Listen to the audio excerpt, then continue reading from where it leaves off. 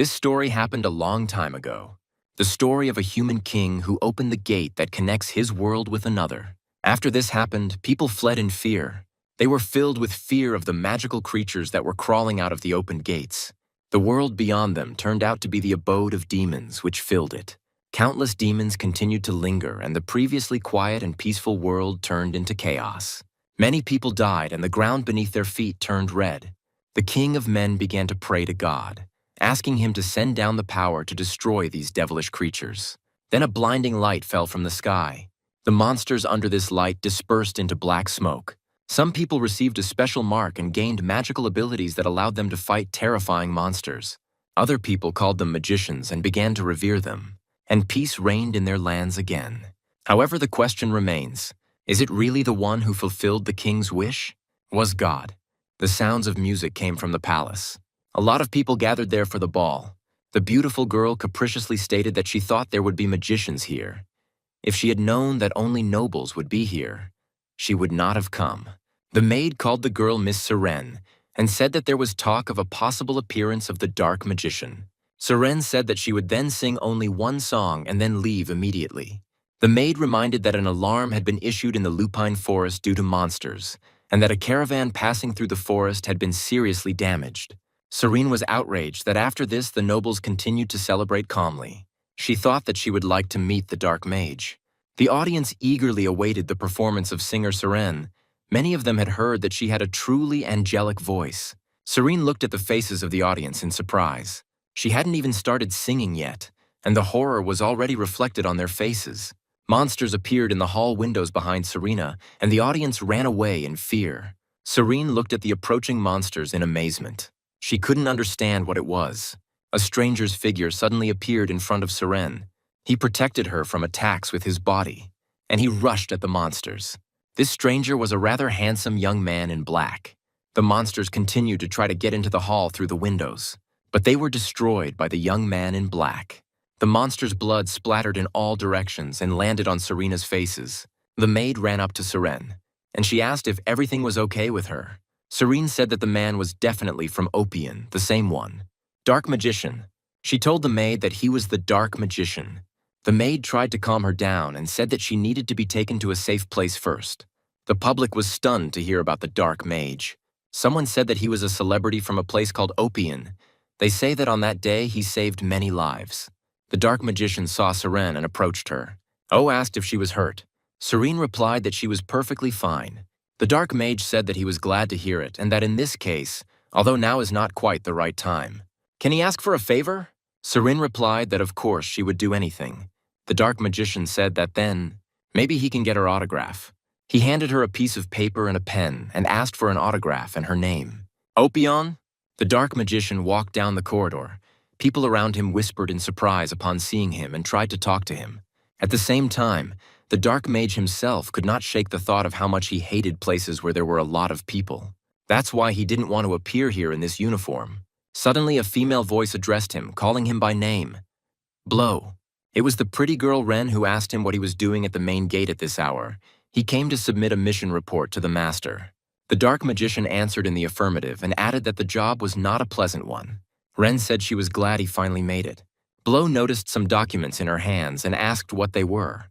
Ren replied that it was nothing special and hurried away, saying that the master was in his office and suggesting that they have lunch together later. As she was leaving, she dropped some document. Blow picked up the paper and called out to Ren, but then his gaze stopped on the contents of the sheet of paper. It was an intrusive advertisement for the services of a black magician. Ren was horrified that Blow saw what was written there, and he asked if it was the master's doing. She said it was supposed to remain a secret, and she tried to justify herself by saying that she was absolutely against it. But the master decided so. Ren wanted to say something else, but Blow had already left. The man in the office stood opposite the window. He was enjoying a drink in the good weather when the dark mage burst into his office.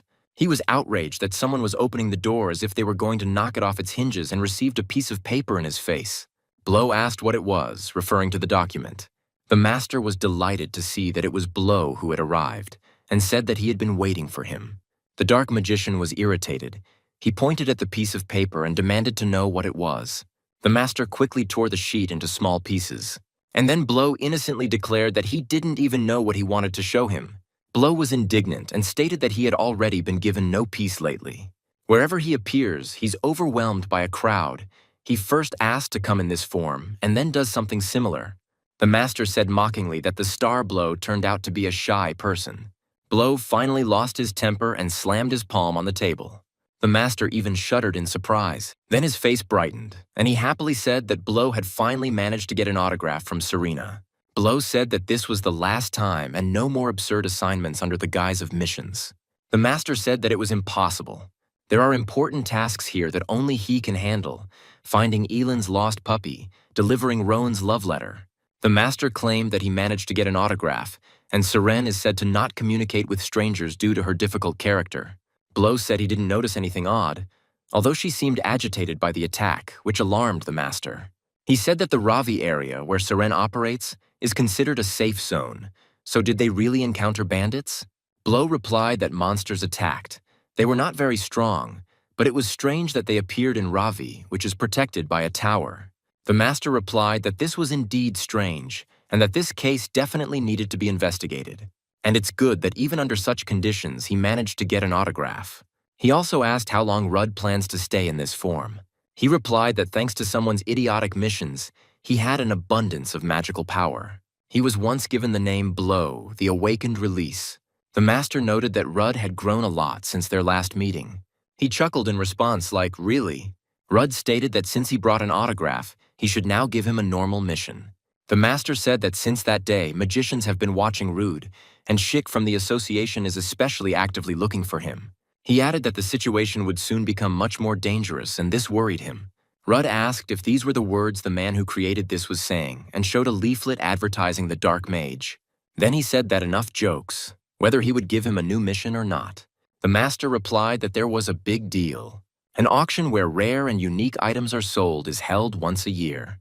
This time, information appeared that a magic stone with a name on it would be put up for auction.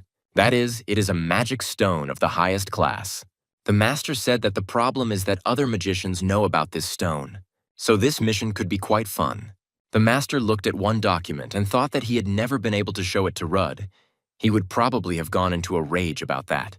This was a letter about the admission of 15-year-old Ruta Christie to the Helios School of Magic. This time, a lot of people gathered for the auction. The Master of Ceremonies announced that the moment they had all been waiting for had finally arrived. The auction begins. Ren said that there are a lot of people here. Is the magic stone called the Heart of Shajarn really that amazing? Rudd replied that it was now false to meet a high-class magic stone. Ren noted that there were a lot of magicians here, and she slyly asked if the Dark Mage was sure that he could handle it. Rudd said there shouldn't be any problems. They all have their own goals, and he has his own goal. Rudd wondered to himself what the master found funny about this. He remembered asking the master what the mission was. The master replied that someone who had inflicted deep damage on their client would appear at the auction. So he was looking for a vengeance bringer. A certain vile magician has completely destroyed their client's life, and he is looking for well-deserved revenge. The master said that he had made inquiries and found out that the magician was a typical villain who exploited and deceived the weak. He handed Rude a piece of paper that said that Dan Marshall, magical name Cloak, was a third-rank mage who had previously been imprisoned but had received a warning and was released. Rudd expressed hope that the master was not asking to kill him. He replied that he could not simply be allowed to die. Since the auction will feature a high-grade magic stone, many people will gather there. In such a crowd, you will first need to find him and catch him.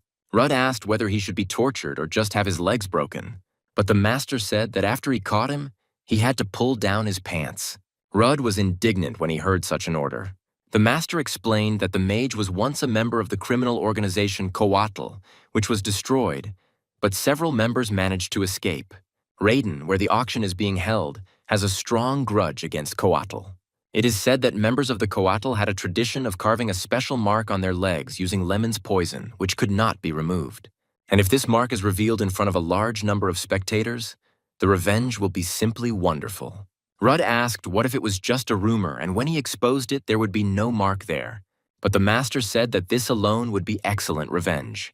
Rudd said he wouldn't do it and tried to leave. But in the end, he gave in and now watched the auction begin. When Ren asked him if he was sure about all this, he replied that he would manage somehow. The little girl marveled at how many people there were and leaned over the railing. The man accompanying her returned her to her place and said that the princess should not play games here. The girl said she had a gut feeling that something interesting was going to happen here and asked what Tessie thought about it. She addressed the young girl standing at the door, but Lady Tessiana was asleep. In the next box sat a young man named Lapis. His interlocutor advised him to concentrate and carefully observe what was happening. There are a lot of magicians gathered here, so something interesting is sure to happen. Lapis agreed with his father. The man with wolf ears addressed a young man named Shik. He reminded him that their mission was to protect the magic stone. It needed to be protected, not destroyed. However, Shik continued to pluck leaves from the branch and ignored him. The man with wolf ears repeated the instructions, but the sheik asked him to be silent. He continued to tear off leaves from the branches.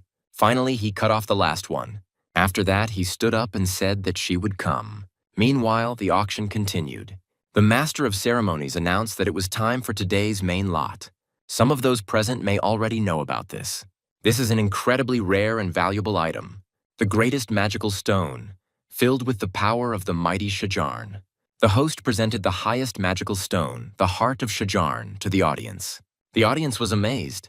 The manager noticed the blinding light and great power of the stone and declared that they had a chance to become its owner. Ren asked if he had found the target yet. Rudd replied that he couldn't see it clearly. He explained that the auras of everyone present were mixed up and that perhaps something had changed and he had not come.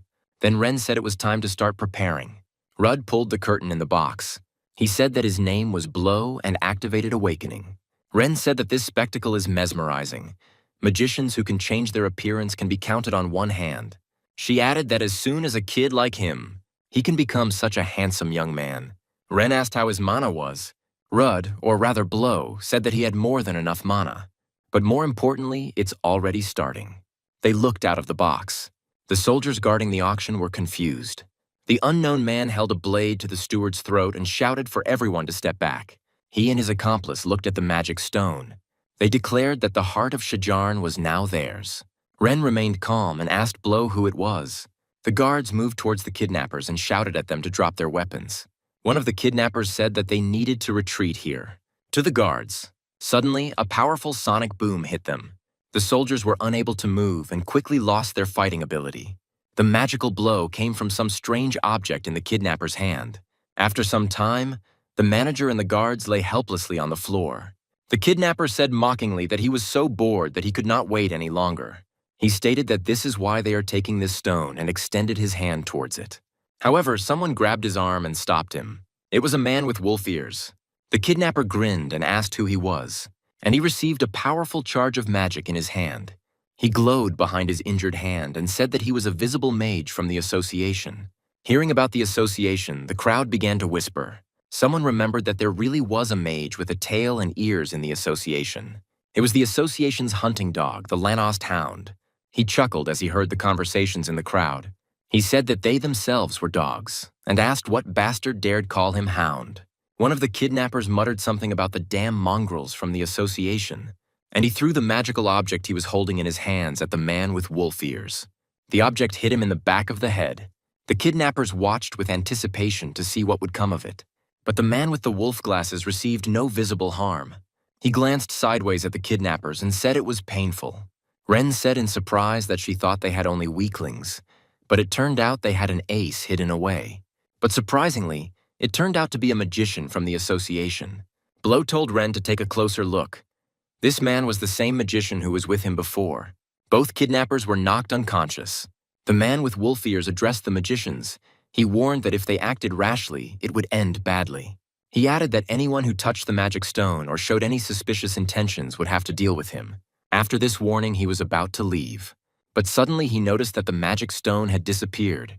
Someone from the crowd shouted that he was there and pointed to a huge statue. On the head of the statue stood a young man with red hair and held a stone in his hand. It was Shikmuan. He said he felt like he was definitely here. The man with wolf ears could not understand what he was trying to achieve. Shikamoon held out the stone and said that if Chernish wanted it, he could try to take it. Otherwise, he will eat it. There was a whisper in the crowd that it was Shikmuan from the association. Ren looked at Blow and said that by Chernish, the guy most likely meant him. Blow responded with silence. Ren said that everything was much more complicated than she thought. If they showed up, they wouldn't get off easy and suggested retreating. But Blow said he wouldn't abandon the mission over a speck of dust. Red dust speck. Ren could only express hope that they would somehow get out of this situation. Someone in the crowd said that they came here for a high-grade stone, but because of Shikmuon, the chances of getting it disappeared. He said that there are few magicians here. Maybe it's worth attacking them all at once. But they answered him that they were all on a different level compared to Shikmuon, except that Chernish could resist him. Meanwhile, Shikmuon continued to stand with the stone on the head of the statue and the stone in his hand. He said it seemed he hadn't succeeded in scaring him. The man with wolf ears shouted at him to stop fooling around. Suddenly, a powerful magical force fell upon the statue. The man with wolf ears and Shikmuon looked at each other in surprise. A crack ran across the statue, and she began to fall with Shikmuon standing on her. The man with wolf ears screamed what was happening, but the statue had already collapsed. As the dust from her fall began to clear, a figure appeared. It was Lady Tessiana. The man with wolf ears asked if this was her doing. Lady Tessiana replied that she had come here to participate fairly in the auction, and she even brought one silver one. Then she looked at Shikmun, and she stated that he had interfered with her, but he objected that it was she who was in the way, and he called her a crazy woman. Ren said that this blue-eyed lady appeared out of nowhere, but thanks to her, this matter dragged on and they had a chance. She asked Blow if this was true. He answered in the affirmative. Suddenly he noticed a man standing in the crowd next to a woman. Earrings were visible in his ear and lip. This was the object of their hunt. Blow said he finally found it. The sounds of battle came from the auction building. Lady Tessiana was fighting Shikmun. The blue-eyed girl was quite serious, and she constantly attacked her opponent. But Shikmun was not going to give up either. He successfully blocked all of his opponent's attacks. Shikmun asked why those who do not know their place dare to come forward. She replied that he wouldn't be able to piss her off and continued to press him. But then Shikmun launched a counterattack, and he threw the girl far down. She hit the floor with a huge bang. The public watched the battle unfold in amazement. From the cloud of dust, the silhouette of a girl rising appeared. She said that her name was Tessiana. Shikmun watched her carefully. The girl used awakening. Shikmun asked if she really thought anything would change if she woke up. The girl replied that he should get ready, and she rushed at him again. The princess shouted that Tessie had awakened, and it looked like it would be a stunning sight. But the escort replied that they would have to return, given the behavior of Tessiana, who was supposed to accompany them. He added that they had arrived here secretly and that he would be in trouble if something happened to her. The attendant said that they needed to leave before something worse happened and tried to take the princess away. The situation in the crowd was quickly approaching panic. There were shouts that people needed to evacuate. The situation escalated when a magic stone fell into the crowd. The hunting dog pushed its way through the crowd, pushing people aside. He thought irritably that since Shikmuon had decided to fight, he should have handed the stone over to him first. At this time, Blow, trying not to attract attention, walked through the crowd. He followed his target, the man in purple. The people around him were focused on the magic stone. But for him, this commotion was an ideal opportunity. He thought about how to display the emblem on his leg without raising suspicion. Taking off his pants didn't seem like a good idea. While Blow was thinking, a man next to him shouted where the magic stone was and who had taken it. Blow approached him and said that he saw the stone being taken by a guy in purple clothes.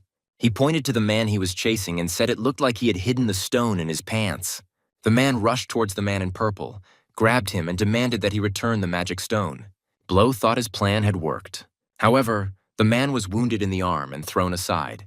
The man in purple drew his sword and asked how they knew he had almost managed to take it. Blow thought that it was definitely he who took the magic stone. The man in purple stated that since he had the stone, he definitely would not give it up. He said his name was Cloak and used awakening. He added that he had the magic stone and he would kill anyone who dared to take it away. The crowd retreated in fear, but then a man appeared out of nowhere and blocked his path. This one was Blow. He pounced on the man in purple, and with a few blows he disarmed the enemy. A spear appeared in his hands and he pointed it at Cloak's face. Blow said it wouldn't be that easy to finish him off. Shikmuon watched what was happening carefully.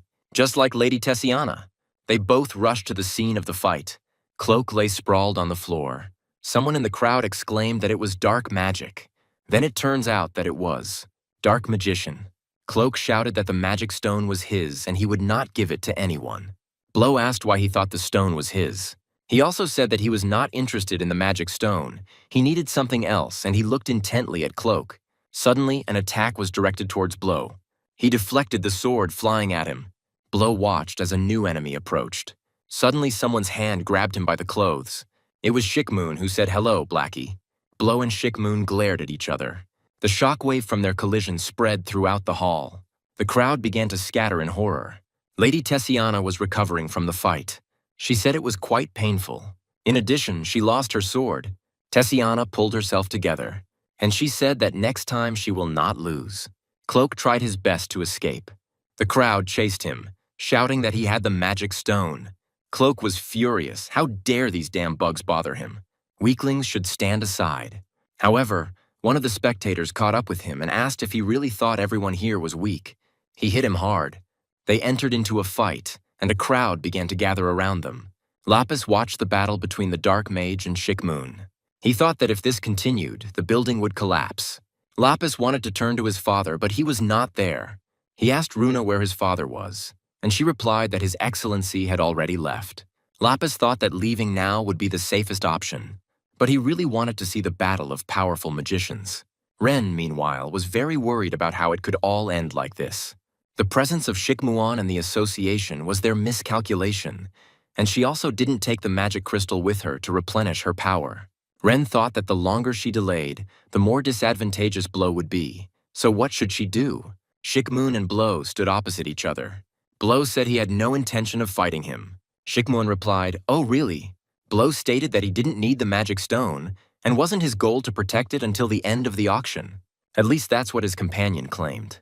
Blow stated that it would therefore be better if each of them minded their own business. He also added that his magic runes looked stupid and advised him to remove them. Shikmuan stated that he didn't care whether he needed the magic stone or not, or whether he knew how long he had been looking for it since that day. Opian hid it as if it were some kind of treasure, but Shikmuan took on any tasks and missions where there was a chance to meet it. Blow thought he'd been busy with other things lately, like getting autographs or pulling down his pants. Shikmoon declared that he was now right in front of him and rushed at Blow. They collided again. Shikmuan said he wanted him to show him again. That moment. The picture that gave him goosebumps. Before he does. "We'll kill him." Shards of glass fell from the ceiling. Someone shouted that the building was collapsing. The Hound Lacoste made his way to the place of their fight. Is this Sheik really going to destroy everything here to the ground? He is too excited about what is happening. Lacoste thought that the auction had already been cancelled, but if he managed to get the magic stone back, it would be an excuse. Meanwhile, Cloak was surrounded by people. They demanded that he return the magic stone. Cloak tried to break through and fought back with magical blows. The man Blow had spoken to earlier shouted that he had a magic stone in his pants. Cloak tried to explain that this was complete nonsense, but the crowd was moving towards him menacingly. He shouted that this was not so and that they should not come near him. Suddenly, Blow disappeared. All that was left in Shikmuan's hands was a scrap of his cloak. Blow appeared in one of the boxes. The girls who were there looked at him with fear. He said that it was getting very dangerous here and that they had better leave quickly. The girls followed his advice. Blow thought that some kind of nonsense was happening. Why should he waste his magical power on a pointless battle? He remembered that since that day, Master had only given him strange missions. Could it be because of that guy? Almost the entire public has already left the auction building, although the mission has practically failed. He still needs to make sure if that mark is there. Shikmuan said that since the Dark Mage had no intention of fighting, he would have to give it to him. There are too many distractions here. When he gets through this garbage, someone's going to have to change their mind. Suddenly, threatening sounds were heard from above. Under the influence of magical runes, the roof of the building began to collapse. Cloak saw that the ceiling could no longer support it. He shouted to the people pursuing him that they had better look up. He thought that if he kept running, he had a chance. But then Blow knocked him off his feet with a magical blow, and he told the remaining audience that it was time for them to leave. Life is much more valuable than a magic crystal, so they all better leave this place. Blow said the building could collapse at any moment. Lacoste shouted at Shikmoon to stop immediately. There are still people here? Is he really going to kill everyone here? Ren thought with irritation that there was a complete mess going on here now. She decided to quickly find Blow and then use the teleportation scroll to get out of here. She felt a little uneasy about what was happening. The dark mage stood in front of the fallen cloak. He said that the dark mage turned out to be an asshole. He sent people away from here in order to pocket the magic stone for himself. Blow responded to this by saying that everyone measures people by themselves. O asked Cloak of Coatla if he was. He said that it was nonsense and that he had nothing to do with Coatl. Blow said that he should have a mark on his leg and that he was still trying to somehow make a living in Raiden. He added that, judging by the reaction, it was true, but he would have to check everything himself. Cloak shouted for him to stop. He said that he would give the magic stone and handed it to him. But then a powerful magical blow fell upon him. Someone's voice said that he was not interested in the magic stone. So what's the point of dealing with this garbage? What's the fun in it? Shikmun stood in front of Blow, holding a magic stone in his hands. Blow suggested trying to talk first, but Shikmuan was adamant and rushed at him. He grabbed him by the leg and threw it far to the side. Shikmun invited Blow to play with him. Blow landed nearby. He thought this guy was too serious. It looks like a fight is unavoidable. The opponents began to prepare for an attack. Suddenly, Blow felt that the magic he had gathered was gone. Shikmuan also realized that something was wrong. Lacoste ran up to them and looked around in surprise. Strange magic circles appeared on the floor of the hall. The audience in the hall became alarmed. No one could understand why magic circles appeared here. Some strange crystals appeared in the circles, and then monsters started crawling out of them. The crowd began to scatter in fear. Runa followed her young master. Lapis asked her where these monsters came from, and she replied that they crawled out of the magic circles. Monsters began to attack people. Lapis demanded that Runa give him the sword. He said that his skills might of course not be enough, but it's better to fight than just stand here like an idiot. Lapis stood in front of the people who were attacked by the monster and told them not to worry. But then he was thrown far to the side by a powerful blow from the monster. Runa rushed to his aid, and she caught the young gentleman in time.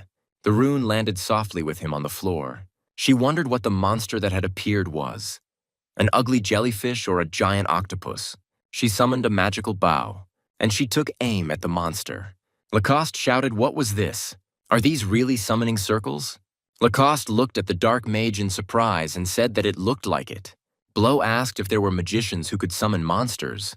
Lacoste replied that he had never heard of such a thing. The dark mage said that summoning so many monsters, especially in such a place, looked rather strange. Ren ran up to them and Blow asked her why she hadn't left yet. Ren was indignant and declared that she was not going to leave alone like some kind of coward. Lacoste looked at her and wondered who this girl was. Apparently his colleague from Opian, although she didn't look like a magician. He called Shikmuan. He appeared immediately, along with stones falling from the ceiling. Lacoste asked what happened to the magic stone.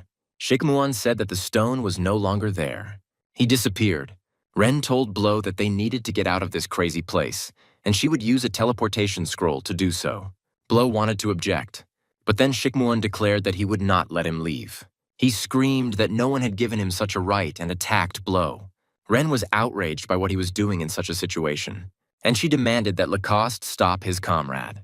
Blow suddenly said that the magic had not disappeared. Apparently, it was a temporary phenomenon. He asked Shikmuan if he felt anything strange. He replied that he had also noticed the loss of magic and did not think that it was his doing, that something was wrong, especially since monsters had appeared. Blow said that now was not the right time for them to fight, but Shikmuan replied that he didn't care, and he pounced on Blow again. He directed a powerful magical attack at him. Ren was horrified. However, Lacoste stood in front of the dark mage and took the blow himself. He told Shikmuan to calm down. Overly persistent guys are really off-putting. Ren stated that now, because of all this fuss, the Tower of Mages would swarm here like flies, and they had agreed to try to avoid them. Blow said that Lacoste had taken the hit so easily that they should just leave. But Shikmuan wasn't going to let him go just like that. He told Lacoste that he would not spare anyone who stood in his way. Blow wondered if this guy was serious. Ren reminded them that if the mages from the tower arrived, it would be a big expense, so they needed to leave quickly. Blow shouted to her that there was danger behind her. Ren turned around and saw Lapis with a sword in his hand. He attacked the monster that had snuck up on her from behind. Lapis called out if she was okay. Ren looked at him in surprise. She thought it was she who should ask if he was okay. Runa asked if she should help the young master. Meanwhile, Lapis was thrown back by the monster's blow. Blow killed the monster with one blow and asked Ren how she was. He said it was a low-level monster with no core or intelligence. Runa approached Lapis and asked if he was okay. He looked at Ren and Blow and said that this was the Dark Mage, and that guy is Shikmuon. These are the most powerful magicians. Blow looked at Cloak lying among the rocks. He thought he wasn't finished with the confirmation yet. Ren yelled at him to forget about this damn mission already. She felt like it was going to be a bad day after the bad sleep she had. It's a good thing she took that scroll with her. Blow said it would be best for her to leave first, but she indignantly asked if he really wanted to pull down his pants. Lapis and Runa were dumbfounded when they heard their conversation about pants. Blow said that there were still monsters and people here, but Ren replied that the tower would handle all of this. It was entirely their job. She called Lapis, and she said that although it would be an exaggeration to say that he helped them a lot, but wouldn't they like to leave with them? Lapis thought about it, and Ren said that if he doesn't want to, but he immediately agreed and said that they would be very grateful for the help. Lacoste said he had a splitting headache and thought he was getting a migraine just thinking about having to write a report about it. He blamed Shikmuon, who was dragging him along, for everything that happened. Ren said, "The destination is where I want. The condition is contact." Blow explained that they needed to grab. Lapis looked at the approaching Shikmun with concern. He asked why he was running away and where that former self-confident bastard had gone. Lapis looked at him with concern and told Blow that the mage was staring at him like he wanted to kill them all. He replied that there was no need to worry. He must have been having a staring contest with himself. He urged Ren to hurry, but she asked him not to distract her as she needed to concentrate. Shikmuon shouted that he really thought he would let him go so easily. "Damn Churnish!" Suddenly, the magic circle on the ceiling of the building began to glow fiercely. Lacoste shouted, "Whatever." Lapis said it was the same.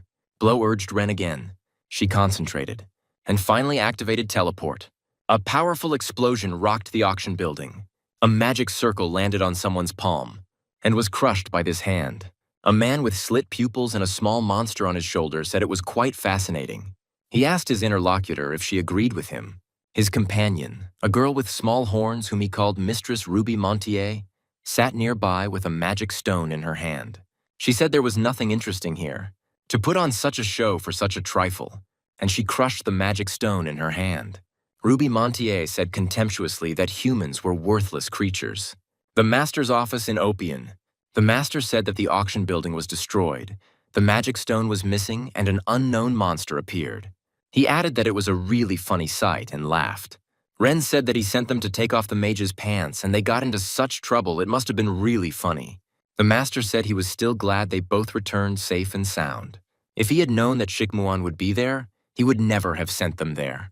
He wondered why this guy was so fixated on Blow. It seemed like it wasn't just a desire to fight. However, this family has always been a little crazy. Ren was surprised to hear that family was involved. The master said that over time he would lose interest, so for now one should avoid him, even if it was unfair. He added that something was wrong with the case, and he became suspicious when he heard about a high-level magic stone at the auction. The mass summoning of monsters and the disappearance of magical power also cannot be ignored. Ren said that this incident would cause quite a stir in the association and the tower. The master also asked where Rudd had gone after he had thrown this unfinished report on his desk. At this time, Rudd was sitting in the tavern and reading a book. He said that, as expected, there were no records of monster summonings. Then a little boy came up to him with a cup and said that his drink was ready. The boy's name was Ben, and he was distinguished by his green hair. He told Rudu that they hadn't seen each other for a long time, probably because he studied a lot. Ben, looking at the book, said that it was all very complicated. He didn't know that his brother Rude was so smart. Rudd replied that he had only just realized this. He asked that there seemed to be a lot of visitors today. Ben said that there weren't many of them, and everyone was busy talking about the Dark Mage's feat. Rudd made a puzzled face. Ben began to tell that Ravi had an expensive magic stone and a bad magician wanted to steal it. But the Dark Magician appeared and saved everyone. Rudd smiled sheepishly, remembering that the place had been destroyed by an explosion. Ben stated that he hoped his sister would become a powerful mage like the Dark Mage. Rude expressed surprise upon hearing about his sister. Ben explained that she had recently entered Helios School, but it was more than just a school. Helios is a prestigious establishment only for the very outstanding and amazing people.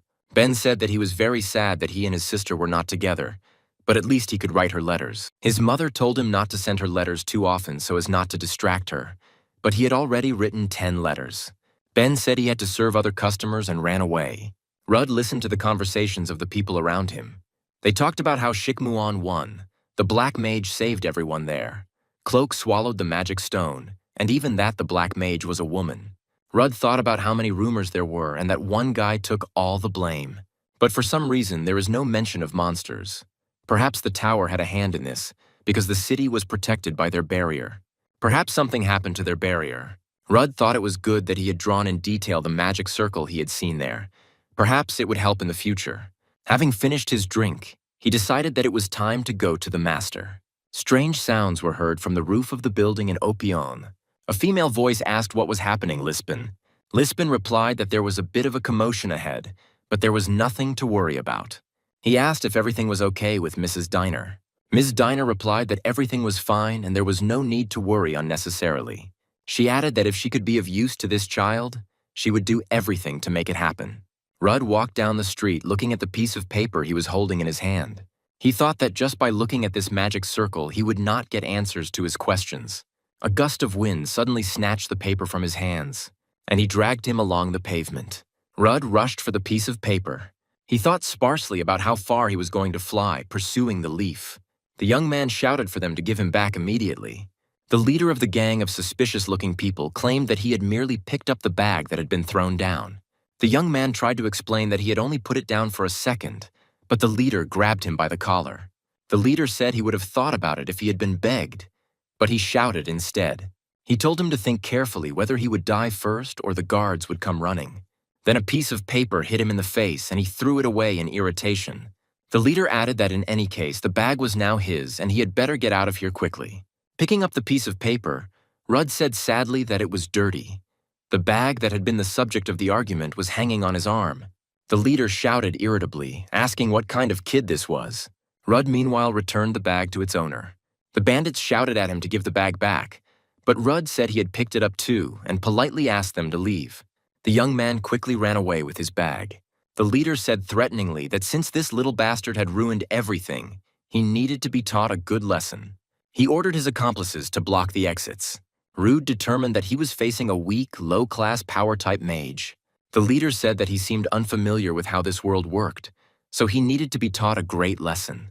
Rudd decided that it was not worth getting into trouble and it would be better to just run away. He rushed forward, and under the surprised glances of the bandits, jumped off the roof. At this time, a carriage was passing below. Mrs. Diner heard some noise from above. It was Rudd, which landed right on the roof of her carriage. Rudd thought with relief that the carriage was quite sturdy. He jumped off her onto the ground and ran.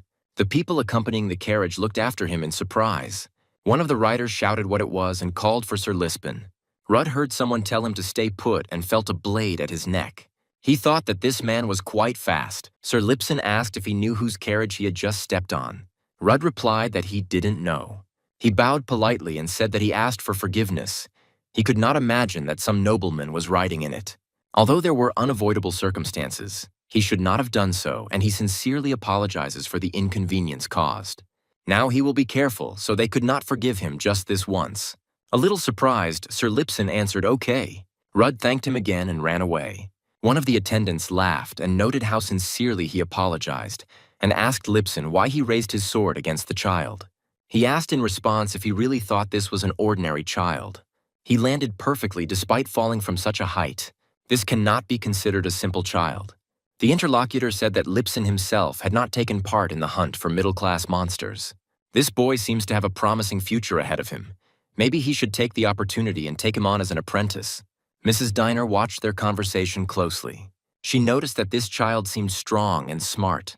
Lisbon's partner said that since the lady also thought so, maybe they should bring him here and recruit him into their squad. But under Lisbon's stern gaze, he finally calmed down. Sir Lisbon expressed hope that Miss Diner was not injured in the collision. She said she was fine, but since they were already close to their destination and the weather was fine, she would like to walk a little. Sir Lisbon replied that it was as the lady wished. And then they went on foot. Rudd, who was watching them, thought that this lady really was an aristocrat. And that man with her is quite capable. Be that as it may, it's good that he just let him go. Rudd thought that luck had not been on his side lately, and in any case, he would not meet them again. Mrs. Diner sat on the sofa, smiling sweetly. Sir Lipson and his partner stood behind her. They were in the master's office, and the master himself and Rudd were sitting opposite. Rudd said that he should probably leave, but the master stopped him and said that he should stay and listen. Mrs. Diener asked if this was the same child. The master replied that although he looked small and inconspicuous, he was one of Opian's greatest talents. Ms. Diener said that since he belongs to Opian, he must be an official magician. The master explained that despite the fact that he had recently become a 7th-grade mage, he was the best among his peers. There must be a lot of hidden talents in Opian. Even on the street there are rumors about the dark mage. They say that he is incredibly talented. Since she was here, she would like to meet the subject of these rumors. The master said with a sweet smile that he was sorry, but the dark mage was currently on a mission. Mrs. Diener said that if that was the case, then nothing could be done. She noticed that she had strayed a little from the task at hand, and she told Rudu that they would see each other again. Master and Rude stared at her in bewilderment. She explained that he had not seen her, but that she was the owner of the carriage he had fallen on. In response to the master's question, Rudd replied that it just happened that way. Ms. Diener said it might be fate. She told Master Opian that this child could be trusted completely. He replied that he was grateful to Duchess Artian for her faith in him. Mrs. Diener was a duchess. Rudd thought that of course he guessed that she was a noble lady, but not a duchess. Duchess Artian said it was time to get down to business. Since she already told Master Opian about this, perhaps he knows about it too. The reason she came here personally is because of her second son, who is now in Helios. The master said, "It turns out he wants to tell the Duchess that the second young gentleman." She confirmed that her second son was having a hard time with school. She gave instructions to the second escort, Fran. He laid out a stack of documents and explained that it contained information on Helios, along with a list of students, as well as a report on the current situation. Rudd thought he had already heard about Helios today. The Duchess said her son had only been admitted to Helios a month ago and she didn't know what had happened, but they were calling him a monster there now. The master was surprised. Who would dare to treat the second young Master Artian like that? The Duchess replied that he was not the only nobleman there, and that after admission, outside interference in the affairs of the school was prohibited. She added that he is a very sensitive child, and from a young age all his love and attention was taken away from him by his older brother. He grew up lonely and withdrawn, and even she couldn't give him the attention he deserved. This child became so fragile, unable to express the pain that he hid. The Duchess said she did not want him to be hurt anymore. And more importantly, she can't allow a member of their family to be treated like that in that place. The Duchess said that her task was very simple. Help him start living a peaceful school life in a place where he is called a monster, protect him. After the Duchess left them, Rudy said he was waiting for an explanation. He explained that he meant this absurd and ridiculous situation. The master, with an innocent smile, said that everything was as he had heard. The Duchess had submitted a request and he would be in charge of fulfilling it. Rude stated that he must be joking. Besides, how could he imagine him in such a way? The master replied that he couldn't say that he was their dark magician. He added that he had nothing to worry about. Helios was an elite school, but all the students were still unawakened students. Rudd asked if he hadn't received a report about the failed mission from Ren, and that he needed to investigate what happened there. The master stated that he would take care of this matter himself, and that he should take care of it on this mission, and handed him the document. This was a letter about Ruta Christie's admission to the Helios School of Magic. Rudd said it had to be a joke. The master tried to explain everything to him, but he simply returned the letter to him. Rudd stated that their relationship was over. "Thank you very much for everything. It was a pleasure working with them, but from now on he is leaving Opian." The master shouted that he had done so much for him, fed him, watered him, did not sleep at night. How could he do this to him? Rudd responded by saying that how could he do that and not say a word to him? He would never agree to go to school. The master declared that this was not a school at all, but a mission. But Rudd replied that he did not want to take on this mission. The master said that doesn't he understand? All he wants is to educate him. Even if it's in this way, this feeling is deeper than the ocean. Rudd felt like he no longer understood what was happening. Then Ren called out to them and asked what they were doing there. The master asked if she could knock before entering. He had an important conversation. Ren said she knocked, and she ordered them to sit down and not to disgrace them in front of the whole district. Rudd asked her if she really knew about it. Ren said that he shouldn't take it so seriously. It's better to treat it as a fun outing. The students there will be like children to him. It's worth taking the opportunity to take a little break. experience school life, and make friends your own age. There is nothing scary about it. Rudd said he didn't need friends. The master said that if Rudd didn't want to deal with it, then so be it. The Duchess herself had made the journey to Opion and entrusted them with the mission. They will simply tell her that they cannot take on this mission, although of course he will not lose his head after this. But if it makes things easier for Rudu, then everything is fine. Ren intervened and said that it was enough to talk nonsense. The master was of course to blame for starting all this without discussing it with him first. He will go to school because he has been officially enrolled there. This may take a long time, so it is up to him to make the decision. Ren asked what he wanted. Rudd said that it turns out he just has to help the Duchess's second son. Ren and Master looked at him incredulously. The Master replied that yes, and it wouldn't be too difficult, and Ren declared that he was super. She expected this from their opium star. Rudd asked if the school uniform was ready and if he should start packing, although he thought maybe he should decline. The Master explained that he told the Duchess that he was a 7th-level mage, but the school did not know that he was an official awakened mage. This means he can't be there, Blow. The Master assured him that there would be nothing dangerous there, but he should just be careful with the teachers. They were official magicians after all. He also said that this mission would be a vacation for the dark mage Blow. But at the same time, this will be Ruta Christie's first mission. Rudd thought that the Master had a way with words, and Ren was wondering what clothes she should give him.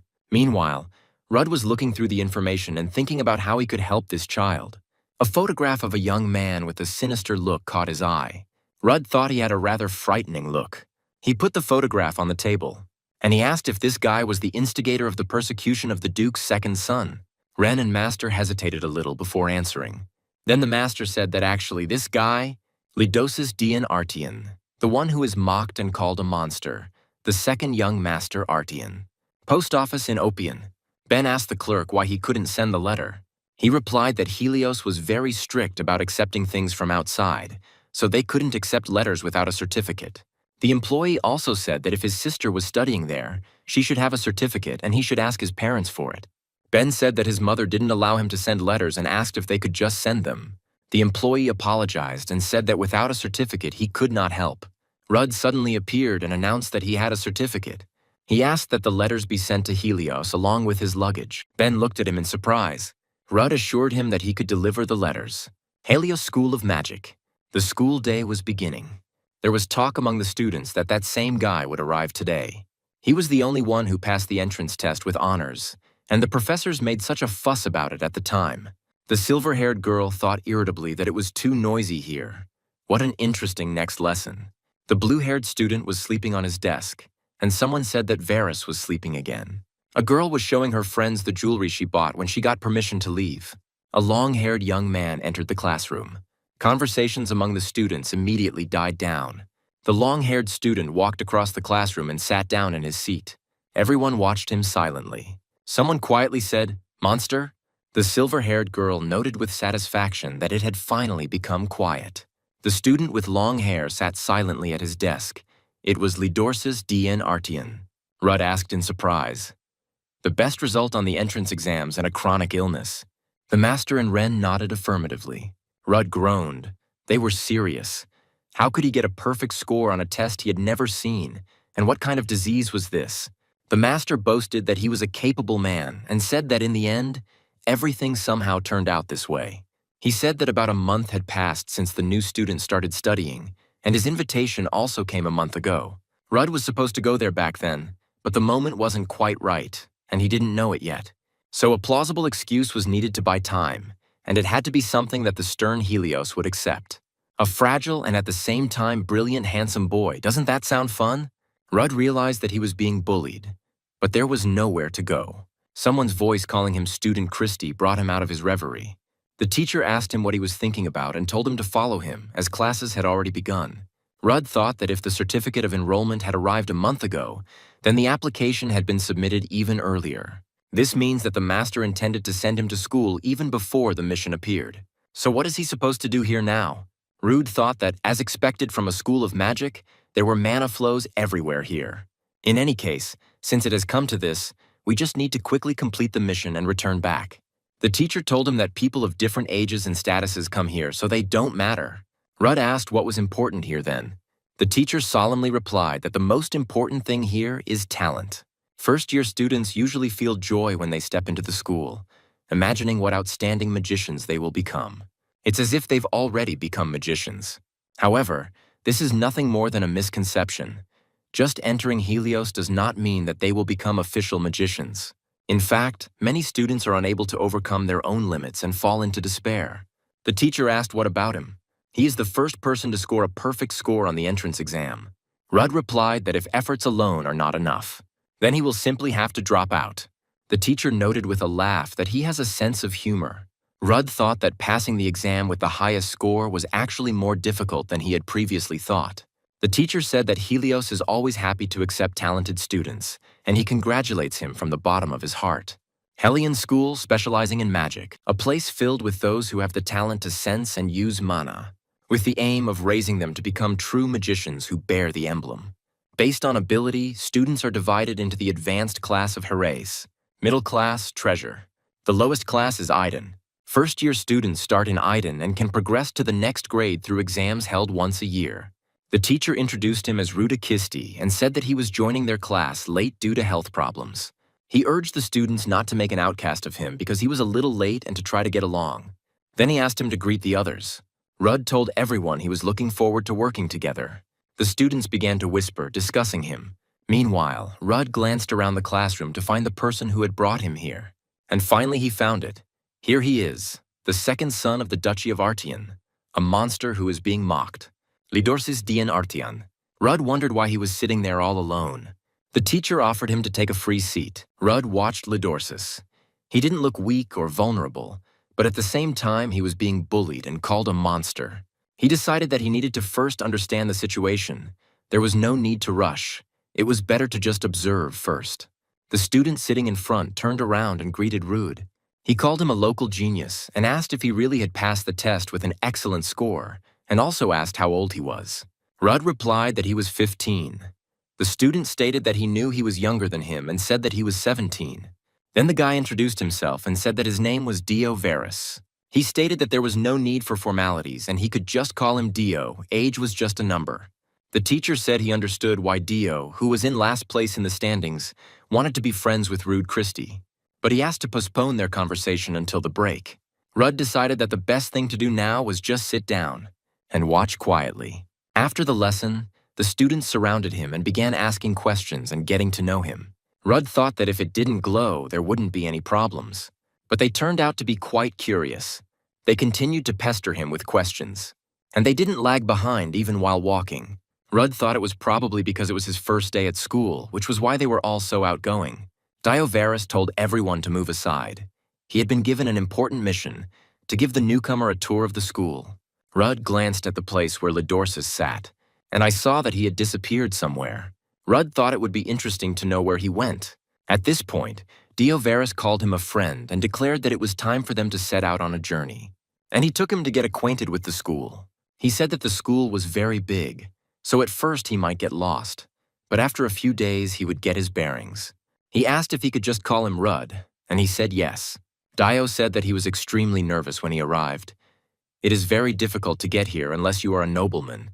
He thought that happiness was beginning. But in fact, nothing changed. He was the last one in the test. Dio said that Rude is incredible. If he was the first to pass the test with an A, he is the complete opposite. Rude said Dio is amazing too. Of all the students, he managed to get to the very end, which is impressive. Not everyone can do that. Dio froze in amazement. He asked Rudd not to say such things with such a serious face. This is where they will spend most of their time. This is the Central Library of Helios. It's huge, and there are a whole bunch of books here. Above the students of the Manosphere, they maintain a soundproofing spell. You can fully concentrate on the book. Rudd thought the cost of all this must be significant. The library has 4 floors, but now only the first one is accessible to them, the lot of the lower class. Suddenly, someone called out to Dio, calling him the blue-haired, gloomy-faced man. A student asked him if he was in Professor Hale's class. Dio replied that yes, that was correct. This student had a Carice symbol on his sleeve. Rude thought he was probably from an advanced class. A student asked how the monster from their class was doing. Dio replied that he was fine. The student said it was a pity. Then he said that they could return to their business and left. Dio said that his heart was about to jump out of his chest. Rudd asked why he was so nervous, just because he was from the advanced class. Dio replied that Rudd apparently had not yet experienced a true hierarchical society. He said that he would grant him sacred knowledge to help him survive the difficult existence in Helios. Rule number 1 is never to cross an advanced class of Herais. They are the chosen ones, possessing exceptional talent and skills, and are recognized by the school. There are less than 20 of them, but their skills are comparable to 100 Idans, so their privileges are equal to their abilities. One mistake and his peaceful life will end that day. They are the elite among the students. For the commoners, they are like stars in the sky. Rudd asked, "What is the second rule then?" Dio whispered in his ear that the second rule was to be wary of a student named Shebil von Hadelio. He explained that it was the blonde man he had just seen. "You should be wary of him. It's better to avoid meeting him if you notice him. They are talented, of course, but they have characters." Rudd asked mockingly that the characters must be nasty. Dio hissed at him and told him to be quieter and more serious. He needed to hear that for his own good. Chevalier von Hadelio is the heir of the respected Marquis Hadelio, and because of his family, even the professors don't want to associate with him. If he crosses paths with him, he will be hounded until the very end and his life will turn into hell. Rudd said he would be careful and asked why the guy was called a brat. Dio replied that he was a living example of what would happen if you messed with Hadelio. Rudd asked for more details, but he tried to avoid this topic and said that there were still many places ahead that they needed to visit. They visited the central fountain. We went to the magic item shop. We visited many other interesting places. After their hike ended, Rudd decided it was more of an expedition than a tour. Who would have thought that it would take a whole day? Rudd thought that this rascal knew quite a lot, even though he had only been here for a month. Finally, a school employee arrived.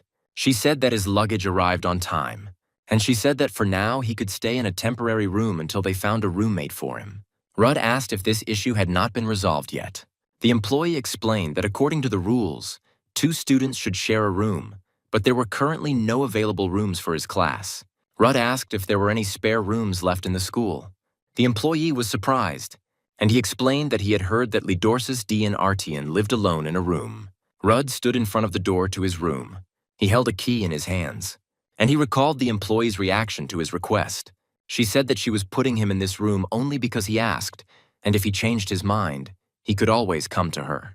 Rudd thought it was quite difficult to persuade her. He decided it was time to meet the main object of the mission and knocked on the door. No one answered him, and he decided that there was no one there. He opened the door and entered the room. The room turned out to be quite large for 2. Lidorsis lay on the bed covered with a blanket. Rudd was surprised that he was sleeping at such a time. He threw back the blanket and saw that Lidorsis was indeed sleeping and quite peacefully. Rudd thought that, given the circumstances, he shouldn't sleep so peacefully. He decided that it was time to unpack his things and moved away from the bed. He didn't see Lidorsis staring after him. Night has fallen in Helios. The teacher was walking down the corridor and suddenly heard someone saying that if they continued to call him like that, there would be problems. He needs time to avoid prying eyes in the tower. Then Professor Hale's voice replied that he would definitely fulfill the contract, but he needed a little more time. The teacher ran into Hale's room and asked what happened, but he calmly replied what he meant. The teacher said that there was some kind of shadow here. He definitely saw a black shadow. Suddenly he felt something strange and turned around in fear. Professor Hale said he would do everything to fulfill the contract. Morning came in Helios. Rudd woke up in his bed. He thought he had slept for quite a long time. As expected, Lidorsis was no longer in the room, his bed neatly made. When he managed to leave, yesterday, no matter how much he tried to talk to him, he pretended to be asleep. Rudd thought that perhaps it was too early to live in the same room with him. He was much more careful than he seemed. Looking out the window, he saw that the courtyard was already busy. It seemed like everyone here got up early. The students were chatting animatedly and talking about him, among other things. He heard that a new student who got a perfect score on the entrance test was now sharing a room with a brat. Moreover, he wanted it himself.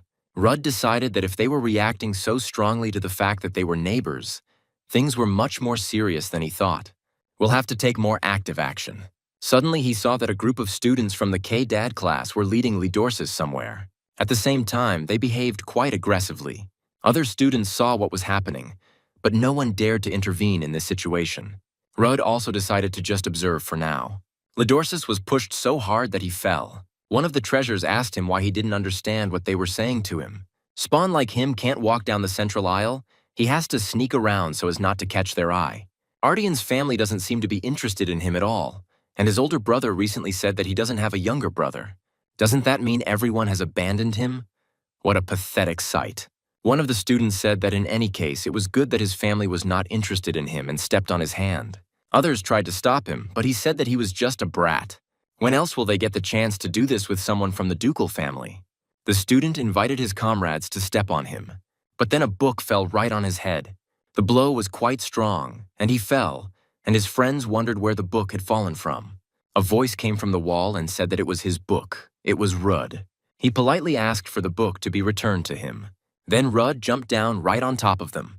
Lidorsis watched what was happening with surprise. Rudd landed on the second student, clad, and apologized, saying he thought it was the floor. The third student shouted at him to ask what he was doing, but Rudd replied that it was not his place to ask. The student swung his arm in anger and tried to hit, but Rudd easily intercepted the hand. He smiled and told the student that he had hit him first. Lidorsis watched in amazement as Rudd struck back. The student lost consciousness from the blow. As a result, 3 students from the treasure class lay in front of Rudd and Lidorsis. Rudd was surprised to think that he was weaker than he thought, since he hadn't hit that hard. Meanwhile, Lidorsis took advantage of the moment and escaped. Rudd looked at the retreating figure. He tried to detain him by calling him by name, but he told him not to come near him. Rudd didn't stop him. Under the surprised glances of 2 students passing by, Lidorsis ran on. The girls saw the lying students of Clad and rushed to help them. By this time, Rudd had managed to hide. He thought about what Lidorsis had said not to approach him. At the same time, he didn't notice that other students were looking at him strangely. Rudd concluded that Lidorsis reacted differently today than he did yesterday. He wondered where Lidorsis had gone and whether he should have followed him immediately. But then Dio Varus pounced on him and dragged him to a secluded place. When they were alone, Dio asked if it was true that he lived in the same room with the brat. Rudd answered in the affirmative. Dio said dejectedly that he should have explained everything to him yesterday and said that for now he needed to transfer to another room. Rudd asked why. Dio replied that it was necessary for his peaceful life at school. He didn't seem to understand the situation he found himself in. The brat that Chevle was talking about is the younger gentleman from the Artian family. Rudd said he realized that Chevle von Hadelio was behind it all. He then asked if that justified what was happening to Lidorsis, who was branded a scumbag and ignored by everyone. Lidorsis was hiding nearby at this time and heard their entire conversation. Dio replied that this was not so. Rudd said he thought so too. Then he asked what Lidorsis himself thought about it. Dio looked at him puzzled. Lidorsis came out from behind the boxes. Rudd tried to talk to him. Dio asked how long he had been standing there, but Lidorsis passed by silently. He tried to leave, but tripped over some boxes and fell. Rudd wanted to call out to him, but Dio covered his mouth with his hand. He asked what he was trying to achieve by stopping him. Nothing will change anyway, and he might end up in his place. Lidorsis was leaving. Rudd grabbed him by the sleeve and called him by name. He said that perhaps they should talk, but Lidorsis said he didn't need it. He ripped the sleeve from Rudd's hand, and he left. Rudd couldn't understand what was wrong with him. Dio asked what was happening to him, what he was trying to talk to him about and why. He replied that they lived in the same room and asked why they called him a brat. What could have happened in 1 month that everyone started calling him that? When other students saw him, they wondered why he was still studying there. They would have left long ago. They said he was creepy and called him a monster. Little Lidorsis cried bitterly. There was a girl lying at his feet. She was dead. There was an older child standing nearby. He told Lidorsis that he was the cause of her death. Those terrible memories came flooding back to Lidorsis. Dio said thoughtfully that the reason why everyone calls young Master Artian a brat, he doesn't know it himself. Rudd said okay and tried to leave, but Dio stopped him. He said it all started with Chevle. At first everything was fine, but after that incident everyone started calling him a brat. Rudd asked what the incident was. One day, shortly after they entered Helios, many Edens gathered in the library. On that day, the young Master Artian allegedly turned into a terrible monster there. It was said that he had 3 eyes, his entire body was covered with fur, and his arms were divided into 8 parts. Rudd asked what nonsense he was talking about, but Dio replied that he wasn't there himself and was just repeating rumors. Ruth thought it was some kind of nonsense. How could he turn into a monster? In any case, the library was closed for several days then, so something really did happen there. Dio said that Rudu needed to change rooms quickly. Rumors about this had already spread throughout Eden and would soon reach the Harises. Rud said that today, everyone's reactions were indeed different than yesterday. He asked Dio if he would also avoid him if he didn't change rooms. He looked at him with surprise. Rud said that he wouldn't do that. He's not one of those people. Dio had no choice but to agree. The two of them walked through the school building under the watchful eyes of those around them. Rud said that it seemed like he was still in the spotlight, to which Dio grimly replied that he didn't want to be in the spotlight. He asked Rud what he was planning, since he wasn't planning to go against the Koreas. After a short pause, he replied that, of course not. Dio also asked why he was even trying so hard to help young Master Artian. Rud replied that it wasn't exactly help, but he thought to himself that it was first and foremost an assignment. When they entered the classroom, Lidorsis was already sitting in his seat. As always, he looked silently at the table. Rud said that even if nothing changes, if he does nothing, it will be the same as agreeing with this injustice. He remembered the Duchess saying he was a lonely child, and for the sake of this child, who is called a child and who suffers, she is ready to do anything. Entering the classroom, Rud turned to Dio. He said that they were in the same boat with him, Lidoris Dian Artian. Even if status is considered unimportant in Helios, the Artian family is not something to be treated lightly. Rud said he wanted to move and asked to free up the seat next to Lidaris. The students looked at each other in bewilderment. What was he doing, including the girl with silver hair? If he himself had mentioned his family, he would not have found himself in this situation. Then why doesn't he do anything? Rud thought that this was exactly what he would have to deal with. Now the three of them were sitting next to each other, Lidorsis, Rud, and Dio. According to ancient books left by the kings of the past, mages are the lions of God, and are also described as great saviors who cleanse corrupted lands and defeat monsters. Today, such fame is no longer entirely appropriate, as there are unworthy, mediocre magicians, those who receive their marks illegally, and strolling. But even despite this, it cannot be said that they are not saviors. Today, only they can stand up to the monsters. During the lecture, the students looked with curiosity at the trio sitting nearby. Among them was a girl with green hair. After the lesson ended, the students continued to cast curious glances at them, but no one approached them. Suddenly, Rud spoke loudly to Lidorsis. He didn't react in any way and remained silent. Rud called out loudly again to the whole class, "Hey, Lidorsis!" Suddenly, Dio told him that he was hungry and suggested that they have lunch together. They left. Lidorsis remained sitting in the classroom. Over lunch, Doi suggested that Rudu think it over again. He said that the two of them wouldn't change anything anyway. Besides, if the person himself is indifferent to everything, why should they interfere? He doesn't care whether they are nearby or not. Rud replied that he didn't think so. The book that Lidorsis was supposedly reading was opened upside down. In fact, he was very aware of their presence. Dio said dejectedly that the friends he used to joke and laugh with now don't even look him in the face. Rud agreed that this was so. He said that if it's difficult for two people to change something, then they just need to find more people to join them. A group of treasures entered the dining room. Rud said that in any case it was too late to retreat. The treasures stopped in front of them. Their leader asked if he was Rud Christie. Rud looked into his eyes and answered, "Yes, so what?" One of the treasures with a bandage on his nose was indignant at how insolently he was behaving. The leader, whose name was Manon, said that he hoped Rud would come with him. He agreed, and they went out to the park. Manon told the others that they could go. His comrades left, and Manon was left alone with Rude and Dio. His face seemed familiar to Rud. Dio whispered to him that last time this treasure was with Fidelio. Clad said that he knew why he brought him here. Rud replied that he didn't know. It was he who brought him here. So why is he asking about it? Manon said he heard he was late. It must be true since he is so fearless. He then stated outright that Rud had better stay away from that monster bastard. Rud was surprised. A monster. He doesn't quite understand what he means. Is there a monster in Helios? Manon stated that he does not like word games. Is it just sympathy, or does he feel satisfaction in playing along with such a bastard? He'd better stop doing this. There is a reason behind every result. He'd better stop getting involved in things he doesn't understand and focus on his own. If he stays close to him, he will only lose everything and gain nothing. Rud asked if he gave him advice. Manon replied that this was not advice. He warns him. Rud and Dio were sitting in the school courtyard. Rud said that meant it was a warning. Dio stated that since he had come to the point of telling him this, they should really just keep it simple. Rudd asked. Just what? Dio said forget it and asked what he was going to do next. First of all, they need more allies. Not that that would be easy. Rudd said that we could think about this later, but for now, we need to gather information and find out what really happened. Dio asked how he was going to find out. Rudd replied that the easiest thing to do would be to ask him directly. First, you need to have a normal conversation with Lidorsis, and then think about what to do next. Overthrow Cheval or turn the school upside down. Rudd looked into the warehouse where Lidorsis usually hid, but there was no one there. Where did he go? Meanwhile, Lidorsis was in the professor's office. She asked if he really had no problems with his academic life.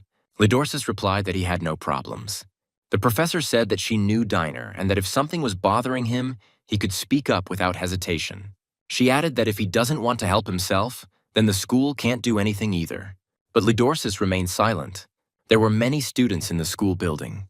Rudd stopped one of them, and he politely asked if he had seen Lidorsis. But he replied that he didn't know and quickly ran away. The students looked at Rudd strangely, wondering why he was looking for the offspring and advising each other not to look him in the eye. Rudd thought that it was quite difficult to start a conversation with them. Could he really be that disgusting to them? Suddenly, a girl with silver hair told him that if he was looking for the offspring, then he seemed to have gone to the Western warehouse. She added that he had a magic box in his hand, so she was probably right. Rudd thanked the girl for this information. The friends immediately pounced on the girl, whose name was Isle. They asked why she even talked to people like him. Of course, they will protect her if anything happens. But one should be careful. Rudd turned to Isle and her friends. He said that he was not looking for the spawn, but for Lidorsis. Then he turned and walked away, leaving the girl confused. Rudd chose a spot from which he could see Lidorsis if he really went to the Western warehouse. He was gone for a long time, and Rudd thought that he had already passed by. Finally, he saw Lidorsis, who was carrying a box of stones. He wanted to shout at him, but I thought that calling him from here wasn't entirely convenient. He remembered Manhwa warning him. However, after thinking about it, he decided to ignore the threats, and he called out loudly throughout the entire yard to Lidorsis, and he waved his hand at him. He shouted for him to wait for him and that he would come soon. But Lidorsis pretended not to hear him, and he ran. Rudd thought the rascal was running away again. He remembered how he left last time. Rudd realized that he would avoid him until the very end. To the surprised looks of the other students, he jumped down, and he ran after Lidorsis. The students watched what was happening in amazement. One of the students asked the green-haired girl whose name was Rin, "Did she see that guy jump from such a height?" Rudd continued to chase Lidorsis. The students asked each other what was happening, why they were running. Rudd thought that he had unwittingly become a spectacle for them. This rascal ran pretty fast and he couldn't catch up with him. Rudd sped up and almost grabbed Lidorsis by the clothes, but he suddenly began to grab stones from the box and charge them with magic, and throw it back in his direction. Rudd was surprised that he could use magic. One of the stones hit him right in the forehead. Lidorsis turned around and apologized for that. Rudd was indignant. If he felt sorry, then he should just stop running. Why did they even arrange this senseless chase? Lidorsis replied that it happened because he was chasing him. Rudd countered that he was the one who started running away first. Lidorsis said he ran away because he called him. He looked down. There stood Chevla von Hadelio with a group of clads. Chevla raised his head and saw Lidorsis standing. Rudd said that he shouldn't run away and suggested that they just talk normally. Lidorsis suddenly shouted at him not to come near him. Rudd looked at him in surprise. Lidorsis added that he should just stay away from him. Rudd picked up the fallen stone, and he launched it at Lidorsis's head. He grabbed the bruised area in amazement. Rudd approached him and grabbed him by the collar. He asked what he would do if he came that close. Rudd added that he was not going to do anything to him, but simply wanted to talk to him. Suddenly, Chevelle appeared next to him. Balancing on the railing, he asked again, "To talk with this brat?" He put his foot on Lidorsis's back. He asked Rudd what he wanted to talk to him about. What is the guy from Eden going to talk to this creature about? Rudd made an imperceptible movement and Chevelle fell from the railing down. Lidorsis was horrified, and Rudd looked after him impassively. He said the guy had a terrible habit, but he landed pretty well. Rudd suggested that Lidorsis leave here for some quiet place. Then someone's hand fell on Rudu's head. It was an angry Hadelio. He asked Rudd ominously that he seemed tired of living. He calmly replied that he wanted to live and politely asked her to take her hands off him. Chevelle asked how he dared to speak so insolently without knowing who he was. Rudd replied that of course he knew who he was, Chevelle von. He asked Lideris what happened next. Rudd said, "Isn't he the same great and supreme Heriaz intercepting his hand?" Shevla grinned smugly, but suddenly gasped when Rudd squeezed his hand. He screamed, "Where did this cocky bastard come from?" Shevla shouted to the girl who was standing among the treasures. Anna. She threw him a magic stone. Shevla cleverly caught him and said that he was not so magnanimous as to tolerate his insolent behavior. While putting the chain with the magic stone around his neck, he said that he should take this opportunity to find out what happens if you behave rudely towards Karyaz. Rude thought that this was a high-level magic stone. Was he really trying to use magic with it? Shevla declared that it was too late to regret it now. He had to look with both eyes at the magic of the future great magician. Rudd asked Lidorsis what he was going to do now. He replied that he needed to call the professor. Rudd agreed and told him to go, but Lidorsis said that it was better for him to go. Shevla was indignant. What were they whispering about? Didn't they understand what situation they were in? And began to read the spell. Rudd and Lidorsis watched him closely. Rudd thought it was a magic spell. He didn't want things to get out of control, so it was better to run away. Lidorsis said that he had told him not to come near him and ordered him to leave. He said that he would sort everything out himself. Rudd looked at him in surprise. What is this bastard trying to do on his own? Shevla chuckled and said how touching it was. It had been a long time since he had seen him muttering like that in front of him. He only went crazy because some newbie started paying attention to him. Lidorsis replied that that was not the issue. He simply had nothing to do with it. Shevla screamed at him to shut up and pressed his hand to his face. He said that this is the endless nightmare that he desires. He will send him to hell. He said, "Say, Lidorsis, it's beautiful." A little girl with golden hair was walking in the meadow. She was holding a flower in her hands. Blood appeared on the girl's face and clothes. She stood in front of Lidorsis. Suddenly a monster appeared behind the girl. Horror entered Lidorsis's voice and he said, "Please no." But Shevla, with an unyielding face, continued to influence him. Rudd knocked Shevla down with an elbow strike. He leaned over Lidorsis, who had lost consciousness. Shevla screamed, he was crazy, how dare he interfere? Rudd asked what he did with Lidorsis. Shevla said that this monster seemed to have forgotten what he was guilty of and he simply reminded him of it. A monster like him, who doesn't know his place, must be punished. Shevla stated that he also seemed to not know his place and therefore should also be punished. Shevla asked if he had a memory he didn't want to remember or a fear he didn't want to relive. He added that, in any case, he could show it to him clearly and distinctly. Rudd thought he was using illusion magic. Then it was clear who was behind the story of how Lidorsis turned into a monster in the library. He wondered if he should deal with it himself. A menacing cry rang out. What is he allowing himself, Shevla von Hadelio? It was Professor Khan who came running. Shevla told Rudu that he could consider himself lucky. Professor Khan leaned over Rudd and Lidorsis, who lay nearby without any sign of consciousness, and asked if they were in pain.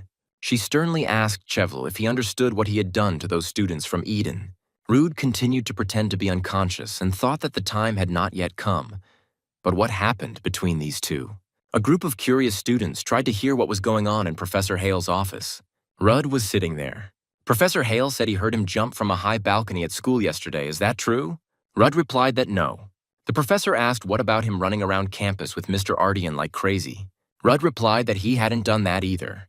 Hale said he, too, immediately thought it wasn't true.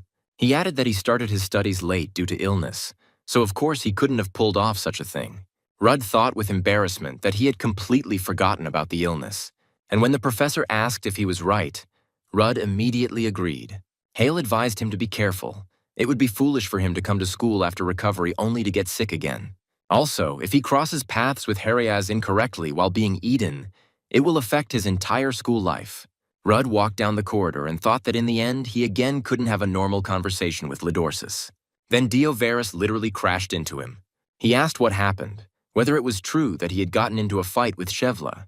Rudd said they actually met.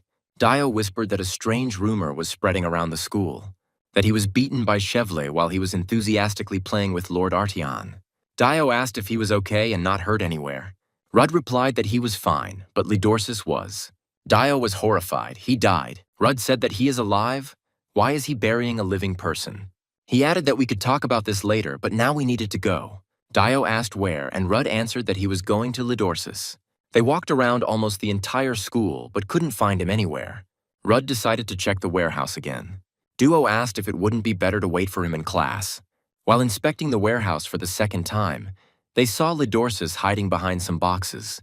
Dio was surprised. He was really here. They moved towards him, asking what he was doing there. Lidorsis did not react to their approach. Rudd suggested talking while there was still such an opportunity. He asked Lidorsis if he wanted some candy. Rudd sat down next to him and told him to forget about the rumors that he was turning into a monster. He also asked why Chevla von Hadelio called him a monster. Lidorsis said it was none of his business. What they call him has nothing to do with him, so let him just leave him alone. Lidorsis shouted at Rudu to stop caring about him, to stay away from him, and to stop paying attention to him. Rudd looked at him in surprise. Rude asked if he was going to let them keep calling him a monster and just live here. Lidorsis replied that yes, he's still a real monster after all. Rudd said okay and extended his clenched hand to Lidorsis. He looked at the candy in his hand in surprise. Rude said that there was nothing to be done. If he didn't want to talk about it, then he would have to ask Chevla von Hadelio. Because he needs to know why he calls him a monster just out of pure curiosity, so it's none of his business. His name is Rudd Christie. He started school a month late due to illness, and it is said that he has had poor health since childhood. Chevla said that for a man in poor health, he looks quite cheerful. Anna continued to report. He lives in the same room with that monster, and the student he communicates with, Dio Varus, is from the same class. She added that he was the first person ever to receive a perfect score in the entrance exams. Chevla asked, "That's why he acts like he's the boss here? He's bragging because he passed some test?" Anna asked what they would do next. Chevla said that of course it was necessary to make sure that he could not get up and threw a magic stone on the table. Thick black smoke was coming out of the stone. Soon he stopped coming out. A black cloud flew across the school grounds. Gradually it turned into an ominous black shadow, which soon disappeared. However, the figure standing on the balcony noticed something strange flying past.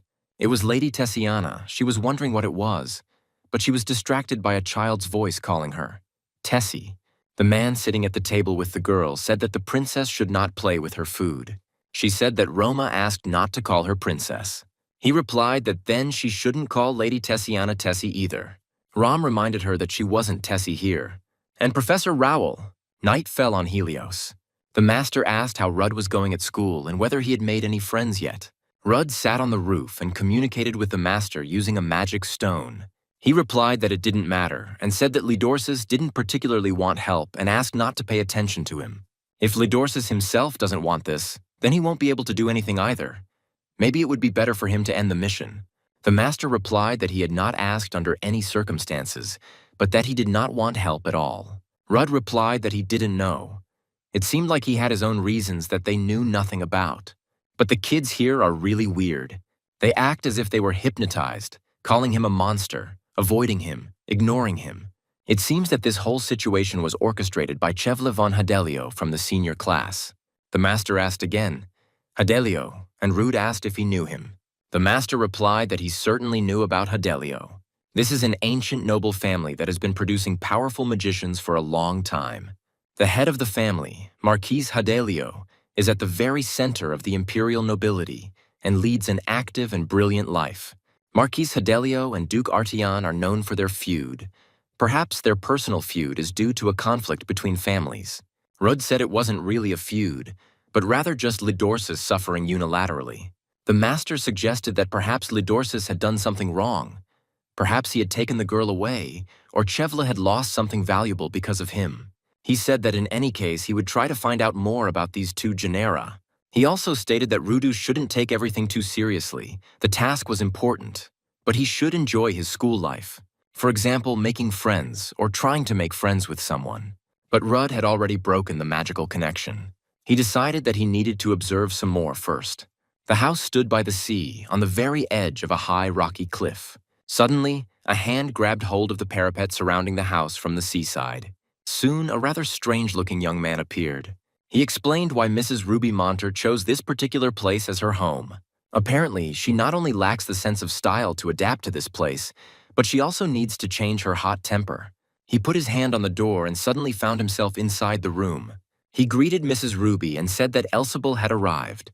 However, there was only a huge fish in the room. Elsabel sighed with relief.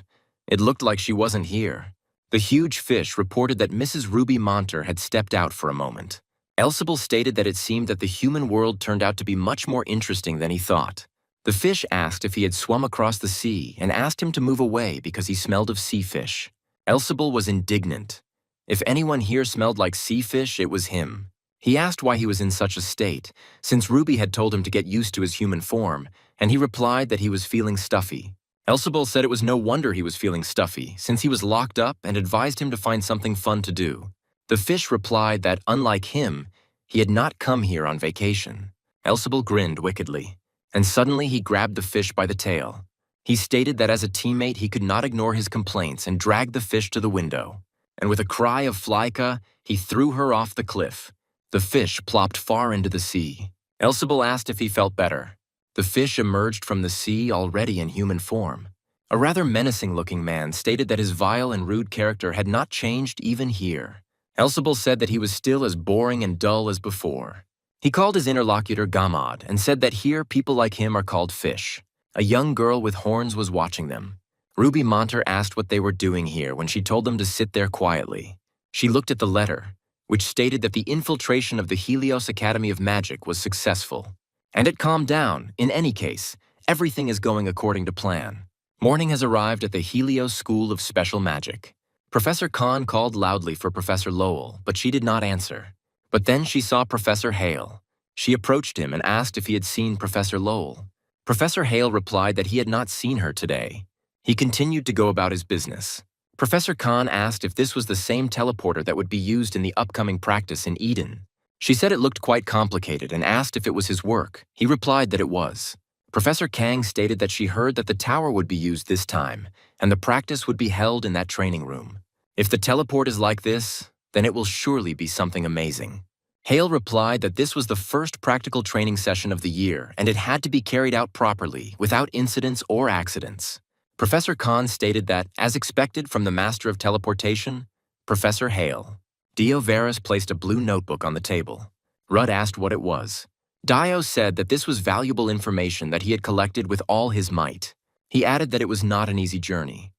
All the guys avoided him, and when he tried to talk, they simply ignored him. Rudd clarified that everyone listed here has abilities that can counter Chevla. Dio replied that it was not exactly like that. He simply chose the noble ones and those who show excellent results. Rudd looked past him skeptically. Dio was indignant and said that he tried his best to find out everything. A girl with green hair, Rin, watched their conversation closely. Her friend even noticed it. Dio said the others on the list might not be very important, but these two would definitely be useful. Firstly, this is Utiarnan Maria Canciol. She is the only representative of the imperial family in Helios. At school, she's called a princess, and with the school's permission, a bodyguard from the Imperial Guard is always with her. Even the teachers are afraid to contradict her. If she becomes an ally of Prince Artian, then Chevla is nothing. Dio asked if anyone had heard him by any chance. Rudd replied that no one had, although everyone around them could hear them perfectly well. There was talk that the two were up to something, and since Rude Christie showed up, they hadn't had a quiet day. They are already in the same class as the monster, and now these two are involved. They will definitely be dragged in and will suffer for nothing. The green-haired girl's friend was indignant. If they had treated the monster normally, they would have been the first to suck up to him. She expressed her indignation to Rin, but she remained silent. Rudd asked who was second then. Dio replied that the second one is Lapis Yuen Nuadli. The only son of Duke Nuadli, he is influential even within the walls of the school. Unlike Lidorsis, he is the only heir. Duke Nuadli and Chevle entered Helios at the same time. They had a bad relationship. Now they just ignore each other. Rudd said that if he didn't like Chevla, it would be easier to get close to him.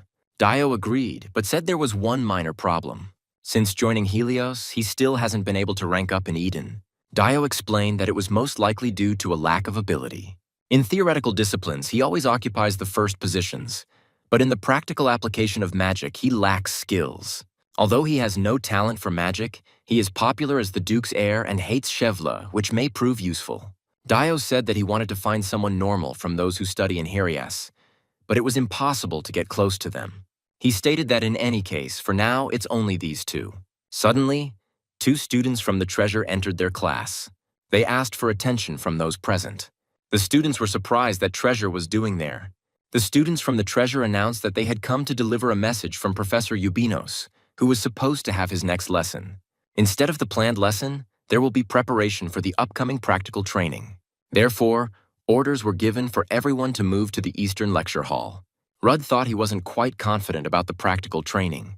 He noticed that Lidorsis was not in his place. Where did that guy go again? Meanwhile, Lidorsis sat with his back pressed against the wall in a narrow passageway. He had just been doused with water. One of the treasures stated that the image of a wet mouse was very attractive to the monster prince. He added that they wanted to remind him that having a couple of idiots on his side doesn't change his position. Manon appeared and ordered them to stop. He said that today's goal is not to mock this monster, that's clear. Then another treasure approached him, and he whispered something in my ear. Manon smiled and thought that since the stage was already set, it was time to bring the monster there. Meanwhile, Rudd continued his search for Lidorsis. Dio told him that they had already done what they could and suggested that they stop searching. Neither in the dormitory nor in the warehouse. Prince Ardian was not in any other place. And because of this, they were already late for class. Rudd said, "Where could he be?" He was definitely in class this morning. Dio assumed that he was probably sleeping peacefully and resting somewhere. He said that he needed to go to the big auditorium. If he was penalized for being late, he was finished. Every point counted for him. Rudd agreed to stop searching and go to class. But he thought he had a bad feeling about this. The students gathered in a large auditorium, but the professor was not there. Only the Kladovtsi stood on the stage. They were whispering about what was going on. Where was the professor? Shouldn't there be a lesson now? And why are there students from Clad here? Manon stepped forward and asked if all the students from Professor Hale's group were there. Having received an affirmative answer, he said that since all the main participants had gathered, then let's begin. The classroom was empty. Professor Ubinos looked around the empty room in surprise. He wondered where everyone had gone. Dio said how important this lecture is since they closed all the doors. It's quite suspicious. Rudd thought what was even stranger was that he knew this secret entrance. Dio led them to a small door and said that it looked like they would have to crawl. Manon spoke to students from Eden. He showed them the monosphere and said that until the trainees become official mages, they won't be able to use magic without a monosphere or stone. So the first thing they are taught is to activate the mana inside the sphere. The manifestation of mana is the most basic and important. So today, they will have a special lesson as part of their preparation. Manon said that the lesson was being held to see how they could activate mana. One of the students asked if the professor knew about this. Manon remained silent. Two Kladovs approached the student who asked the question, and under the frightened glances of other students, they took him out of the hall. Manon asked if anyone else wanted to say anything. The students fell silent. Manon said that then he would first explain to them something about the manospheres they would be using. This sphere was created for testing purposes and should not be used for anything other than demonstrating magic. If you manifest mana into the sphere, it will change color depending on their skills. The better a person uses the mana in the sphere, the brighter the light and the more powerful the force contained within will be. However, they may only have minor changes in color. They will be judged by the power that lies behind the sphere, for which they will conduct a target practice. At his signal, two Clads rolled out a target to which Lidorsis was chained. This target has a special treatment. It cannot deal damage unless it is backed up by mana.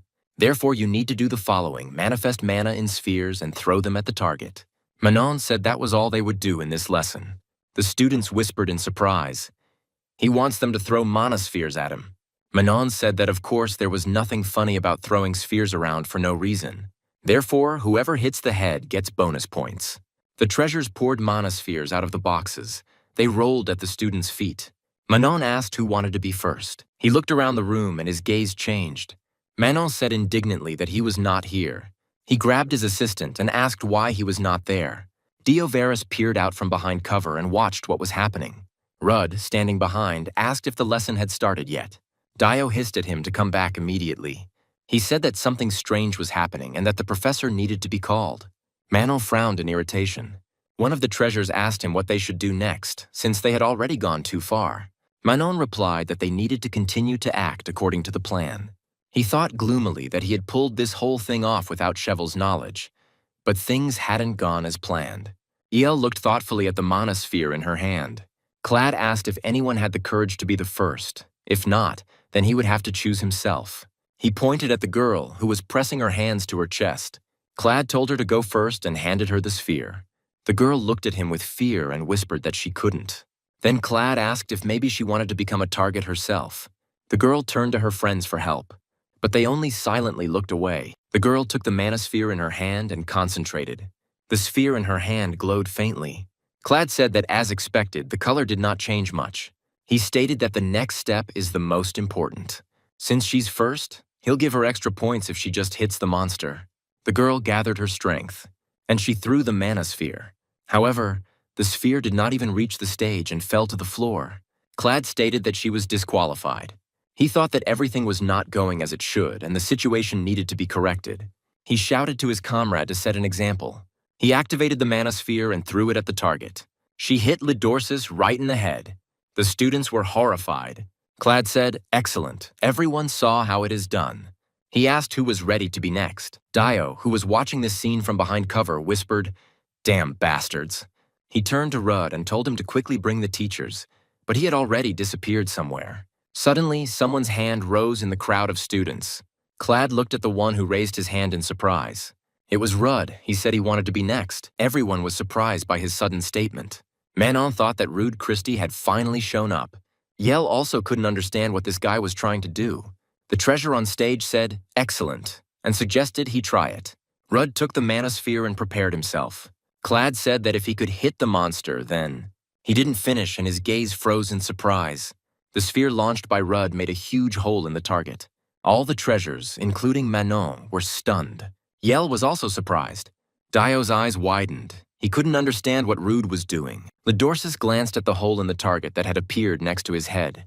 Rudd said with disappointment that he missed. Manon whispered that this couldn't be. Lidorsis felt the chains that bound him loosen after the blow. Rudd raised another monosphere. He said he was very sorry he missed and asked if he could try again. He began to awaken the sphere and declared that this time he would definitely hit the target. The manosphere in his hand glowed brightly and suddenly cracked. To the astonished gaze of the spectators, it shattered into tiny pieces. Rudd said it must have been defective, so he took another one.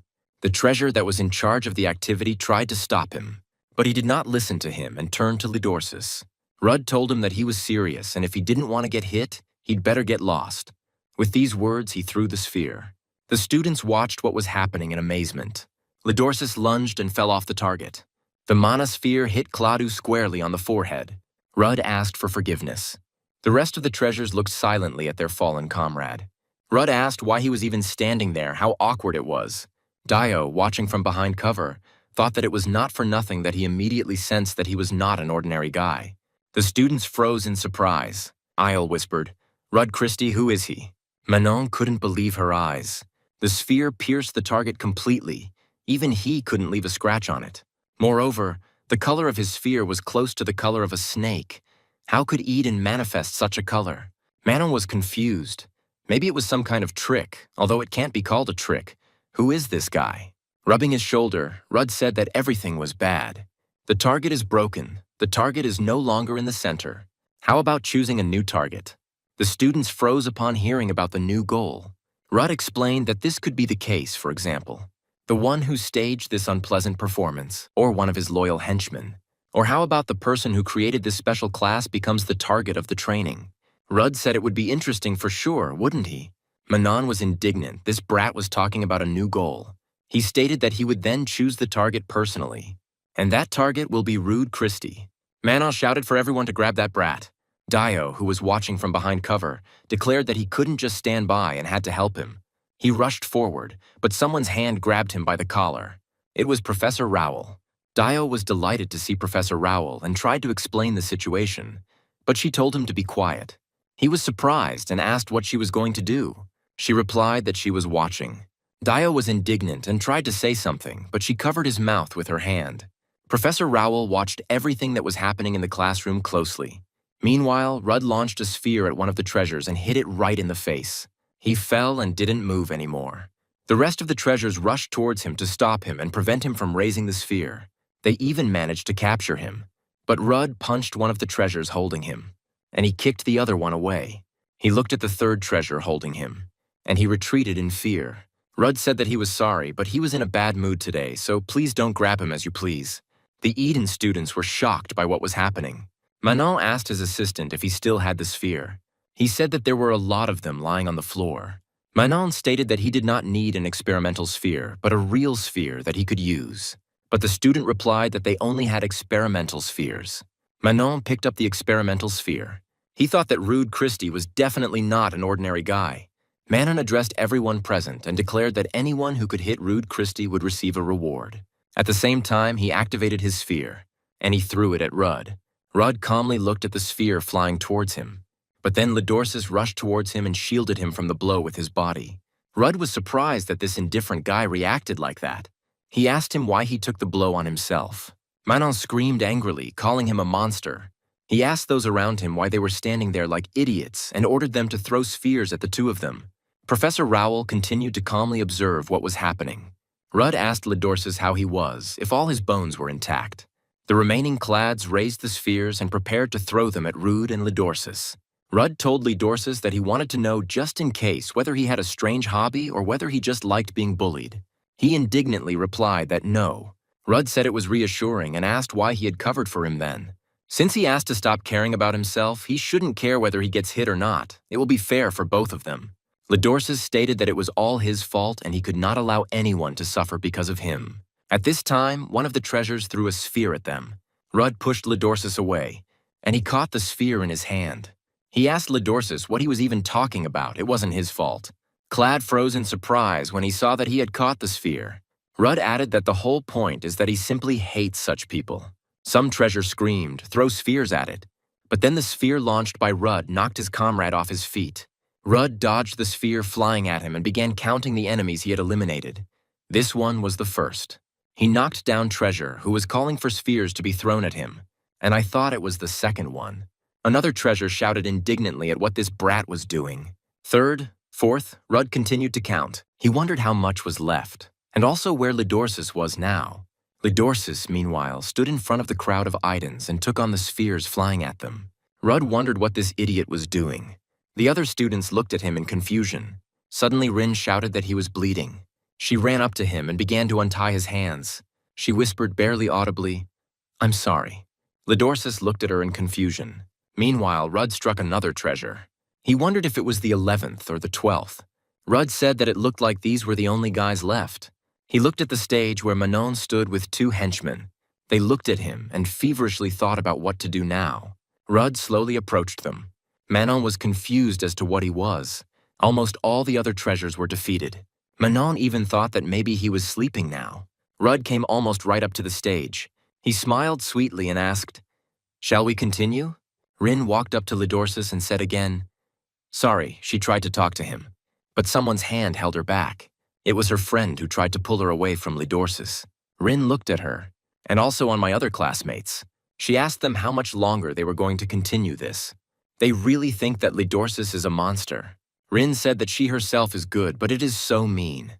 Ardian didn't do anything to them. Why are they treating him like this? Because they are afraid of high school students.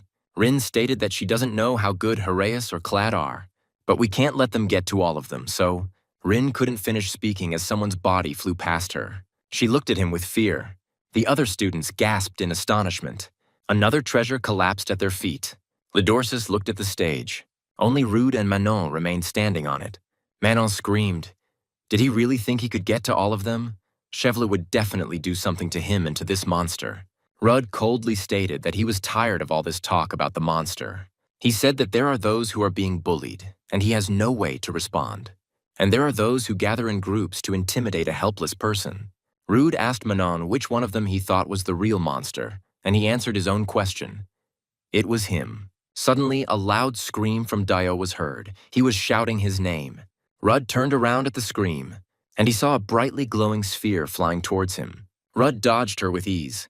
The sphere hit Manon right in the forehead. The students gasped. Manon fell, leaving only Rude standing on the stage. Rudd didn't understand what happened and who threw the last sphere. In the sudden silence, someone's footsteps were heard. Rudd thought he had seen this man somewhere before.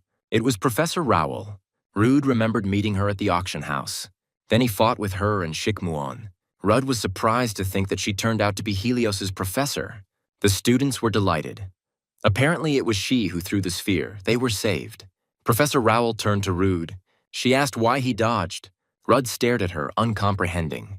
While picking up a new sphere, she said that he could easily place the sphere, but he dodged. Dio couldn't believe his eyes. She was about to throw the sphere again. Professor Rowell told him not to shy away this time. She was interested. Rudd tried to stop her. Suddenly, other professors entered the hall. Professor Hale asked what was going on here. He saw Professor Rowell holding a manosphere in her hand. Professor Khan yelled at her what she was doing. She looked around and saw a target that had been pierced through and through, and the treasures lying on the floor, many of whom were unconscious. Professor Khan asked Rowell in shock if she had really done this. Doi grabbed his head. What the hell was going on? He looked at the stage, and I saw that Rudd was lying there next to the target. Professor Hale ordered the medics to be called and ordered the students to return to their classrooms. Professor Rowell looked thoughtfully towards Rude. Helios School of Magic, Eden Students Study Area. The students in Eden's class looked at the unusual guest with curiosity. Lapis irritably told his interlocutor that now everyone was staring at him and asked how long he would be here and whether it was time for him to go to his own territory. His interlocutor was a student from Carice's class. He said that most likely it was not because of him. He also asked where Lapis thought his territory was. He stated that all of Helios was their territory. Hearus said that during a private training session, he saw little Whoopi. He was so cute, and it was even strange that he was growing up into a scary monster. Lapis was indignant. He was bragging about attending private training. Carrie said that now was the time for him to tell him the story of how he met the Black Mage. Lapis hissed at him to keep his voice down. He said he had already said that there was nothing significant about it. He just met him by chance, that's all. Carrie said he wanted to hear everything in great detail. Who he was, what he loved, his hobbies, his style of clothing, his favorite food. Lapis asked wearily what he was ultimately trying to achieve. He replied that the Black Magician was the object of his admiration. He had already submitted a request to Opian several times to meet with him, but each time he was refused, as if the authorities were filtering out these requests. That's why he also wants to meet him by chance. Lapis was lost in memories of the moment when they teleported from the auction. The girl accompanying the Black Mage, I think her name was Ren, indignantly said that she would definitely discuss this situation with the master. Lapis and Runa watched them. Ren asked Blow if he was injured, and he replied that he was perfectly fine. They were about to leave, but Lapis asked them to wait. Ren and the Black Mage turned around in surprise. Lapis then thought that such an opportunity only comes once in a lifetime. He told the Black Mage that this might seem strange, but he wants to learn from him. The Black Magician looked at him in surprise. Lapis confirmed that he really wants to become the Black Mage's apprentice. He may have a difficult path ahead, but his dream is to one day become as strong as the Black Mage, and he will do everything possible to not tarnish his reputation. But then Ren stopped him and said that it was impossible. Lapis looked at her questioningly. She explained that Opian members must focus solely on their missions and are forbidden from taking on disciples. Lapis had no choice but to accept the refusal. Now he recalled that story with shame. Why did he even open his mouth then? Are you completely crazy? Hadelio entered the hall with his henchmen. Lapis's interlocutor greeted him and Anna. Hadelio asked him in surprise if he was still in touch with that student from Eden who had sunk to the bottom. Lapis said that this is the voice of the one who plays games with power, who among them has sunk even lower. His interlocutor turned to Hadelio and said that Lapis called him a child. Hadelio responded by saying that he was pathetic and that he wasn't going to waste his time on him. He called Anna and the others and left. Lapis said gloomily, "Who else is pathetic here? How long will this continue?" His interlocutor asked him what he was talking about. It was bothering him so much. In one of the schoolrooms, Professor Khan and Professor Rowell were asking Lidorsis and Rude about what had happened. Professor Khan said they may not believe her, but if you listen to what the students say, the damage to the target and what happened to the high school students was the work of one person. She approached Rudd Christie and asked if it was true. He replied that he didn't understand what she meant. Professor Rowell looked at him carefully, and suddenly she asked, "He is a magician, isn't he?" Lidorsis looked at Professor Rowell in surprise. Rudd dropped his head into his hands and frantically thought about what to do. Professor Khan asked what nonsense she was talking about. If Christie really was a magician, then why was he acting like this? Rudd wondered if he had really been acting too carelessly. It seemed like she sensed something, but he didn't even use mana. Professor Rowell watched him closely. Rudd said he had a terrible headache. Professor Khan became concerned and said he needed to visit the infirmary, but Rowell said he was fine. Khan asked how Professor Rowell knew this. She brought it herself when he fell. Rudd said in a weak voice that he didn't understand what they wanted from him. He was so surprised to see the sphere flying towards him that he doesn't remember anything else. Professor Rowell sharply told him to stop lying. Lidorsus's eyes widened at her. Professor Khan announced that at this point, Professor Hale said he would punish the students involved in this incident. But until this issue is resolved, they can return to class. Rudd decided that this time he seemed to have managed to jump off. Professor Roll continued to stare at him. Rudd also looked at her and thought that soon there would be fun. A group of clads with crumpled faces stood in front of Shevla. He asked why they looked like that. They tried to answer something, but suddenly they saw something and froze. Shevla was indignant at why everyone was behaving so strangely. He followed their gaze and saw Rude and Lidorsus walking. Lidorsus saw him too. Shevla called them rudely. Rudd Christie looked at him indifferently. And then he smiled at him. Shevla was surprised. He smiled. What the hell is going on? Lidorsus asked Rudd what he was doing, but he pulled him by the shoulder, and they passed by Shevla with his retinue. Shevla Hadelio watched them go. Rudd and Lidorsus walked down the corridor. Suddenly, Lidorsus stopped. Rudd turned and asked him what happened. Lidorsus said that much more could happen from now on. Because of him, a figure appeared in his mind, telling him that he himself must understand that he only brings misfortune. Lidorsus told Rudd that he would only bring him suffering. Rudd said that it was he who cursed him or something. He asked if he saw what happened before. It was not for him to say. But even if there are 100 of them, it will mean absolutely nothing. And if something happens, it is not his fault and he will not have any problems. Therefore, he needs to stop worrying about others and finally think about himself, how he will live on with such a gentle character. Lidorsus replied that he did not know everything. Rudd agreed that he didn't know what he was thinking or what was going on, and it doesn't seem like he's willing to tell it on the first request. However, he can ask him for help, and he doesn't dare to speak anymore, so that Rudd doesn't pay attention to him. No matter what it is, he will help him. Lidorsus couldn't understand why he was doing this. He told Rudd that he didn't need his help, and he turned to leave. Rudd chuckled and said he noticed it, but Lidorsus had already run away from him again. Eden's class at Helios School of Magic. Most of the students were confused. One of the girls expressed the general opinion by asking what would happen to them now. The student next to her said that because of this incident, not only Claude, but also Caresse began to ignore them. Dio watched the students' reactions with dejection. Why did they even get dragged into this? It's all because of this monster. Why should everyone suffer because of one? Now all the other students avoid them like insects. The girl said that she could ask the professor to transfer them to another class, but she was told that it would be better to make him stop going to theirs. Dio couldn't resist and indignantly asked what they were even talking about. Suddenly, Rin stepped forward and loudly told everyone to shut up. The students looked at her in amazement. Rin asked why they were all so selfish and only thought about themselves, because they feel bad when they are avoided, when they are treated the same way as they are treated with Ardian, how they think and what he feels. They actually think it's all his fault. They called him a monster and avoided him, but everyone knows the truth. They are the same as those people. Rin stated that he is also human and he also has feelings. The student objected that she had seen it too, that day in the library when the monster appeared. How can they pretend nothing happened? Rin hesitated to answer, but then another girl entered the conversation and said that it was illusion magic. Yael said that she heard that Chevly specializes in illusion magic and has enough mana spheres. Since he was quite skilled, it was not difficult for him to show them this illusion. If there was something wrong with Ardian, he wouldn't be in Helios. If they had used their brains even a little, they would have realized it long ago. The students were stunned by her speech. Yael added that they use the excuse that he is a monster and all that, but in reality they are just afraid of Chevla and Harry's. The student was indignant and said that she thought too much of herself and that they were no better than them. Eel agreed that she was the same as them. But now the situation has changed.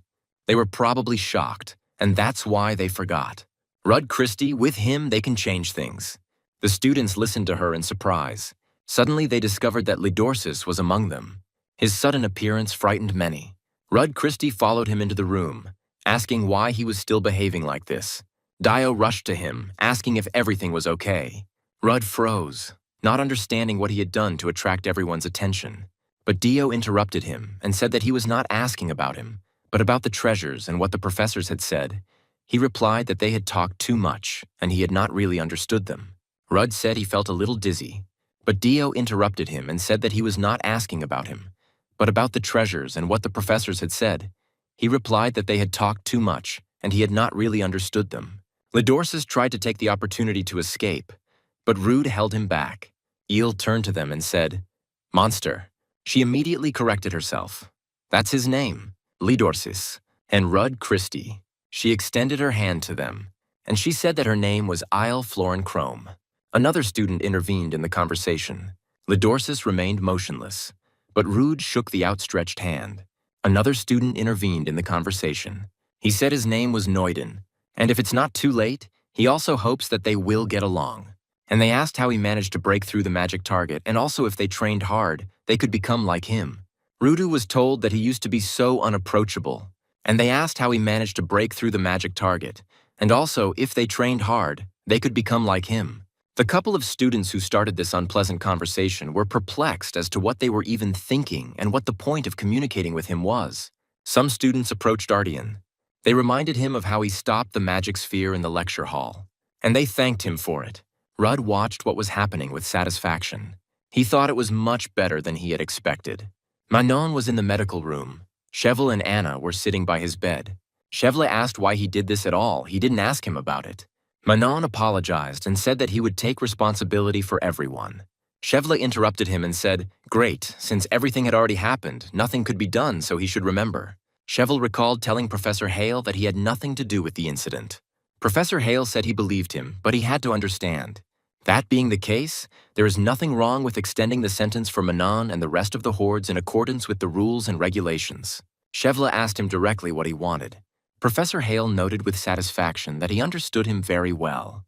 He doesn't know what Professor Hale is up to, but this is the perfect opportunity to show what he's capable of to anyone who challenges him. Chevelle said he heard that Eden was planning to hold an away training session and would take some students along with him. He doesn't know what Professor Hale is up to, but this is the perfect opportunity to show what he's capable of to anyone who challenges him. Manon turned to Chevelle again. He said it was that damn Rudd Christie. No matter how much he thinks about it, he is definitely not an ordinary student. So he decided that Chevelle should know about it. Hadelio asked if he hit his head too hard. He tells him to be careful with some kid from Eden. Anna tried to defuse the situation and told him not to worry about trifles and to stop thinking about it. Chevelle said that he would soon tell them some interesting news. Rude and Lidorsus were sleeping in their room. Rudd wondered if he was doing everything right. Rudd looked at the sleeping Lidorsus. Lidorsus also began to communicate with them. Rudd looked at the sleeping Lidorsus. He thought he still didn't know what was going on in this guy's head, and began to accumulate near Lidorsus's bed. Suddenly, black smoke seeped into their room through a crack in the window, and began to accumulate near Lidorsus's bed. The smoke formed into a strange black figure that said, "This will happen soon." Rudd jumped up and tried to grab the black figure. He asked who he was. This face seemed familiar to him. But the figure quickly dissipated and the black smoke disappeared. Rudd wondered what it was and what it was doing to Lidorsus. However, it is unlikely that this is the same problem as Chevelle. What happened to this guy? They were excited because they were about to face monsters. The students discussed the upcoming field training exercises. They were excited because they were about to face monsters. Rudd and Lidorsus also came out of their room. Rudd hadn't slept well because of the story with the black shadow and was yawning slightly. Two students saw them and said hello. Lidorsus looked at them, and he passed by silently, and he greeted me with a sweet smile. Then Rudd approached them, and he greeted me with a sweet smile. Rudd tried to talk to him about what happened last night, and he told him that when someone greets him, he should greet him back. Rudd tried to talk to him about what happened last night, but he looked at him with incomprehension. Rudd said that everything was fine and it didn't matter, but he continued to think about what happened yesterday. He was sure it was magic. It disappeared without a trace, but it was unlikely that Lidorsus knew anything about it. Rudd remembered that it said that something was about to happen. He felt danger and wondered if he should inform the school, but he had no evidence. Rudd decided that he should first talk about this with the master. He woke up from his thoughts and suddenly saw that Lidorsus was standing. Rudd asked if he had been waiting for him since he had stopped, but yesterday he had been avoiding him. It seemed his opinion had changed. Rudd heard someone calling him and saw Dio running towards them. Lidorsus said to Dio, "Hello." Rudd told Lidorsus to greet him. Lidorsus said to Dio, "Hello." Dio thought it looked pretty funny from the outside. More classmates approached them and told Rudd that Professor Rowell was looking for him and that she would probably return again soon. Dio agreed. He and Lidorsis walked on, and Rude asked Dio if he was coming with them. Dio agreed. And then the three of them walked on, arguing about which of them would be the first to enter the classroom. Professor Hale informed the class that the hordes involved in the recent incident would be dealt with accordingly. He expressed hope that this would not happen again in the future, and that this incident would remain only a bad memory. Helios will also take additional measures to enhance training, allowing students to focus on preparing for on-site training. Professor Hale added that they don't know what might happen there. After the lesson, the three of them sat in the cafeteria, and Dio said dejectedly that it was even possible to prepare oneself for a meeting with a monster. Rude suggested that they would probably have to defeat specially trained monsters, but Dio said that it wouldn't be that difficult. Rudd wondered what it could be. He was sure that the difficulty would be adjusted to the level of the students. In the end, he decided not to dwell on it. The Lidorsis case was much more important. Suddenly, Professor Rowell appeared behind Rudd and loudly called out his name. Dio and Lidorsis looked at her with alarm. Professor Rowell told Rude to follow her. He looked at her in surprise. At this time, Princess Utiarnan was talking with Rom. She told him that Tessie had found something interesting, and so she goes on field training. And she goes with her. Rom screamed in surprise and alarm at what she was doing. Meanwhile, Professor Rowell was dragging Rudd along with her. Helios School of Magic Training Arena. Lapis asked why everyone was gathered there and was told that Professor Rowell was going to fight a student from Eden. Lapis was terribly surprised and asked with whom exactly. With the guy everyone's talking about right now, I think his name is Rude Christie. Rudd Christie stood and silently looked at the wooden training sword in his hands. He did not understand how it had come to this. Dio stepped forward and stated that he couldn't believe that Professor Rowell was going to fight someone who had done nothing wrong to her. But she advised him to disappear. Dio replied, okay, and hid behind Lidorsis. He asked him that nothing would happen to Rude. Rudd thought he had guessed that something like this could happen. Who would have thought that she would be so stubborn? The students gathered there watched with bewilderment what was happening. Rude decided that either way, it was great. It was a great chance to show everyone how ordinary he was and make them lose interest in him. Professor Rowell said, let's begin, and got into a fighting stance. Rudd indignantly asked why he had a wooden sword and she had a real one. But she advised him to use magic, and then there would be no problems. He tried to say that it was unfair, but Professor Rowell had already lunged at him. He decided that he had to let her hurt him in order to lose. But her attack was too fierce, and he reflexively dodged. Rudd thought that if she hit him, he wouldn't get off with just a normal injury. So he continued to avoid her and tried not to talk to her. A student standing next to Lapis noted that this student from Eden was dodging all of the professor's attacks. Professor Rowell screamed at him to fight. She wasn't going to give him any slack. And she attacked him again. Dio, who was watching the fight with Lidorsis, shouted at him to be careful. Rude blocked Rowell's strike with his wooden sword. He thought that his reflexes were kicking in again and there was no getting away from it. His wooden sword did not withstand the blow and cracked. Comrade Liapis exclaimed that it was amazing. Lidorsis stepped forward and used his hand to push Professor Rowell's sword aside. She told him not to interrupt them. It was dangerous. Dio shouted that it was dangerous anyway. His sword broke in half. Rowell replied that it wouldn't break if you used magic. Rude said he wouldn't compete with her, and Rowell asked why. He replied that firstly, he didn't want to, and secondly, he didn't have enough skills for that.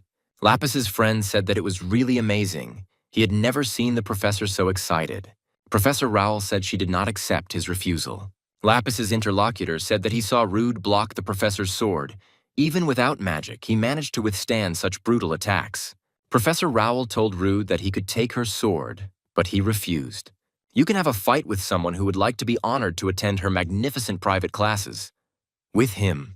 He loudly addressed Professor Rowell and stated that instead of forcing sparring on someone who was not interested in it, you can have a fight with someone who would like to be honored to attend her magnificent private classes. With him.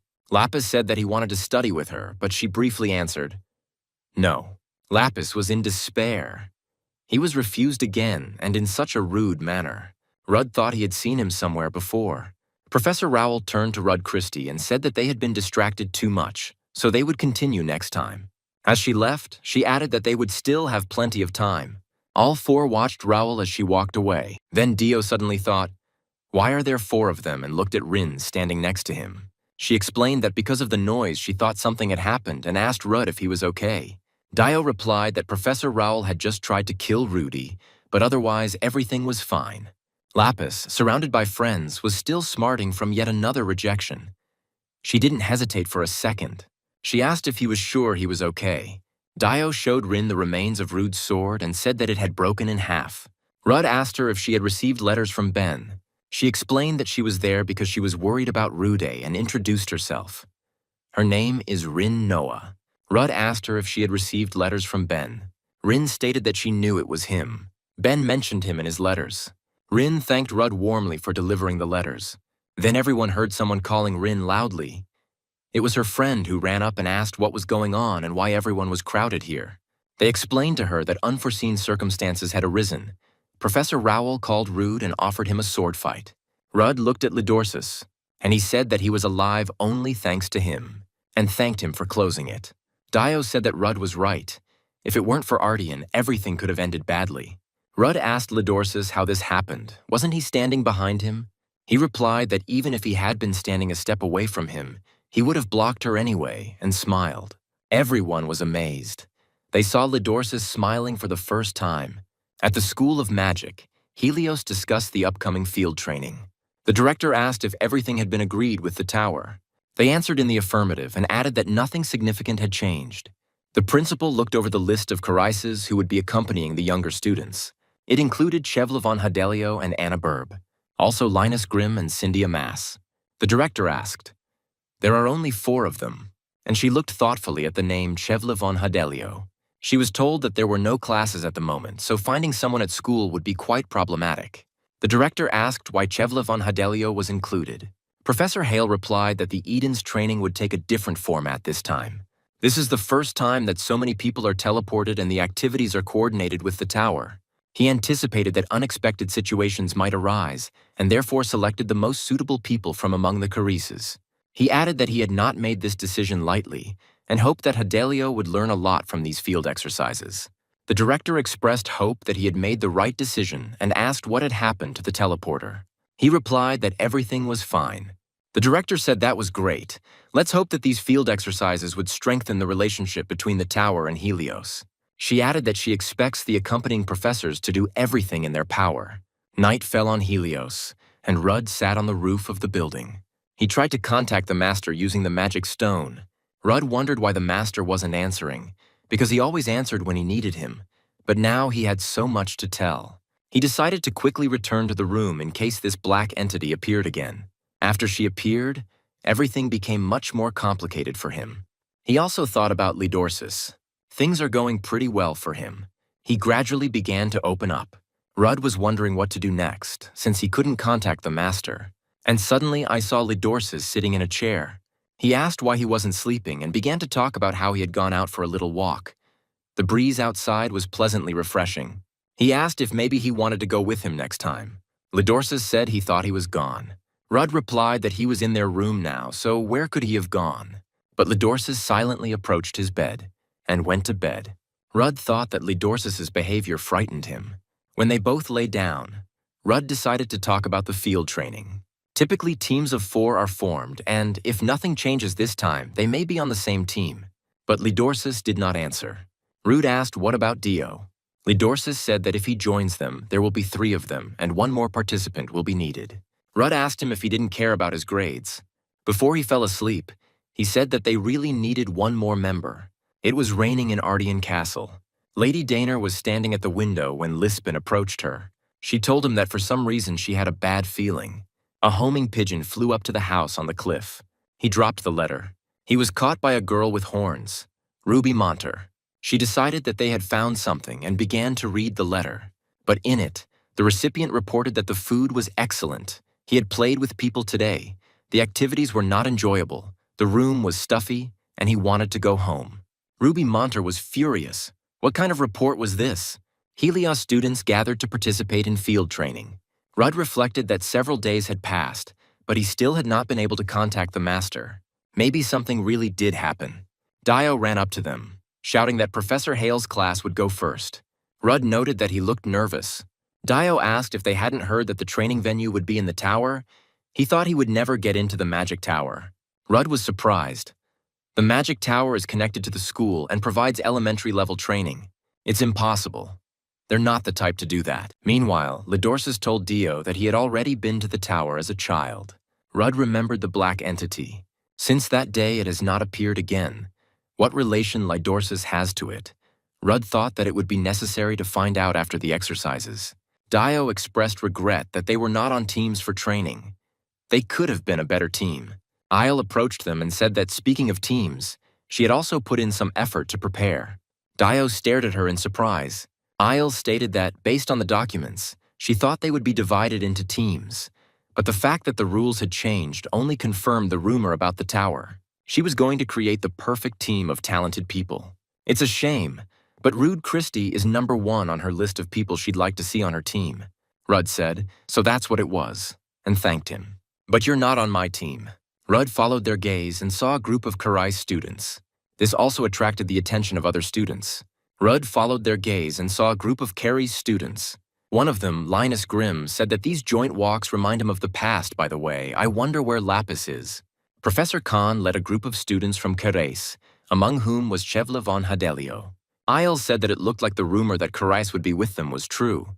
Rudd thought that meant they would go too. But why, of all people, Chevla? Is it a coincidence, or is he up to something again? Rudd looked at Lidorsis, and he said that regardless of this, he had nothing to worry about. The professors are here too, so nothing should happen. Rudd thought to himself that he should take advantage of this opportunity and deal with Chevla von Hadelio. Professor Khan, meanwhile, told the seniors that even though they were Hirai, they had no right to act independently. They must act according to the instructions of the professors. This is especially true for Chevla von Hadelio. Chevla replied that he understood her. There was some laughter from the group of seniors that Chevla was in trouble. Professor Khan wondered why Professor Hale had chosen Chevla for the field training. Professor Raoul was talking to the princess at the time. She asked her where Ram was. The princess replied that she had tied him up. Raoul said, "Excellent," and praised her. Raoul finally saw him. Rudd and his comrades passed by. Raoul finally saw him. Dio also saw her looking at them and shouted to warn Rudd. But Rudd had already run away. Lidorsis said, "Hey, don't leave me." Rin touched Lidorsis, and she asked what happened. Why did he run away? Here everyone saw that Professor Raoul, holding the princess in his arms, was pursuing Rudd. Rin said it looked very funny. She took Lidorsis by the hand, and she suggested going after them. Professor Hale watched the students gather at the teleporter. The assistant reported that the students from his class had arrived, and the rest of the Idens were already on their way with their professors. Professor Hale said, "So the preparation is complete. Now you can begin." Black smoke thickened behind the assistant. The assistant asked the professor what he meant, but Hale replied that he no longer needed it. The students crowded in front of the teleporter. Professor Hale watched this with a smile. The students crowded in front of the teleporter. Dio stated that he had never seen such a large magical stone. It finally felt real. It seemed like they were actually going to the tower. Dio wondered where Rudd had disappeared to. Here you can see individual formulas, and from the combinations that are created, it is noticeable that they are at a higher level than the usual mobile group. Looking at the connecting dots, one might assume that at least 3 formulas are used here. But what is this? Here you can see individual formulas, and from the combinations that are created, it is noticeable that they are at a higher level than the usual mobile group. Looking at the connecting dots, one might assume that at least 3 formulas are used here. But what is this? Rudd replied that the principle of connection and simultaneous activation of magic circles is usually based on the law of aspect. He looked closely at the system of magic circles surrounding the central magic stone. Rudd replied that the principle of connection and simultaneous activation of magic circles is usually based on the law of aspect. He looked closely at the system of magic circles surrounding the central magic stone. He thought he felt something strange here. Lapis said the topic of linked activation of magic circles came up at a recent symposium on Nebel research. Then Rudd felt someone grab him by the clothes. Professor Raoul was approaching them. The girl shouted loudly to Tessie that she had caught it. Dio and the others also saw him and waved their hands. Rudd wondered what to do next. Dio and the others also saw him and waved their hands. Suddenly they noticed something strange. A black haze formed above the magical teleport stone. Lapis said in surprise what it was. It began to take shape. Lapis said in surprise what it was. It began to take shape. Rudd thought it was definitely the same thing, which he saw in their room that night. A black entity hovered in the center of the teleportation hall. The students asked each other if the professors had arrived yet. A black entity hovered in the center of the teleportation hall. She waved something that resembled a hand. Streams of black smoke swirled throughout the hall. Standing under the plumes of black smoke, the students couldn't understand what was happening. Dio asked if this was the beginning of practical training. Rudd wondered why, of all the possible places it had appeared here, who had decided to put on such a show in front of everyone in Helios. He ordered Lidorsis and the others not to leave him. Professor Hale watched from above what was happening. In the hall, streams of black smoke formed into small tornadoes. Hale said that when they unite, the gate will open. Professor Khan shouted for everyone to leave immediately. Cheval asked if this was not what the professors had prepared. Professor Khan replied that something had gone wrong and that they should all leave immediately. Khan and Keresi looked at the entrance to the hall, and they saw that the door was locked. There was no way out. The students shouted what they should do now. Professor Khan activated the seal. He said his name was Demian and activated Awakening. Damian said that he didn't know who he was, but he was clearly crazy if he decided to do something like that in Helios. He must be very desperate. Rudd thought the ring's formula had changed. It didn't just appear and transform, it was planned from the very beginning. Rudd told his comrades that someone from Helios, or perhaps Helios himself, was connected to this dark figure. Demian ran and called loudly for Professor Rowell. He asked her to help, since he himself was not an expert in fighting. The black entity rushed at the students. Lidorsis and the others watched in fear as she approached. Professor Rowell said her name was Tessiana and activated the Awakening. She blocked the path of the black entity. The students watched their fight. Tessiana repelled the black figure's attack and stood in front of the students. Dio asked if Professor Rowell had sorted things out with him. Rudd replied that no. Black smoke billowed out, and again it formed into a black figure. Demian told Professor Rowell that physical attacks have no effect on this monster. Tessiana replied that it was constantly changing shape and they couldn't even hit it. I wonder where it came from anyway. Linus Griam shouted to the younger students to all come here immediately. He demanded that they hurry. Linus replied that there was no need to be so serious. After all, they were inside Helios. He was sure the professors could handle it. Shevla was indignant. How could anyone be so reckless as to simply watch in such a situation? Linus replied that there was no need to be so serious. After all, they were inside Helios. He was sure the professors could handle it. In any case, they can't get out of here in this black pillar yet. It looks like he won't harm them if they just stay put. Linus added, or not, seeing that Shevla had fallen. Students were attacked by a strange black substance. Some lay unconscious, covered in some kind of black liquid. Linus wondered if it was just water. He said Belita and activated the magic ring. He managed to create a magical shield that protected him and other students from the strange black substance. Linus said it looked like it was trying to shoot water or something at them. Shevla realized and declared that it was all quite disgusting. He looked down and saw that water had begun to accumulate there. Rudd looked at his dirty hand and said that it was black water. It was flowing out of the teleportation circle. Dio yelled at him not to touch it. Rudd thought that there was only one place where such black water existed. Could that place be connected to this circle? Professor Khan shouted at Rowell that they had to unlock that door first. They couldn't just wait idly by. Professor Rowell told Yudi not to go far. Rudd said that even if they opened the door, not all the students would be able to escape. Since they had already teleported, the circle needed to be stopped first. Tessiana stated that by destroying the magic stone, she would be able to stop the circle. Professor Khan shouted that if she destroyed the magic stone, it would explode. But Tessiana had already struck. Princess Utiarnan screamed in fear, "Tessie!" Rudd said in surprise that she destroyed him the first time. Princess Utiarnan screamed in fear, "Tessie!" But the black substance was already hanging over them, and in a moment she swallowed them up. Rudd couldn't understand why this was happening. Even though the magic stone was destroyed, why doesn't it stop? Shevla was already standing ankle-deep in water. He said he had no idea what was going on, but shouldn't they be doing something? Linus replied that he was right and that at this rate they would all soon be flooded. Shevla shouted at Linus, who was sitting on the magic seal, that he was only talking and doing nothing. He tried to climb onto the seal, despite Anna's cries that he might lose his balance.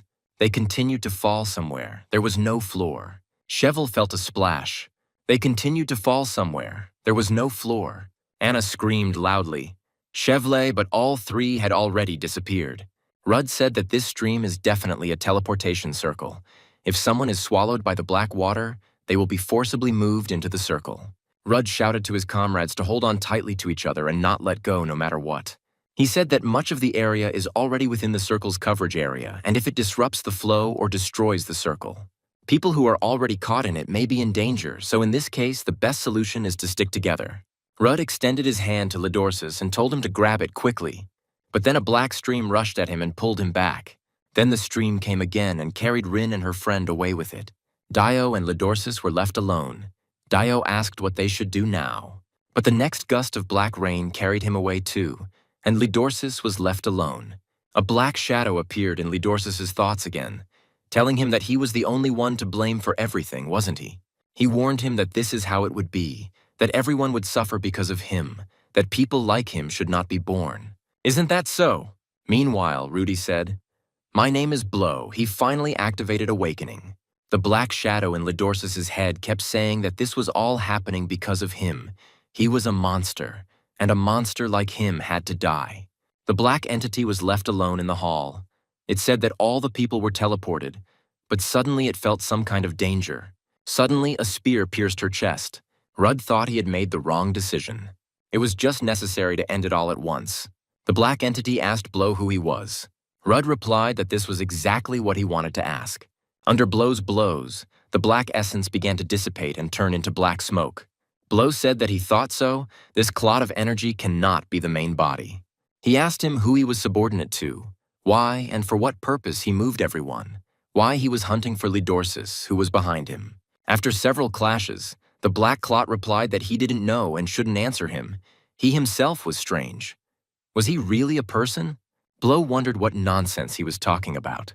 The door to the hall finally collapsed under a hail of blows. A group of professors burst into the hall asking what had happened. They suddenly froze in amazement. The hall was empty. Everyone had disappeared somewhere. Rob made his way through the crowd, and seeing that there was no one in the hall, screamed wildly, "Where is the princess?" When Lapis woke up, he had a terrible headache. He was lying in a clearing in the forest. He finally came to his senses and wondered what the hell had happened to him. Lapis looked around, but couldn't determine where he had ended up. He jumped up and started calling for the princess and Professor Rowell. Lapis tried to figure out what had happened. He only remembered that the black water suddenly poured out and Professor Rowell and the princess disappeared. Suddenly he heard some sound and, turning in its direction, saw a gaze looking at him from behind the foliage. Blow was transported to a rather strange location. He thought that he hadn't managed to find out anything before he was transported here. He looked around and said, "Is this really what he thinks it is?" Cursed lands through which black waters flow. Blow thought there was only one place that fit that description, Ishuela. Suddenly he saw monsters approaching. Blow thought he hadn't expected this from this place. He was surrounded by monsters on all sides. Lapis ran away from the ferocious monster with all his might. He wondered what kind of devilry was going on here. He must have ended up here due to teleportation and is now stuck in some hole infested with monsters. Lapis thought about what he could do in such a situation and came to the conclusion that there was nothing he could do. All he had left to do was simply run away from the monster. He thought that he was finished. Where was Runa when he needed her so much? As for Runa, he remembered telling his father about the incident at the auction and his father asking about the black mage from Opian. Lapis replied that he had met him and spoken to him, and he lost consciousness from excitement, which confused my father.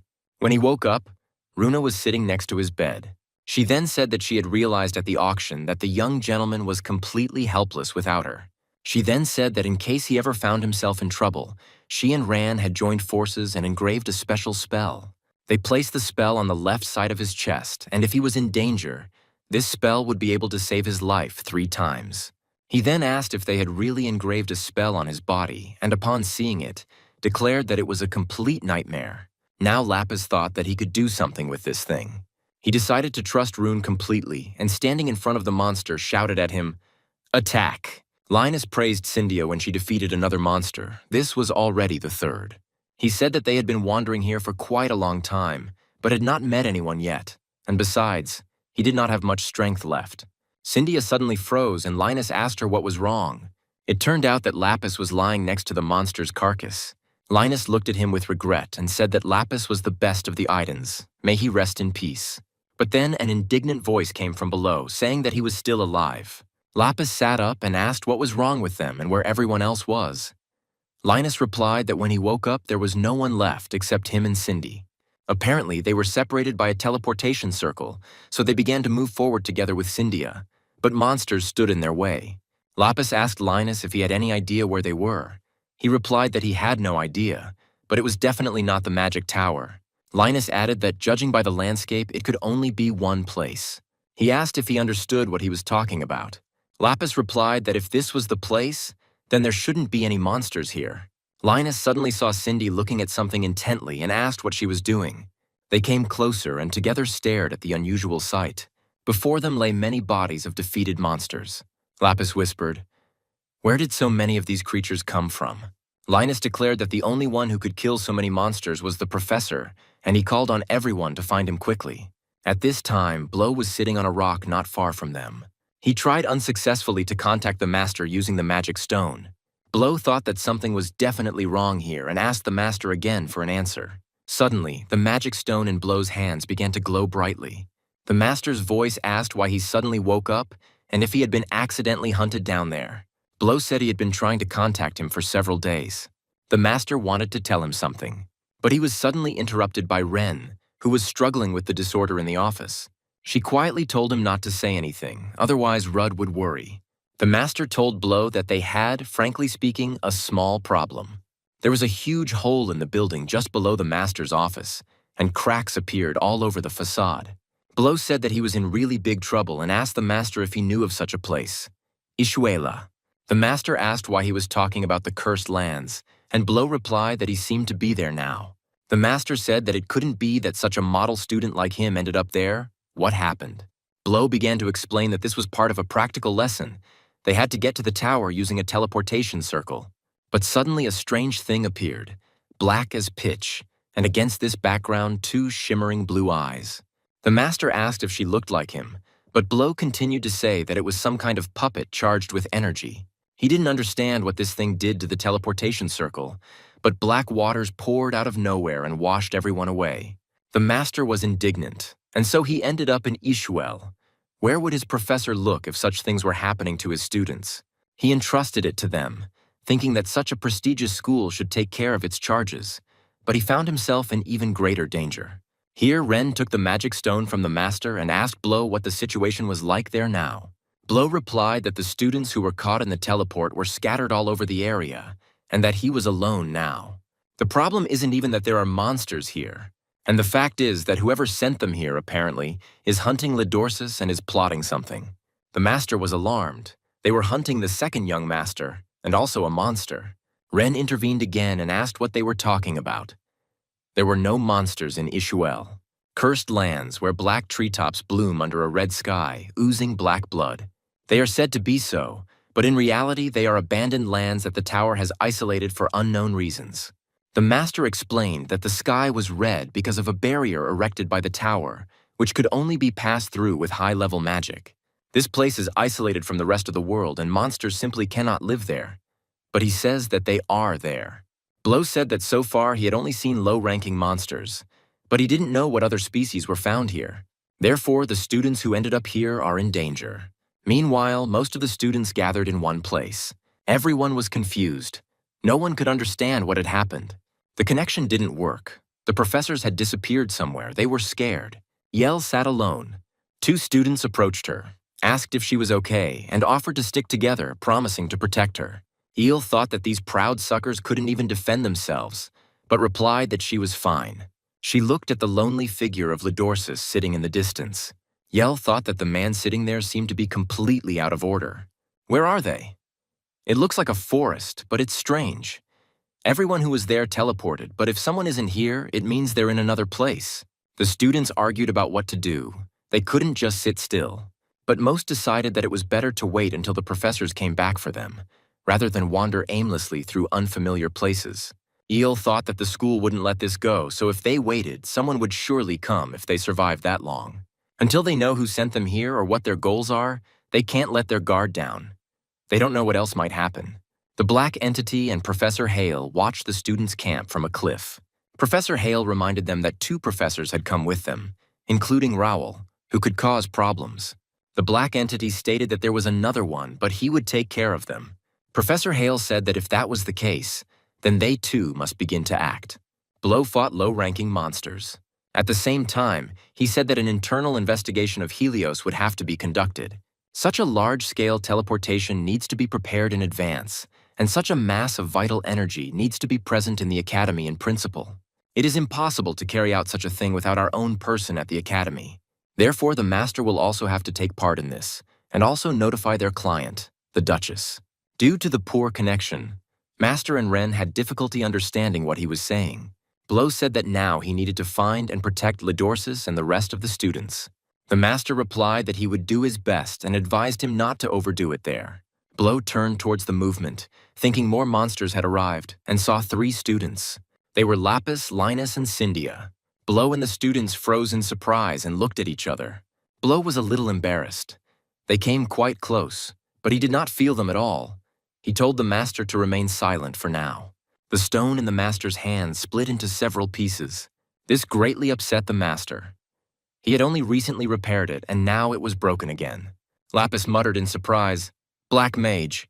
He added that he was absolutely sure of this. He remembered what he looked like from their last meeting.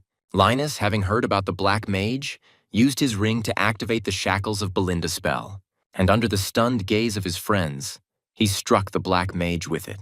Blow easily repelled the attack. He thought that he had blocked the blow, of course. But what was that anyway? Cyndia and Lapis also looked at Linus with bewilderment. He said that Lapis was right. He really was the Black Mage. Chevla and Dio found themselves next to each other after teleportation. Chevla said irritably, "Why should he hang around here and on foot in the company of this brat?" Dio hoped that Rude would come soon and save him.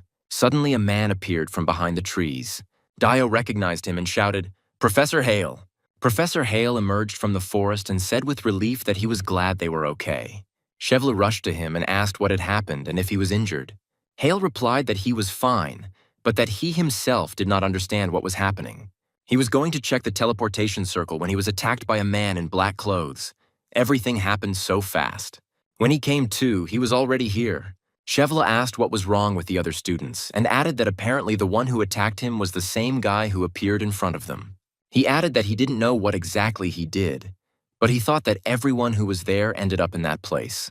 Professor Hale said that everything was very bad. Something dangerous could happen, so we needed to hurry and find the rest of the students. Chevla asked him where they were anyway. The professor replied that it was. Princess Jutiarinen asked again, "Was it really Ishuela?" Tessiana confirmed that this is the cursed land. Professor Khan intervened and stated that there were no monsters in Ishuel. Then it turns out that it has something to do with the guy who sent them here. Tessiana suddenly heard some noise and prepared for battle. She grabbed Damien by the collar and said that Yuti was the princess of the empire. He must protect her. He is responsible for her. Suddenly, a huge monster appeared in front of them. Tessiana prepared to defend herself. The monster rushed at them with a terrible roar. Blow stated that he actually had a secret mission here. Linus said enthusiastically that he understood everything. This was to be expected from the Black Mage. Lapis asked him if Mr. Black Mage remembered him by chance. They met at the auction. Looking at the students' animated faces, he wondered if they really didn't care where they were and what was wrong with them. He sternly asked what students like them were doing here, hoping that they would finally realize the seriousness of the situation. Linus said that he had to in order to finally meet him, but Lapis pushed him aside and began to explain. While they were preparing for the lesson, a black figure appeared and black water gushed out from the teleportation circle. It was probably the water that brought them here. Lapis added that he didn't know why this happened. They were supposed to go to the tower, but ended up in this unknown place. Blow reminded them that he had already told them that this was Ishuela, but Lapis said that as far as he knew, there were no monsters in Ishuela. Blow said that was true, but he seemed to understand what was happening, and as a magician, he could not stay away. The students looked at him in amazement. Blow thought it would be natural to intervene now and declared that it was his duty to help them. Linus introduced himself solemnly and said that his name was Linus Engrium. Lapis pushed him away again and stated that he was Lapis Yuan Nuadli. Master Mage could call him Lapis. The third member of their team introduced herself as Cyndia Mars. Although Rudd considered these sudden glorifications unnecessary, he introduced himself as a magician from Opian Blow. Linus immediately asked if he could address him as Mr. Blow. Blow agreed. Then he asked Linus if there was a magic stone in his ring, and he replied, yes. Blow said there are monsters everywhere here. They don't know yet what else can happen, so he asked them to take everything very seriously. He asked if Linus had enough mana in the magic stone, and he, without listening to the words, mechanically answered affirmatively to all the questions. Lapis had a preventive talk with him and, apologizing for him, said that he was not usually like this. Blow asked him to give the ring to him. Linus happily extended his hands to him. Blow took the ring from him without further ado, and charge it with your mana. He then demanded that Cynthia give him her magical weapon. Blow returned their magic items to them, saying that he had recharged them and that it would last for a while. Suddenly he felt the earth begin to shake. Blow advised the students to move away. He said that something big was approaching them. A huge monster appeared before them. Damien, with the princess in his arms, tried to escape from the approaching monster. Seeing the size of the monster, he called out in alarm, "Professor Rowell!" Tessiana blocked the monster's path, and she rushed to attack him. She launched a powerful attack and defeated the monster. The princess and Damien watched the fight. Having dealt with the monster, Tessiana approached them. The princess rushed towards her, shouting that she knew Tessie was incredible. Suddenly there was a loud roar, and they saw the wounded monster burrowing into the ground. Tessiana said that we need to pursue him. She picked up Princess Jutiarinen in her arms and ran, Damien following them. Cheval, Dio, and Professor Hale were in a gorge between the rocks. Professor Hale used a magic spell. Cheval asked him, "Is this tracking magic?" Hale answered in the affirmative and explained that with her help, they would be able to locate the rest of the students. Fire separated from the magical seal created by Professor Hale. He took off and quickly flew beyond the tails. The professor said that we need to follow the fire faster. Chevle and Dio ran after him. The huge monster was literally torn to pieces. Blow took him down without much difficulty. He thought it was a mid-level creature, so he'd probably have to speed up. Lapis, who was watching the fight, shouted in delight that he had destroyed it with one blow. It was incredible. Linus said, "Is he really not sleeping?" Blow thought he needed to move faster. It would be easier alone. Suddenly, he felt an impending danger, and he rushed towards the students. He grabbed Lapis by the collar, and he threw it high into the air. The remaining students watched his flight in amazement, but soon they set off after him. The place where they were standing suddenly opened up, and from there a huge monster appeared. Lapis was closest to the monster, and Blow grabbed him by the collar again. Linus and Cynthia landed safely on the ground. Linus said that it turns out there was another monster. The Black Mage and Lapis landed nearby on a rock. Blow asked Lapis if he was okay, and he replied that he was perfectly fine. Blow looked closely at the monster and felt a familiar aura near it. It was Lady Tessiana. The Black Mage and Professor Rowell stared at each other. The main group of students looked anxious, and there was increasing talk about what they would do if no one came. Yell said quietly, she wondered how much longer they would have to wait here. Suddenly, a light flew through the crowd of students, and soon Professor Hale appeared, followed by Chevle and Dio.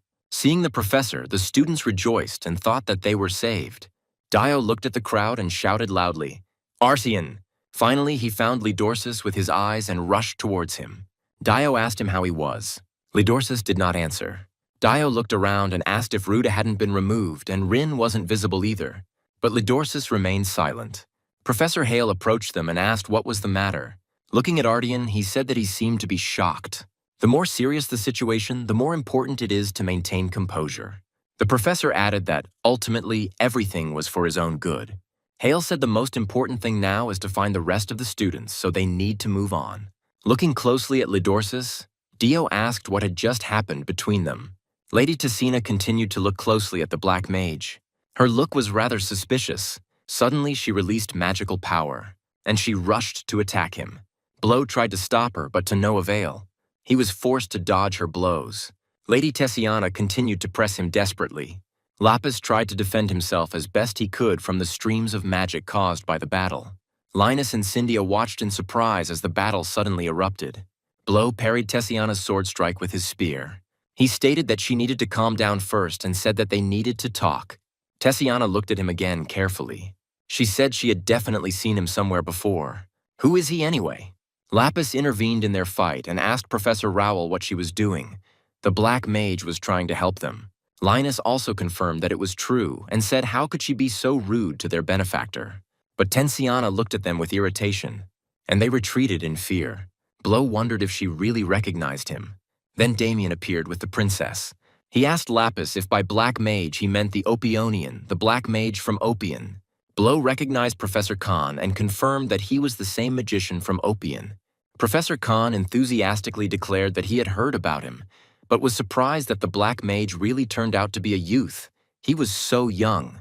But still, how did it happen that he ended up here? Blow hesitated a bit and stated that he had been sent to Ishuela on a top-secret mission and had met these students by chance. They seemed worried to him, and after their story about what happened, he decided to help them. They didn't mind. Professor Khan replied that of course not. They should ask him for help, and they even dared to hope that he himself would offer it. The professor, not noticing the black smoke gathering behind him, added that if they reached Helios, they would definitely thank him. Blow shouted to him that there was danger behind him. Professor Khan finally saw the black smoke and tried to dodge it with the princess in his arms. Blow stepped between him and the haze and pushed it away. Tessiana cried out in alarm, "Yuti," and rushed forward. The black smoke gradually began to thicken into an ominous figure. Blow and Tessiana watched the transformation closely.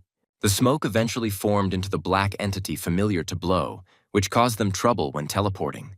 Nevertheless, he pretended to see the entity for the first time and asked Tessiana what it was. After the professor appeared, the panic among the students subsided.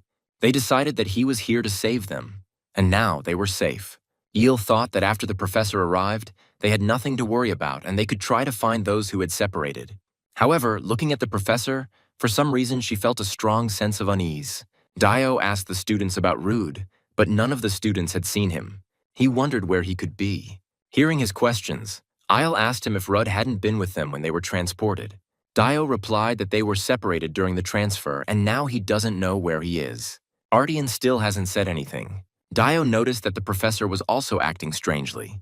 El had similar thoughts. Suddenly, Professor Hale said, "Okay, it looks like everyone they need is here, so we won't look any further." There were surprised conversations about the fact that not all the students were here. Dio shouted that Rude and Rin weren't here. They couldn't stop searching. Someone asked that there weren't many more here. Shouldn't they find everyone? The professor replied that since there was no sign of them, they were most likely already dead. The students looked at him in surprise. What is he even talking about? Professor Hale summoned magical fire and declared that they had had a little more luck. The students felt the ground beneath them shake. The huge chunk of land they were on became enveloped in glowing lines and began to rise. The professor looked at the students with a smile, and he said that perhaps they would live until the very end. A stranger in black with glowing blue eyes appeared before Blow and the others. Professor Khan shouted at the Black Mage that it was the bastard who had moved them here. Rudd was surprised that he came to them himself, that he had such an interesting idea. Suddenly everyone felt the ground beneath them shake. Lapis asked what it was, if it was an earthquake. A huge rock, shrouded in fiery lines, slowly rose above the area. Tessiana and Professor Khan watched the events with the princess. Blow thought that he was planning to do something in that place, so he needed to hurry. If he showed up himself, it means he's trying to stop them from going there. The black entity told Blow that this is where he would meet his death. Blow replied that we'll see who wins. He thought that Lidorsis was probably there. Suddenly, a huge stone monster appeared behind the black entity, stretching out huge stone hands towards Blow and the others. Tessiana prepared to defend herself. Blow rushed forward and destroyed the stone monster with a powerful magical attack. Tessiana and Professor Khan watched the fight. Blow decided that until he found what was creating this mass of mana, there was no point in fighting it. So he shouted at Professor Rowell that he was leaving it to her. The black entity roared, "How dare he!" and rushed at him. But Tessiana blocked his path and stood in front of Blow. She told him to go where he needed to go. She then turned to the black entity and stated that it concerned him. Then it won't pass. And she entered into battle with him. Blow thought that if she could fight Shikmone, then he had nothing to worry about. And he ran towards the rock, entangled in luminous lines. The students were shouting that the earth had moved, that something was happening. Chevla looked suspiciously at Professor Hale and asked if he was one of those who did this. Professor Hale said yes, that's right. Dio asked how he could. Professor Hale replied that he had a reason for it. He called everyone's attention and said that although they might be shocked, they should consider it a valuable experience. Although their training in the tower did not take place, Being exposed to real combat conditions will be much more beneficial for their learning. Dio asked again in surprise. A real fight. El said that he was definitely crazy. The professor said he had to warn everyone to try their best. With a clot of mana, the professor grabbed Dio by the neck and pulled him out of the crowd. The students watched this with alarm. The professor said that he always believed that useless people should not be left alive in this world. This guy Dio Varus is a nobody with no right to live. Hale asked the students what they should do with him. Shevla shouted what he was doing and demanded that it stop immediately. Professor Hale told Fidelio that he had made a mistake. He then threw Dio off the cliff. Lidorsus rushed at the professor in anger, but he was easily thrown back by him. Professor Hale said he advised everyone not to do anything stupid as the real lecture had not yet begun. Hale looked down and said that Dio Varus was nowhere to be seen. He expressed regret that he had not been of much use in this life. He then said that he hoped that the others would not be so useless and would do their best. The stone monster shattered into pieces once again. Damien said that no matter how many times he destroyed it, it would be restored again. As he thought, this needed to be dealt with first. He shouted to Professor Rowell, who was fighting the black entity, to try her best. The stone monster recovered again and began to advance towards Damien and the princess. He put up a magical protective seal, but he felt that it would not last long. Damien shouted to the students of Carace to get ready. They had an emergency. Cindy took out her weapon. It turned out to be an object similar to an ordinary shelf, which surprised Lapis. Lapis also called out to Linus, who didn't move. But he was in a depressed state and weakly said that the black mage had left. Lapis shouted at him that now was not the time to think about it. The stone monster dealt a blow that sent Lapis flying far to the side. Damien shouted, "Heroes, they are the last line of defense." Cyndia activated her magic stick and cast a spell, Unimayan Belomozarin. She launched a powerful magical attack on the monster. The magical power she summoned surprised not only Damien, but also the Black Essence who was fighting Tessiana. The stone monster became covered with cracks and crumbled into small pieces. Linus whispered thoughtfully that the flying stones had turned to dust. Cyndia seemed surprised by the power of her own attack. Professor Khan asked in astonishment what it was. Cyndia silently demonstrated her magical weapon. Lapis said that this is black mana. Could this really be the magical power of the black mage? Hearing about black mana, Linus looked thoughtfully at his ring with the magic stone. Lapis explained to the others that it was a magic stone that the black mage had charged. He thought that black mage Mr. Blow was really incredible. If they had such power, they could help the professors. Lapis said he was no use himself, but Linus had to help too. But Linus only waved his hand sheepishly, and he hurried to move away from his companions. They looked at him reproachfully. Blow made his way to where the rest of the students were. He had a bad feeling, so he tried to move faster. Blow didn't notice that a strange man with multicolored eyes was watching him from a tree branch. The flying stones began to gather into a stone monster again. Professor Khan shouted at the Herays that now was not the time for games. But Linus said that he was very sorry, but he couldn't use his mana, even if he was considered as useless as Lapis. Lapis was indignant and shouted back, asking what kind of nonsense he was talking at such a moment.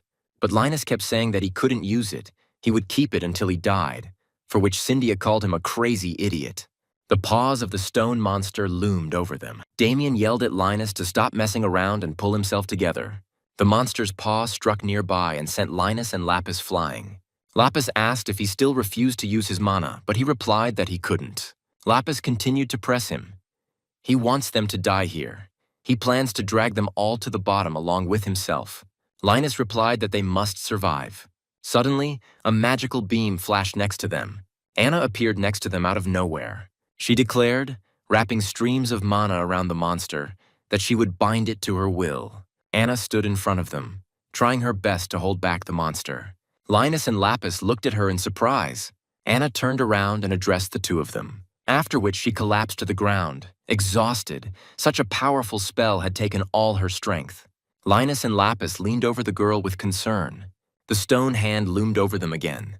Lapis called Linus. He sighed that nothing could be done, and he prepared to cast spells to release mana from the ring. The monster's stone hand struck them, and Linus realized that he didn't have time to block her. Suddenly there was a terrible roar and the monster fell apart again. Cyndia turned around, thinking that it was Linus who used the black mage's mana. But it was Lapis. He was literally glowing with mana. Linus said it was amazing how he did it, but Lapis himself was confused and did not understand what had happened. Suddenly he remembered the tattoo Runa had made and looked at his chest. One of the 3 engraved hearts was gone. He had used it. Linus leaned over Anna and asked if she was okay. She nodded and asked where Chevla was. Chevel clutched the magic stone of his pendant and asked Hale why he was doing this to them, what he wanted from them. The professor replied that who knows what he really wants from everyone, maybe Hadelio will try to guess. Chevel stated that whatever it was, he would not give it up just like that. Professor Hale chuckled and said how touching it was. Chevel suddenly felt that the magic stone in his pendant began to activate regardless of his wishes. He could no longer control it. Professor Hale said, "Let me borrow your power for a little while." Chevla von Hadelio was engulfed in a powerful stream of magic. His eyes lit up. The students were seized with panic. Lidorsus watched what was happening in horror. The thought that it was his fault overwhelmed him. All this is done for his sake. It's all his fault. Rin and her friend hid among the rocks from a monster passing by. She thought it looked like they had been sent to some terrible place. I wonder if the others are okay. Camilla wanted to ask something, but Rin told her to shut up. She heard some noise and looked in his direction. Suddenly, a monster looked into their shelter among the stones. Rin thought they needed to run, but her friend Camilla fainted from fear. Rin prepared to defend herself to the last. She didn't see that high in the sky above them, a blue dragon was soaring. The monster came close to the girls, but then a powerful blow fell from the sky on the monster and it disappeared. Rin looked up, stunned. She saw a huge dragon soaring in the sky, carrying a monster in its claws. The dragon circled above them and flew away into the distance. Rin watched him go, still not understanding what had just happened. Blow's path was blocked by a high cliff. He assessed her with his eyes and wondered if he could climb up here. He thought about what was going on there. His friends from Helios were probably there now. Blow thought that if something happened, he wouldn't just let it go. Suddenly, a strange young man blocked his path. He had different colored eyes and asked where he was going. Lapis held back the stone monster with the last of his strength. Professor Khan called everyone over and said that they needed to create a barrier even if it took a lot of mana. Linus cheerfully reported that everything was fine. They were safe as long as Lapis covered their back. Professor Khan thought that he couldn't use his full power while Professor Rowell was here, so he needed to create a protective barrier first. Suddenly, a strange glow appeared behind them. Lapis screamed that it was a magic circle. A man emerged from the magic circle and declared that the air here was still disgusting. Several more people appeared from the circle. One of them said that he had not noticed it. In any case, they will have to break through the barrier. Professor Khan said in surprise that Marquise Hadelio and the mages from the tower had appeared. One of the new arrivals also recognized Professor Khan and rushed to him, asking what had happened and where the students were. By that time, the stone monster had recovered again and rushed to attack. Professor Rowell blocked his way. Marquise Hadelio asked what it was. Another mage replied that it looked like someone had poured mana into the stone and made a puppet. Hadelio clarified that he didn't mean the stone monster, but that thing over there, and he pointed to the black entity. Then the Marquis ordered everyone to retreat. He said how could they claim the greatness of Helios if they were unable to solve even such a trivial problem? Hadelio also told Tessiana that she would have to answer for dragging Princess Jutiarinen into such a dangerous situation. Tessiana responded with contemptuous silence. The magician pointed to something behind the Marquis and told him to turn around. But Hadelio calmly stated that he also had eyes on the back of his head. He snapped his fingers and a protective magical seal appeared behind his back. Tessiana and the others watched his actions. The Marquis asked where his son and other students had gone, and he looked gloomily at the black entity. Chevla, meanwhile, stood enveloped in a glowing column of mana. The students watched in bewilderment as the mana drained from them. Professor Hale said that he would now tell us what the essence of their lesson was. The goal of today's lesson is to win the fight against Chevla von Hadelio. 2 huge wolves made of mana appeared next to Chevle. The professor assured that they would certainly not fight with bare hands. He would provide them with weapons. No more rules. Let them show him what they can do. However, if they fail this lesson, they will lose their lives. So if they want to live, they must fight with all their might.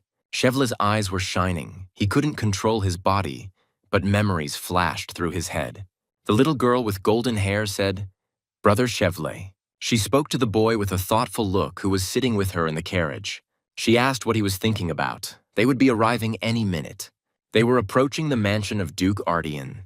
Little Cheval said that he would finally see Lido, or whatever his name was, in general, he would meet him. The girl called him a blockhead and said his name was Lidorsis. She added that this time she would definitely become friends with Lidorsis. The brother and sister were warmly welcomed at the Duke's mansion. Young Master Ardian greeted them and shook Chevla's hand, saying that he was glad to see him again. Chevla said, mutually. He wanted to introduce his sister to him, but she had already turned away from them.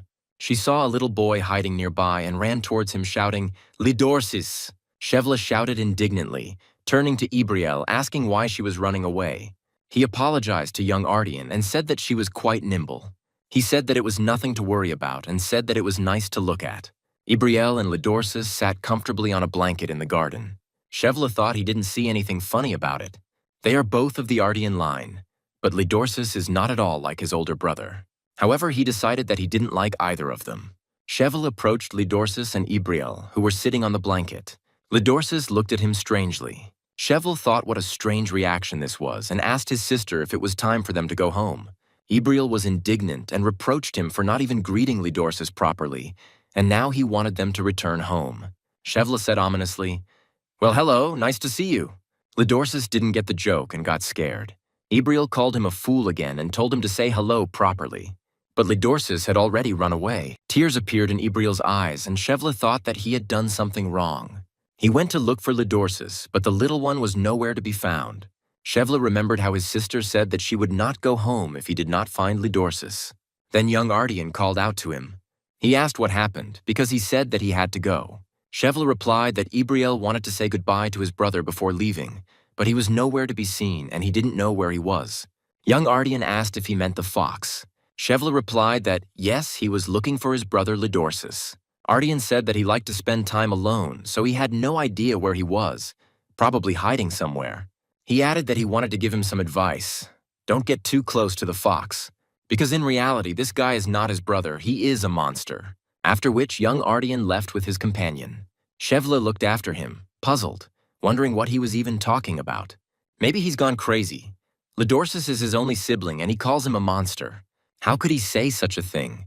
Chevla saw Lidorsis lying on the ground. He became worried, thinking that something had happened to him. But I saw that he was just sleeping. He sat down next to him and wondered why the Duke's second son was sleeping on the ground as if he didn't care. How did he become like this? Maybe it's because of his older brother. He is his younger brother. He is smaller and weaker. Shouldn't he protect and take care of him, as is proper in the family? Chevla saw that Lidorsis had woken up. He tried to talk to him, but Lidorsis jumped up and tried to run away again. Chevla shouted at him that he was at it again. When people try to talk to him, he always runs away. Where do they teach such things? Lidorsis suddenly stopped, turned to Chevla and said, hello. But then he ran away again. Chevla rushed after him, shouting if he knew what he had to go through to meet him, why he was running away again without saying a word. Then suddenly Ibriel appeared and angrily asked what they were doing. She rushed to pull Chevla away from Lidorsis. Marquis Hadelio was surprised to hear that they wanted to go to the Ardians again. He asked if they wanted to stay and live there. Ibriel asked if it was possible. The Marquis said that today at the council he had to listen to so many complaints from the Duke, and the children have no idea what their father feels. Idriel and Lidorsis held hands, and Chevla watched them. They began to visit the Ardians frequently, and play Three of Us. Chevla noticed that the Duke's first son no longer came to meet them. Although they have been coming here frequently lately, and in general, they did not come for him. That day, the three of them met again. Lidorsis said, hello. Chevla looked at him and thought that it would be great if he were his brother. He greeted her warmly in return. Hadelio came out of his reverie and heard someone speaking to him. This was the first son of Duke Ardian. He asked where his sister was. Chevla replied that she was now with Lidorsis. Ardian said dejectedly that he had not followed his advice.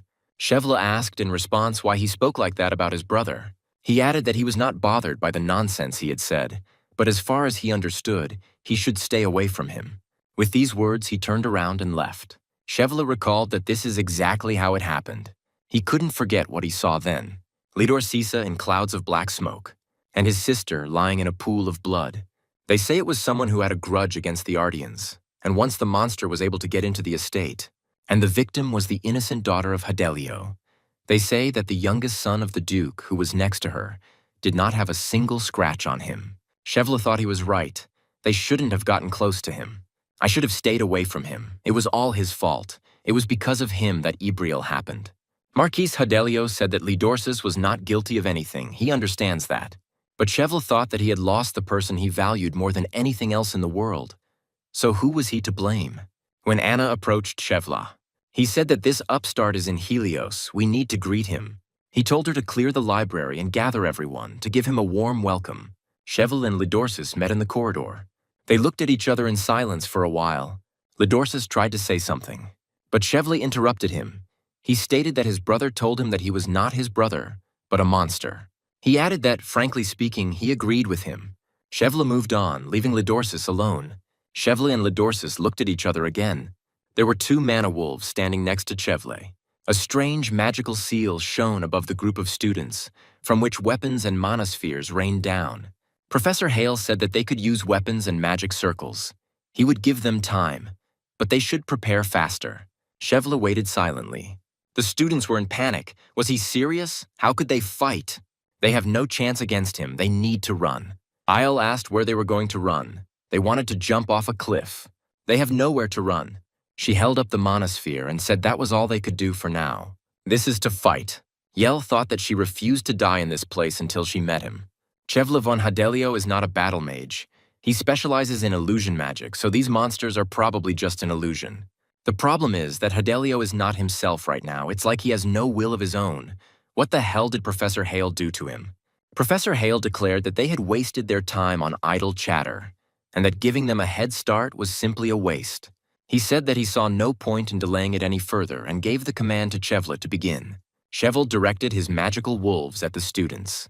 They started running in fear. Yell said that they were idiots. Why were they even listening? There was nowhere to run. Isle thought that she was now on her own and prepared to fight, but suddenly Lidorsus appeared in front of her, protecting her from the wolves. Blow struck at the figure blocking his path. He dodged and said that it was impudent to attack without any warning. Blow looked at him silently. The man with multicolored eyes asked. It seemed he needed to go up. Blow wondered where he came from. He didn't even notice his presence, and asked who he was. He was in cahoots with the one who arranged all this. The strange man objected with an offended expression. How could he even say such a thing? He would never have sided with that traitor. Blow thought about his words about the traitor. The man with different colored eyes said that if he was going up there to save people, it might be a bit difficult. He must find out what this traitor is going to do with those people. Although apparently he is going to kill them all, but why? After all, killing a couple of bugs is a mere trifle. Blow attacked the strange creature without further ado. Using his mana spear, he grabbed it. Blow said that if he didn't want to get crushed by this bug, he'd better answer straight out. If he calls him a traitor, it means they were once allies. Therefore, it is better to tell him everything he knows, down to the last detail. The magical wolves rushed towards Lidorsus and Isle. Yell grabbed Lidorsus's hand, and together with him, she dodged the monster's attacks. She activated the mana sphere and cast spells. The wolves were entangled in magical lines and stopped. Eel pounced on Lidorsus and screamed, "What is he doing? He has gone crazy.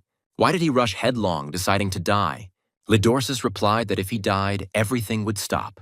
Eel was outraged that he was talking about how his death would change absolutely nothing, just like Dio's death. His death will be completely meaningless. The monsters remained motionless in magical bonds. Professor Hale stated that he was amazed. It was incredible that Aiden's student could perform containment magic of such a level. Eel thought that, judging by the way they dealt with her magic, those creatures were real, not just an illusion. Hale added that the duration still needs some work. The monsters gradually began to free themselves from their magical bonds. Yell thought that this was the limit of what she could do with her magic. She needed to think of another way. It would be better to attack the caster and disrupt the magical flow. The magical wolves finally broke free and rushed at her again. Yell cast the protective spell again. The monsters froze. Yell thought that this would only buy her a little time, as she thought acting alone was not very effective. Suddenly, one of the students stood next to Isle. She said that she didn't want to admit it, but she was right. They had nowhere to run. They had no choice but to fight them. The girl shouted loudly that she entered Helios to become a magician, like everyone else, right? If they become real magicians, they will have to face the same dangerous situations. Are they really planning to run away without doing anything? The students became inspired. Many began to grab weapons and say that they had to show what they were capable of. Professor Hale said this was not what he expected. He told Shevla that he thought he could do better. Maybe he doesn't want to harm these children. The professor told Hadelio that one way or another he had disappointed him. Suddenly, Hale received a mental message that time was running out and he needed to hurry. The professor told the students that he would like to spend more time with them, but it was time to wrap up. Isle said that he called off the monsters. What was he planning? Professor Hale said that although they were finished, they would not have died in vain, but would have learned a vivid and useful life lesson. Hale said his name was Venus and activated awakening. The students watched his transformation in amazement. Yell said that this couldn't be. Hale said it was a wonderful feeling, an unimaginable delight. He finally managed to go beyond the boundaries of human capabilities. Isle, who was watching him closely, said that it was a demon. Hale said they should take a good look at this magnificent spectacle. The transformed professor stood before a crowd of students. He asked what he should do with them. Maybe line them up and throw them off the cliff one by one, or break their arms and legs and leave them to die in agony, whichever they prefer. Hale stated that he was eager to kill them all in a quick but interesting way. Yell said it felt like a nightmare. Professor Hale said he would begin the purge with the most worthless. He told Hadelio that he was going to use it, but in the end, it all turned out so annoying. He threw Chevley off the cliff, under the frightened glances of the students. He threw Chevley off the cliff. Professor Hale and Yale watched him go, but suddenly someone grabbed Chevel by the hand. This would be Lidorsis. He held Chevla, who was hanging over the abyss. The man with different colored eyes was thrown back. He said it was quite surprising, and he looked at Blow. He said that he could consider himself lucky. The strange man muttered that it was all very curious. He simply adored the human world. It seems unlikely that everything will go exactly as he planned. Lidorsis was still holding Chevley's hand. Hale said he didn't expect that out of everyone present, he would be the one to rush to save Hadelio. But he mocked and tormented him. It was he who made him solitary, everyone knows that. Lidorsis muttered that he would not let him go no matter what. He will never lose anyone again like he did then. Lidorsis remembered that lunch with his older brother. Then he asked why he didn't eat anything. Did he really not like having lunch with him? Lidorsis did not answer. The brother said indifferently, "Oh well," and said that he had heard that beautiful flowers had blossomed in the depths of the hyacinth garden. He asked, "Her name is Ibriel, she would probably really like them. Because they are very beautiful, he should show them to her." The flowers were really very beautiful. Lidorsis and Ibriel looked at them holding hands. Ibriel began to pick flowers, not noticing that a black haze was beginning to thicken above them. Suddenly, streams of black smoke engulfed her. There was a loud explosion, throwing Lidorsis back. When the dust cleared, a huge monster appeared, holding Ibriel in its hand. Lidorsis looked at this terrible spectacle, but he couldn't help. Lidorsis continued to squeeze Chevla's hand, keeping him from falling down. The magic stone in Chevla's pendant suddenly cracked. Chevla's gaze became normal. He began to come to his senses. He said, "What the hell is going on?" Finally, he realized the situation he was in and asked Lidorsis not to let him go. Hale, who was watching them, said that thanks to Ardian he had come up with something funny, he would definitely like it. He told Ardian that he would give him a choice. If he lets go of Hadelio's hand, the rest of the students will survive. But if he decides to save him, then these boulders will crush everyone and they will die. So what will he choose? He will save them or Hadelio. Professor Hale ordered Lidorsis to choose. Lidorsis said that he would not let go. Chevla said irritably, "What a nasty thing." He turned to Lidorsis, calling him a non-entity. Does he really think he is the winner? He humiliated him endlessly, calling him a monster. Doesn't he like seeing him in this position? He asked Lidorsis why he was hesitating, to leave him alone. He doesn't need help from someone like him. Lidorsis replied that he did not want to. He remembered Ibriel telling him why her brother always said things that weren't on his mind. She hated him for it. Lidorsis asked again if she really hated him. Ibriel replied that of course not. Actually, she loves her brother more than anyone in the world, but it's a secret. He shouldn't tell anyone about it. That's why she wants the two people dear to her to become closer. They were interrupted by Chevla, who stated that he had searched them. They have gone too far with what they are doing, and Chevel suggested that they all return. Lidorsis then thought that these people were shining like the sun. Chevel continued to shout. Why the hell he didn't let him go? Did he really think that he would thank him for saving him? He would rather die than let him save him. But Lidorsis stubbornly replied that he did not want to, and asked him to hold on tighter. The other students watched this scene with mixed feelings. Professor Hale asked, "So he chooses Hadelio. He will let everyone else die for the sake of one person. That is a questionable decision." Eel thought it was nonsense that he would spare everyone. Hale promised that if Ardian let go of his hand, he would spare the rest of the students. Isle thought it was nonsense that he would spare everyone. Chevla told Lidorsis that he was not a monster. He was just an idiot. But he continued to stubbornly hold on to it. Cheval said that he always played the fool and that what is happening now is not his fault. And then he wasn't guilty either. How long is he going to hold it? His hand is already going numb. He better let go. Lidorsis continued to stubbornly insist that he would never let him go. Chevla asked for forgiveness, and his hand unclenched. He flew down. Seeing Cheval fall, Hale told Lidorsis not to blame himself, since his choice had no bearing on anything anyway. He was going to kill everyone from the very beginning. The boulders hanging above the students began to fall. Yell looked up and wondered if this was the end. Suddenly, Lidorsis remembered what Rude had once told him. He then said that if he asked him for help, no matter what happened, he would help him in any way he could. A desperate Lidorsis said, "Rudd." Professor Hale looked at him mockingly. The stunned Lidorsis could not believe his eyes. Suddenly, Blow appeared, dragging Chevely along by the scruff of the neck. The stunned Lidorsis could not believe his eyes. Blow threw Chevla, who flew past Lidorsis and sprawled on the ground. Professor Hale was also puzzled by what was happening. Blow began to gather mana to launch a magical attack. He struck the boulders hanging over the students, shattering them into tiny pieces. Small stones and sand fell among the students without causing them any harm. Blow wondered if he was too late. He sat down next to the students and saw that they were okay. Lidorsis is fine too, but what the hell is that next to him? Blow turned to the students and asked if they were okay. They looked at him in surprise, not understanding who was in front of them. A strange, demonic-looking creature uttered a curse at him. Blow thought that it was from him that the wave of mana that he felt below came. Who he was. The creature screamed at him. How dare he interfere and promise to destroy him? With these words, he dealt a powerful blow to Blow. Blow parried the blow without difficulty. And with surprise, I thought that the energy of a magician was emanating from it. The creature said angrily that he was probably from the tower. He couldn't believe that he had come here so fearlessly. It added that it would make him regret it and dealt another blow. Blow ruined his attack again. He thought he had felt this mana before. Blow remembered a man who had such mana.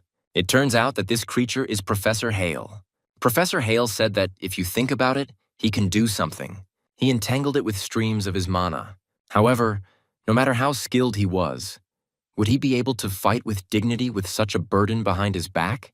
Hale stated that he noticed that he was quite capable of dodging his attacks, but preferred to take them on himself. This means that he is doing this only out of fear for these children. Hale chuckled and asked Blow if he had guessed correctly. Blow answered briefly, "No." Hale said we'll see how long he can hold out then. He began to prepare a new, even more powerful attack. The professor said that he didn't have much time left, so he will wipe them all out with one blow. IL and the other students shouted that it was dangerous. Blow looked at the students and said he was sure they were all shocked. But there is nothing to worry about. There is no need to doubt. Turning to the professor, he said that he seemed to have misunderstood something.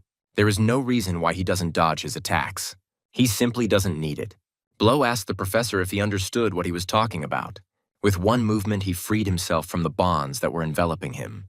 Professor Hale said that he was not an ordinary person. He was not like the magician from the tower. This aura and black clothes. Hale stated that he had heard of him. He is the same young magician who single-handedly defeated the monsters from the gate. That same opium-black magician. The students were shocked to hear Hale's words. Could this really be the famous black magician? Blow didn't deny it. He said, yes, so what? Professor Hale laughed evilly and asked what the black mage from Opium was doing here. However, if he really is a black mage, his death will be proof of his strength. The students felt inspired. If he really was the black mage, then they were saved. The black magician will definitely save them. Isle thought that this man right in front of her reminded her of someone. The professor released a new powerful stream of mana. A wave of mana rolled through the students. Blow blocked most of that wave. Professor Hale laughed ominously. Blow thought that not only his appearance had changed, but also his aura. Hale stated that mana was coursing through his entire body, a force that obeyed his will. No one can comprehend this magnificent feeling, which has no equal. Professor Hale directed streams of his newfound power at Blow. He said mockingly, "What's the matter, Black Mage?" He became somehow nervous. Where did all his confidence go? Blow thought that Hale's attention was on him now, but if he aimed at the students, he can hardly protect them all. Hale mockingly asked why he was silent. He swallowed his tongue. Did it dawn on him who was in front of him? Blow said he was talking too much. He decided not to drag it out, but something was bothering him. Who was it that made Professor Helios such a monster? He must find who is behind all this. Hale shouted that he was an insolent upstart for daring to oppose him. He attacked the Black Mage with magical seals. Blow disappeared in the cloud of a powerful explosion. Hale said there was no point in talking to someone who already had one foot in the grave. However, Blow managed to repel his attack. The professor prepared another attack and shouted that he could not withstand this blow. He screamed, "Die!" and dealt a powerful blow, sending rock fragments flying in all directions. The students were horrified. Professor Hale looked around and saw no one at the site of the impact. He stated that there was not even a trace left of him. But Blow said no and pounced on him from above. His blow was even stronger than the professor's. But Professor Hale doesn't know how to handle such power, and it seems he has little combat experience. His power doesn't suit him. Blow said that this mana is at least not inferior to the mana of the strongest mages. But Professor Hale doesn't know how to handle such power, and it seems he has little combat experience. His power doesn't suit him. Blue blood began to ooze from Hale's wounds, and Blow wondered why it was that color. Blow asked Hale who gave him this alien power. In the end, she couldn't do anything again. Isles said that the Black Mage had won, and she thought to herself how pathetic she was. In the end, she couldn't do anything again, just like then. However, Isles' thoughts were interrupted by the surprised cries of the students. She looked up at the sky and saw some strange flying creature approaching them. It was getting closer and closer. Eventually, everyone saw a huge blue dragon diving towards them. Professor Hale whispered that it was impossible for him to lose to someone like him. Blow told him to stop talking nonsense and answer his question. Then the blue dragon landed on the rock they were on. He looked at Blow and Professor Hale. Blow also looked at him, trying to understand what was going on. He decided that it was all quite scary. Looking at the dragon, Blow thought, "What a giant! What is this? There is no demonic energy emanating from it. He has never seen anything like it before." He decided that it was all quite scary. The dragon brought its head closer to him. Blow thought it looked like he was sniffing him, but wasn't that too close? Professor Hale perked up. He stated that the dragon was sent to help him. He screamed at Blow that no matter how strong he was only human and he would witness his slow demise. He urged the dragon to hurry, but the dragon suddenly grabbed Hale with its mouth. The students were stunned by this strange turn of events. The dragon soared upward, holding Professor Hale in its mouth, and flew away with him. Blow wanted to stop the dragon because he still didn't know anything. But he was already far away. In any case, it's bad. He still couldn't get any information. Then Blow saw that all the students were staring at him. In any case, it's bad. He still couldn't get any information. The students shouted in admiration, "Black Magician." He thought that they were looking at him so strangely. The students shouted in admiration, "Black Magician." They won. The Black Mage defeated Professor Hale and drove away that monster. He saved them. Bravo to the Black Mage. Blow was surprised and confused by this reaction. He thought that they were celebrating too soon. Professor Hale had disappeared, and the magic that supported this place would soon dissipate. But Blow looked with alarm at the magical lines that entangled the piece of rock on which the students were standing. He thought that they were celebrating too soon. Professor Hale had disappeared, and the magic that supported this place would soon dissipate. This means that everything here will soon collapse. He needs to take them to a safe place. Suddenly, a teleportation portal opened behind the students. Someone's voice said, "Thank heavens they found them." The students recoiled, not knowing what to expect from them. Someone's voice said, "Thank heavens they found them." The students greeted Professor Khan and Professor Rowell with joyful shouts. Seeing the students, Lapis was relieved to think that everyone was here. The students greeted Professor Khan and Professor Rowell with joyful shouts. He looked at Lidorsis and Chevle. He decided that it was time for him to leave. Meeting them now would be completely inopportune. He looked at him in surprise. How did the Black Mage know his name? Then he addressed Lidorsis by name. He looked at him in surprise. How did the Black Mage know his name? Blow said that since the other mages were here, he would be safe. But it is dangerous to stay alone. so he had better hurry to the other students. O said goodbye and left, but Lidorsis tried to stop him. Marquis Hadelio stated that the students needed to be evacuated immediately and that they could use the teleporter they came through. But the magician replied that they couldn't. There were too many of them for such a modest teleport, and that new mana could be directed through the same paths. Professor Khan was indignant, and they talk about it so calmly. Marquis Hadelio stated that the students needed to be evacuated immediately and that they could use the teleporter they came through. But the magician replied that they couldn't. There were too many of them for such a modest teleport, and that new mana could be directed through the same paths. Marquis Hadelio was trying to find his son, and Linus was trying to find the Black Mage. The mage said that it was not possible to redirect mana to support the spell now. Another way would have to be found. Professor Rowell said there was such a way. When everything falls apart, they will let everyone fall. And then they'll just catch everyone. The magician and Professor Khan were surprised by this proposal, but agreed to it. The magician promised Marquis Hadelio that he would do everything in his power to find his son, but asked him to help them. He must destroy as many falling fragments as possible so that the children do not get hurt. Professor Rowell will help with this. If he accidentally misses any of the students, he asks her to intercept them. Professor Khan must provide the children with protective spells as much as possible. Even the simplest ones will do. Let the rest go down to ensure the children from there if they fall. The magician said that all this should work. He gives wings to children. Blow said that everything was happening faster than he thought. At this speed, the earth would collapse in the blink of an eye. He could help them. But then someone's hand grabbed his sleeve. It was Lidorsis. There were cries that the earth was collapsing. The magician gave the command to prepare for the operation. The piece of rock on which Blow, Chevalier, and Lidorsis were sitting split and they fell down. Blow rushed after them to save them. The rest of the students also found themselves in the air. The magician shouted at them not to panic, to let the magic carry their bodies. Yell felt like she was floating in the air. She couldn't believe they had managed to cast so many spells in a matter of seconds. This is amazing. Floating in the air with everyone else, Isle thought that it still looked like it. Somehow idiotic. Blow managed to grab Chevalier and Lidorsis and help them land safely. Blow saw that Lidorsis had lost consciousness. He thought he had screwed up pretty badly by calling Lidorsis by his first name, but nothing can be done about it now. It seemed like the others were okay. Blow decided that since the tower mages were here, he had nothing to worry about. Looking at the lying Chevalier and Lidorsis, he thought that it was unlikely that this would be the end of it. He never managed to find out what they wanted, and he cannot guarantee that something similar will not happen again. Blow decided that he had to go back and tell the Duchess everything, and also report everything to the Master for the safety of Lidorsis. He remembered how the Master, when sending him to school, advised him to have a good rest and treat it like a vacation. He thought with a grin that the vacation had turned out to be so-so. Blow decided that now was the time to remove Awakening and join the others. He checked everything. There was no one nearby. He said that his name was Blow and completed the Awakening. Everything went well, and he became Rudd again. Looking at the clothes, he saw that, as he expected, everything had turned into rags. Rudd thought he would tell the others that he had briefly lost the creature, and then found the two of them unconscious. He looked at Lidorsis and Chevalier, and he saw that Chevalier was looking at him in amazement. Rudd said sullenly that it was necessary to make such a mistake, and asked Chevalier what he saw.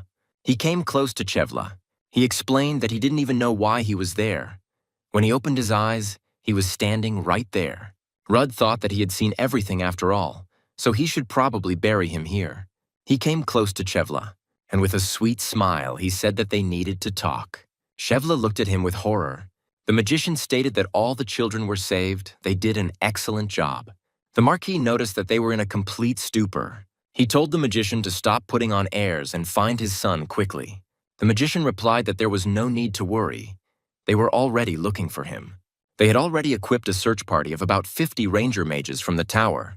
The mage sleuths found other students scattered throughout the area. One of the mage trackers found Rin and her friend. He asked if she was okay and if there were any casualties. He said that he was from the tower, so she could relax. The mage sleuths found other students scattered throughout the area. All found students were teleported to a safe place. The chief magician asked if they had found the son of the Marquis of Hadelio, a tall man who likes to swear, meaning fair-haired. Marquis Hadelio stated that if something happened to his son, he would not let it go. The magician reassured him, saying that everything would be fine. The air here was not saturated with the smell of human blood. A man with multicolored eyes entered the cave and said that there was a foul smell of blood. He asked the person in the cave what he was doing there, whether he was eating or something. The man sitting in the cave, dressed in the uniform of a Helios student, did not answer. The guy with different colored eyes asked who he was looking for when he took on his true form after falling off the cliff, flickering here and there. He replied that he simply hadn't flown for a long time. It seems that many people saw his appearance, but it doesn't matter, it was of little use. But they met an interesting guy. Some annoying people might show up here, so you should take this guy to Ruby immediately. The man with multicolored eyes looked at the body lying on the ground and declared that he was dead. He said he should have at least breathed. After all, how would he explain to Ruby why he killed him? But the man in the school uniform told him to shut up. He said he killed him because he got it, he can give it to Ruby. He told the man with the different colored eyes, calling him Elsabel, that he was ready to listen to him. But he had better tone it down. She remembered the dragon who saved her. The students were waiting to return to Helios School. Rin looked up and noted that the sky was no longer red. She remembered the dragon who saved her. Rin wondered what it was. Camilla approached her and asked if she had heard the news. It turns out that the one who arranged all this was Professor Hale. Rudd said that couldn't be true when he heard from other students about Professor Hale. All the students said that he didn't deserve the title of professor, but he was their class teacher. What a horror. Rudd thought that after all this, Helios would have a hard time, and the school could have serious problems. Furthermore, Professor Hale is a criminal. Rudd saw Chevlev on Hadelio talking to his father. He remembered talking to Chevlev after leaving Awakening. He told him to listen carefully and remember. He was thrown out here alone. He was scared. He was confused. And then I found him in Lidorsis. After all, everything is clear to him. Rudd thought that it was a bit weak. He needed to be intimidated more strongly. But then the mages from the tower appeared. But it's okay. He won't start chatting about it left and right. Meanwhile, Marquis Hadelio was telling Chevla that no matter what his name was, Hale or Hell, he had to personally catch that bastard. They say that the Black Mage saved him. He will have to thank him when we meet. Chevla looked gloomily at Rude and thought that this couldn't be. This is complete nonsense. He is just a child. Unable to contain himself, Chevla swore loudly. Oset asked worriedly if he had hurt himself. Then Rudd suddenly remembered Dio. He asked the other students if anyone had seen him, if they hadn't found him yet. Why didn't he see him? But the students just looked away in embarrassment. Dio sat on a rock not far from them. One of the students began to explain something to him. But Rudd suddenly said that yes, here he is. Dio sat on a rock not far from them. He was holding his head. It looked like he had been hit pretty hard. The students asked in shock if he was okay. After all, he had fallen off a cliff. Dio said that when he woke up, he saw a magician in front of him and did not understand what had happened. The students wondered what happened then and who saved him. Maybe it was the Black Mage. Rude was surprised to hear the students' screams that Dio had been saved by the Black Mage.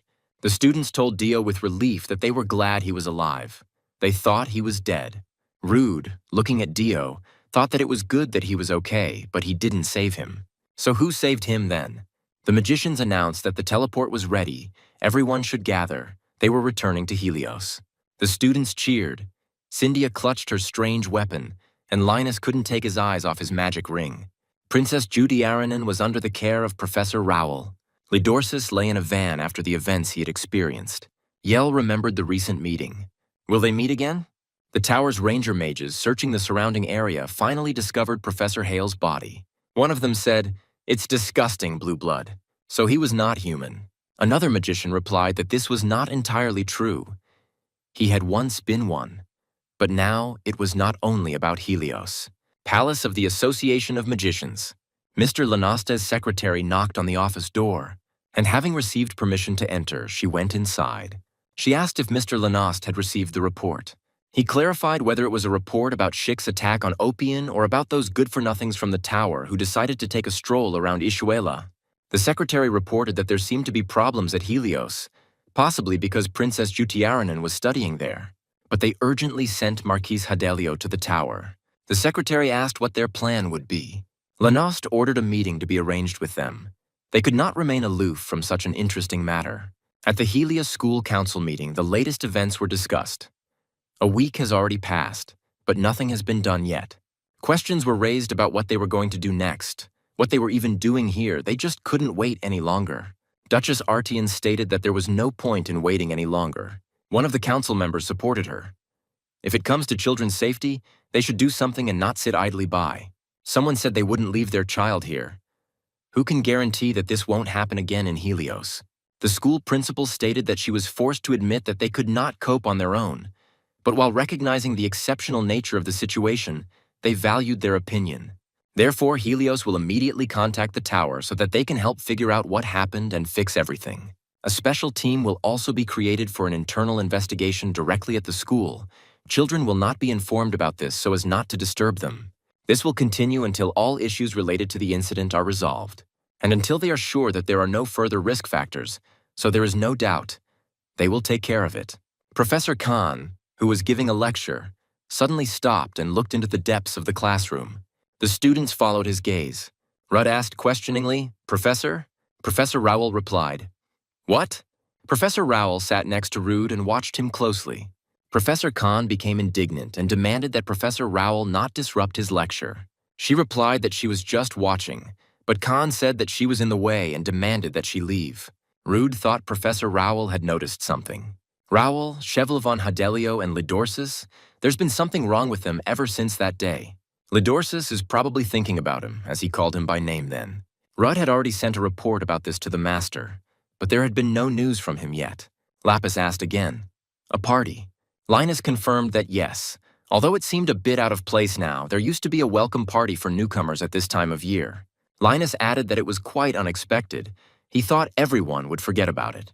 Lapis said that everyone had returned, safe and sound, and that the party could be considered a celebration of their safe return, and the professors had given their approval. He added that it was like a dream. Linus asked what kind of dream.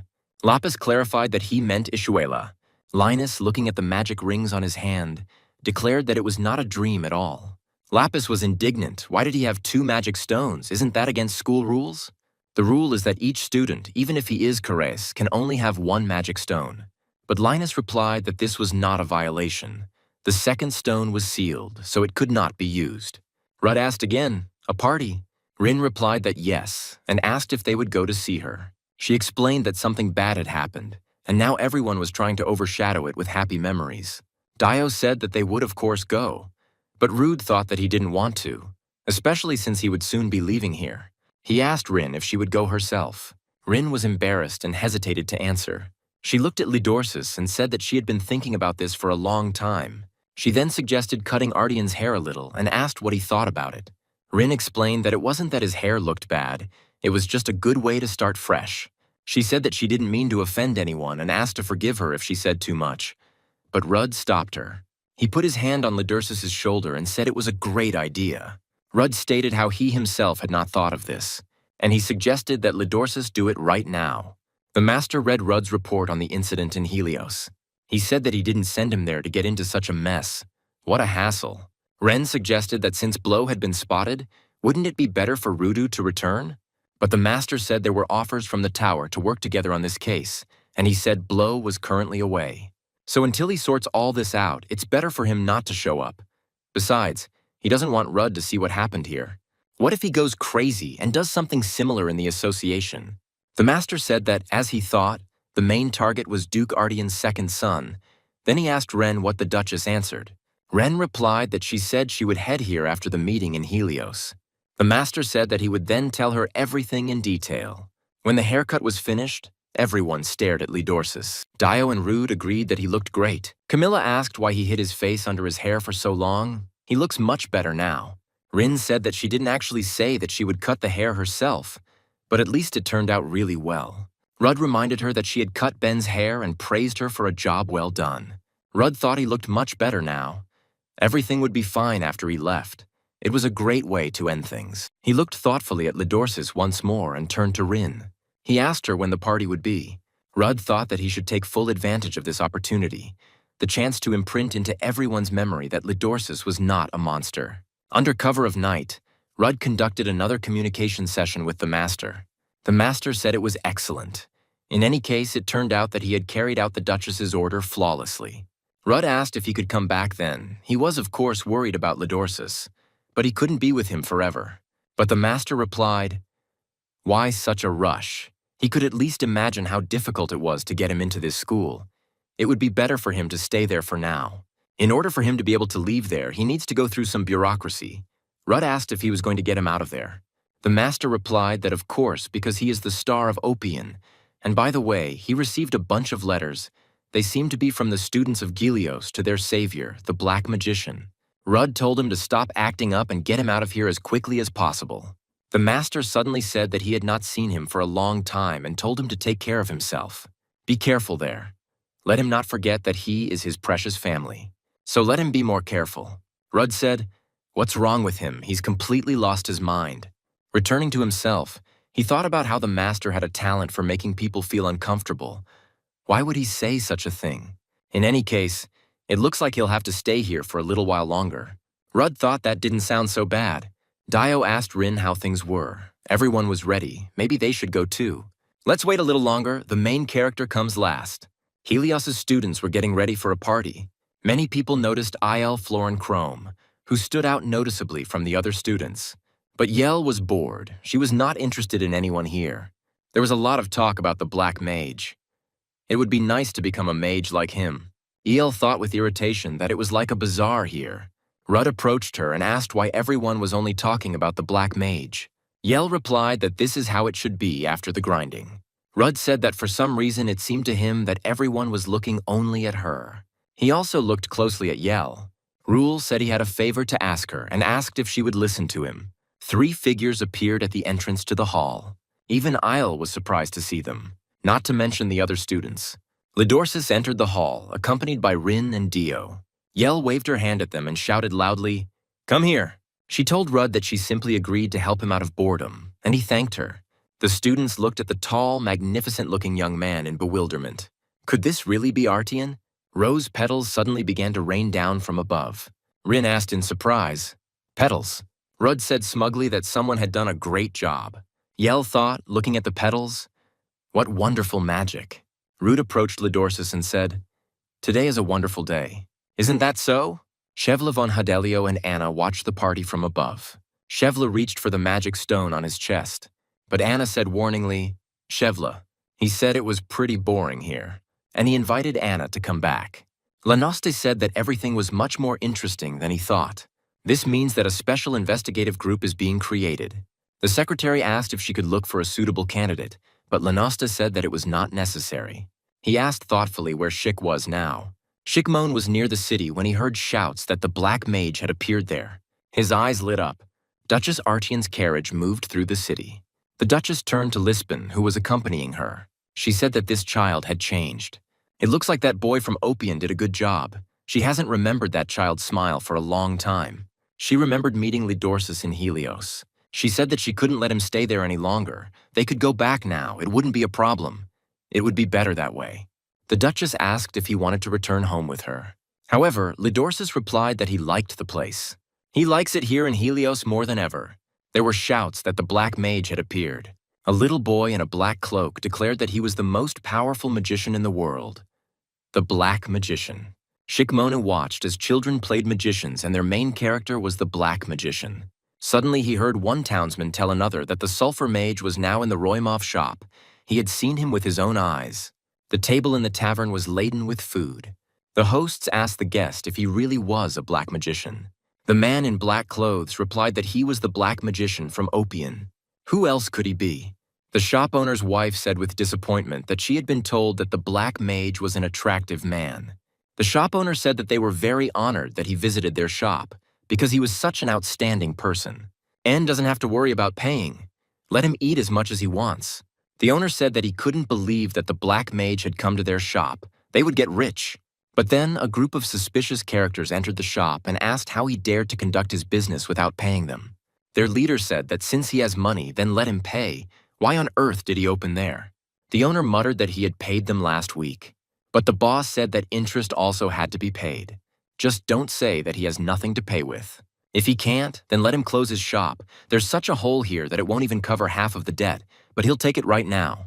The owners turned to the Black Magician for help. They said that they not only come every day and scare away customers. The bandits also force them to borrow money and demand exorbitant interest rates. They are simply a bunch of pathetic swindlers. They can't give them their shop and ask the black mage to help them. But the bandit leader only laughed. Who is he trying to deceive? It can't be that the black mage would come to such a wreck. He saw the black mage himself. The rumors are wrong. In fact, he was no longer young. He was huge as 3 people and very muscular. And this imposter doesn't look like him at all. The owners turned to the man who called himself the Black Magician in confusion, but he remained silent. The leader asked him why he was silent. He probably had nothing to say, that's what he thought. Suddenly, Shikmone appeared behind the gang leader. The leader received a strong blow and fell. The owners stared in surprise at the stranger who had appeared out of nowhere. Shikmone silently stepped on the head of the defeated leader. One of the bandits shouted who he was and where he came from, but he was immediately thrown back by a magical blow. His accomplices soon followed him. Shikmone stood silently among the fallen bandits. The man who called himself the Black Magician laughed. He told Shikmone that he was not bad where he would be from. Since he's so cool, he must have seen it somewhere before. Lenoste cursed when he heard the news about Shikmone. He said he couldn't believe he was still chasing him, poor guy. He even felt sorry for him. Lenost asked his interlocutor, calling him a little puppy, where Shik had gone alone. He replied that he had asked him not to call him that, and asked if he knew how piggish Shik had been acting lately. Lenoste replied that of course he knew. The man claiming to be the Black Mage said that he had better introduce himself, and he declared that he was the Opium Black Magician. Shikmone grabbed him by the collar unceremoniously. He dares to say that he is a Black Mage. No, he's trash. Lenoste's interlocutor asked if something had happened. He said that he had a new mission for Shik. Lenoste named his interlocutor Van, and he said that he would send him to Helios. He ordered Van to bring Shikmone here immediately. The students welcomed Lidorsis warmly. They said that the short haircut suited him very well. He had changed so much. Rude and Dio watched from afar. Dio said he just can't believe they're acting like this just because he changed his image. Maybe he should get a haircut too. Rudd replied that it wasn't just a change of image, but that he was finally given the opportunity. He looked into the yard and saw a group of strangers there. Dio asked what he was looking at. Rudd said that he was seeing these people for the first time. Could these really be new professors? Suddenly it seemed to him that one of the newly arrived people was looking at him. He instantly pulled back from the window, causing Dio to look at him in surprise. Rudd thought that even though he wasn't wearing a robe, it was obvious he was from the tower, and they must have stayed here because of that incident. He decided that it was probably best to stay away from them. The stranger who caught Rude's attention declared that he would now be in charge of this class and said that his name was Orfel. He hopes they get along. After the lesson, Camilla declared that she adored him. She liked this new professor so much. Professor Orfel, since he came here after that incident, he must be really cool. I wonder what rank he has. Rudd wondered how long this professor would be here for. It seemed they were really going to dig up everything connected with that incident. I wonder how much they know. It would be right to tell them everything he knows. But since Professor Hale started it, and if the black figure is still wandering around Helios, there's a high chance that their allies are still inside. I wonder if the master told the Duchess everything. Of course, he must follow his orders for the safety of Lidorsis. Suddenly, Rudd saw that Lidorsis was looking at something strangely. He turned around and saw Isle approaching him. She stated that she needed to talk to him about something. El emphasized that they were alone. The students in the class began to whisper in surprise. Rudd agreed. Dio asked Lidorsis, wondering what they were going to talk about. Rudd brought Isle to the warehouse. She asked with displeasure what this dirty warehouse was, but Rudd replied that there was no other quiet place in the entire school. Yell has resigned herself to it. Then nothing can be done. She asked him what he thought about what had happened. Rudd began to say that he was, of course, shocked that Professor Hale had started this. But Yale interrupted him. She said that it was not about that. He was not there when they were with Professor Hale, but they had probably already told him everything.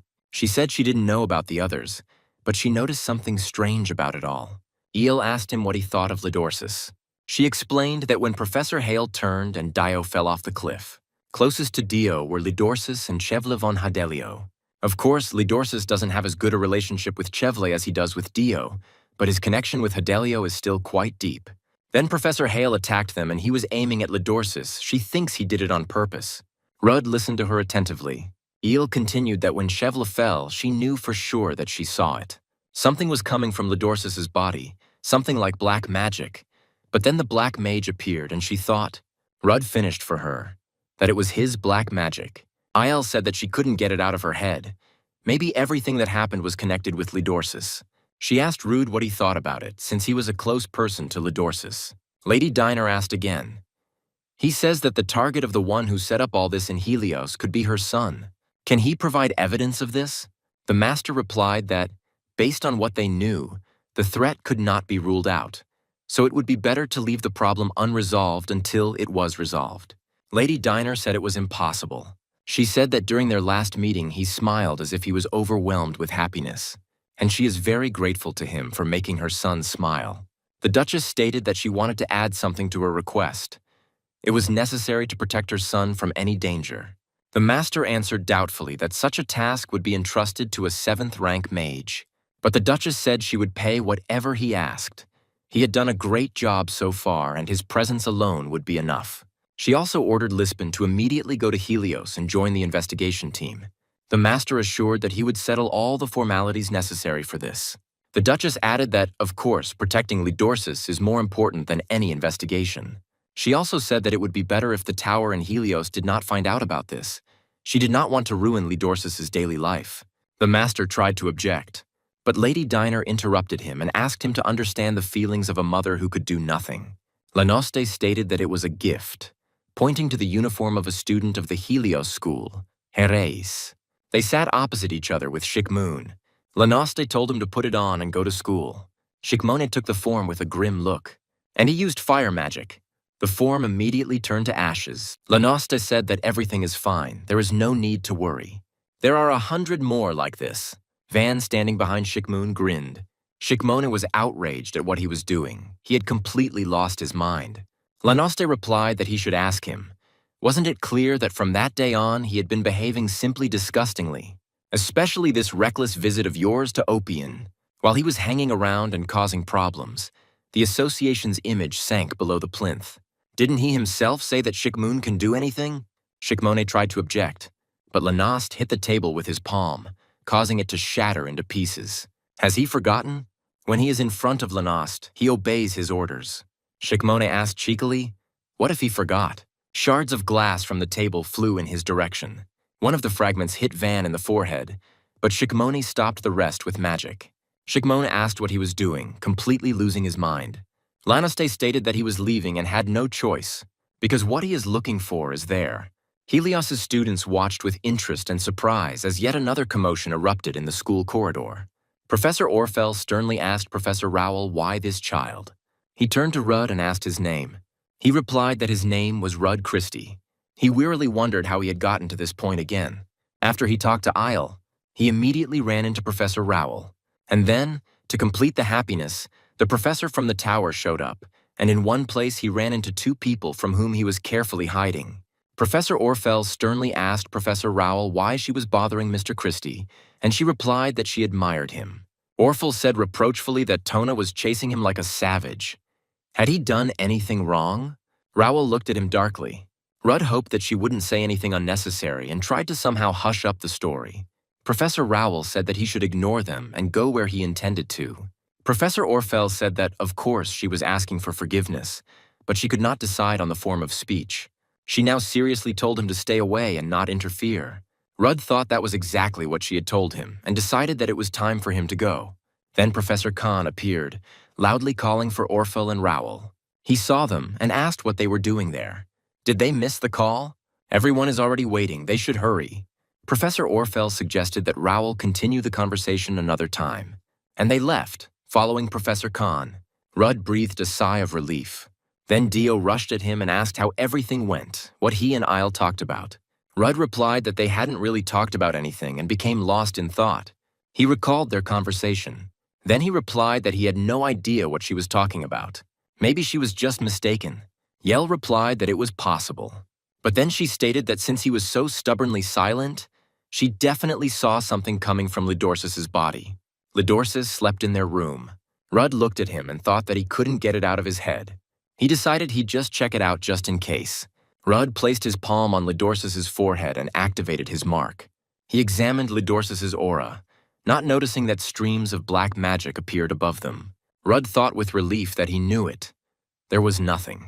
But suddenly it seemed to him that he noticed something strange, that's it. He threw back the blanket and opened Lidorsis' shirt, looking at his chest. He thought the mark must be somewhere here. Where is she? But then Lidorsis woke up, and he looked at Rudd with a wild gaze. Rudd said he felt hot. He walked away, leaving Lidorsis in bewilderment, and went to bed. He wondered why he felt a magical mark on Lidorsis. Headmistress Helios announced that a new mage would be joining them at the request of Duchess Artian. In addition, the association will also send its own person here. Theon was indignant. What nonsense! It was none of their business. So why were they interfering? One of the council members stated that if this is an association, maybe they really will be of some use. They have no shortage of talent. The mage from Orphle Tower said that it depends on who exactly they send. They don't happen to know who will come to them. The director thought, remembering the name. When Shikmone left, Van asked Lanaste if the black mage was really in Helios. He replied that of course not. He was last seen in Ishuel. After that incident, the school contacted him.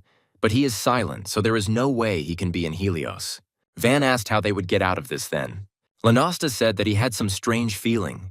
His intuition told him that something grandiose would soon happen there. Since Sheik can't disobey Lanost, he will definitely do what he asked him to do, although they will have a lot of trouble if the black mage appears there. And who did he take after? Any interest turns into an obsession for him. Let's hope he's not there. Because if the black mage is really there, then they'll be lucky if the school isn't razed to the ground. Theon was loudly indignant about the arrival of a mage from the association. It was simply absurd. He said that when he remembers what they did 3 years ago in Akarina, his teeth still grind with anger.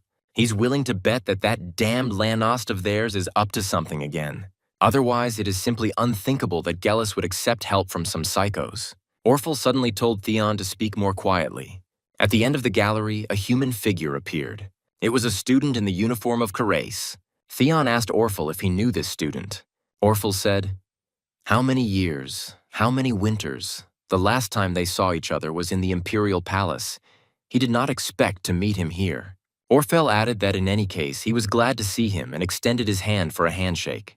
However, student Carace ignored him and walked past silently. Theon was indignant. What an impudent fellow. Who was he anyway? Such a rude man. Orphle replied that he had arrived faster than he expected. It was Shikmone from the association. Theon was surprised. Shikmone, but he is a magician. Orphle said that Theon still has a lot of growing to do. Shikmon uses a magical artifact. Normal magicians wouldn't even notice it. It looks like some kind of mind control. He wondered why the hell Chairman Lanaste had sent this particular guy here. The professor said that all magicians receive a new name at the moment of their first awakening. They wear it for the rest of their lives. It is called a magical name. This system is constantly criticized because they are not free to choose their own magical name. During the lesson, Lidorsis looked at Rudd strangely. Rudd wondered why. Oh, why couldn't he say anything? Finally, the lesson ended and the students went out for a walk. Rudd approached Lidorsis and said that he had misunderstood everything. He took off his clothes at night not to grope him or do anything like that. He did it because he was looking for something. Rudd asked if he by any chance felt anything strange, changes in his body, something like a missing mark. Lidorsis replied in surprise that no, he didn't feel anything like that. Rudd wondered if Lidorsis really knew anything. A group of people walked through the grounds of the Helios school. The professor said that the school was quite large and suggested that his companion come here. Shikmone followed him silently. 2 students were watching them. One of them asked the other if he saw it. It was Carice's uniform. "What's going on? The first day in Helios and already Carace. This is completely normal. No matter how noble he is, he will not tolerate this."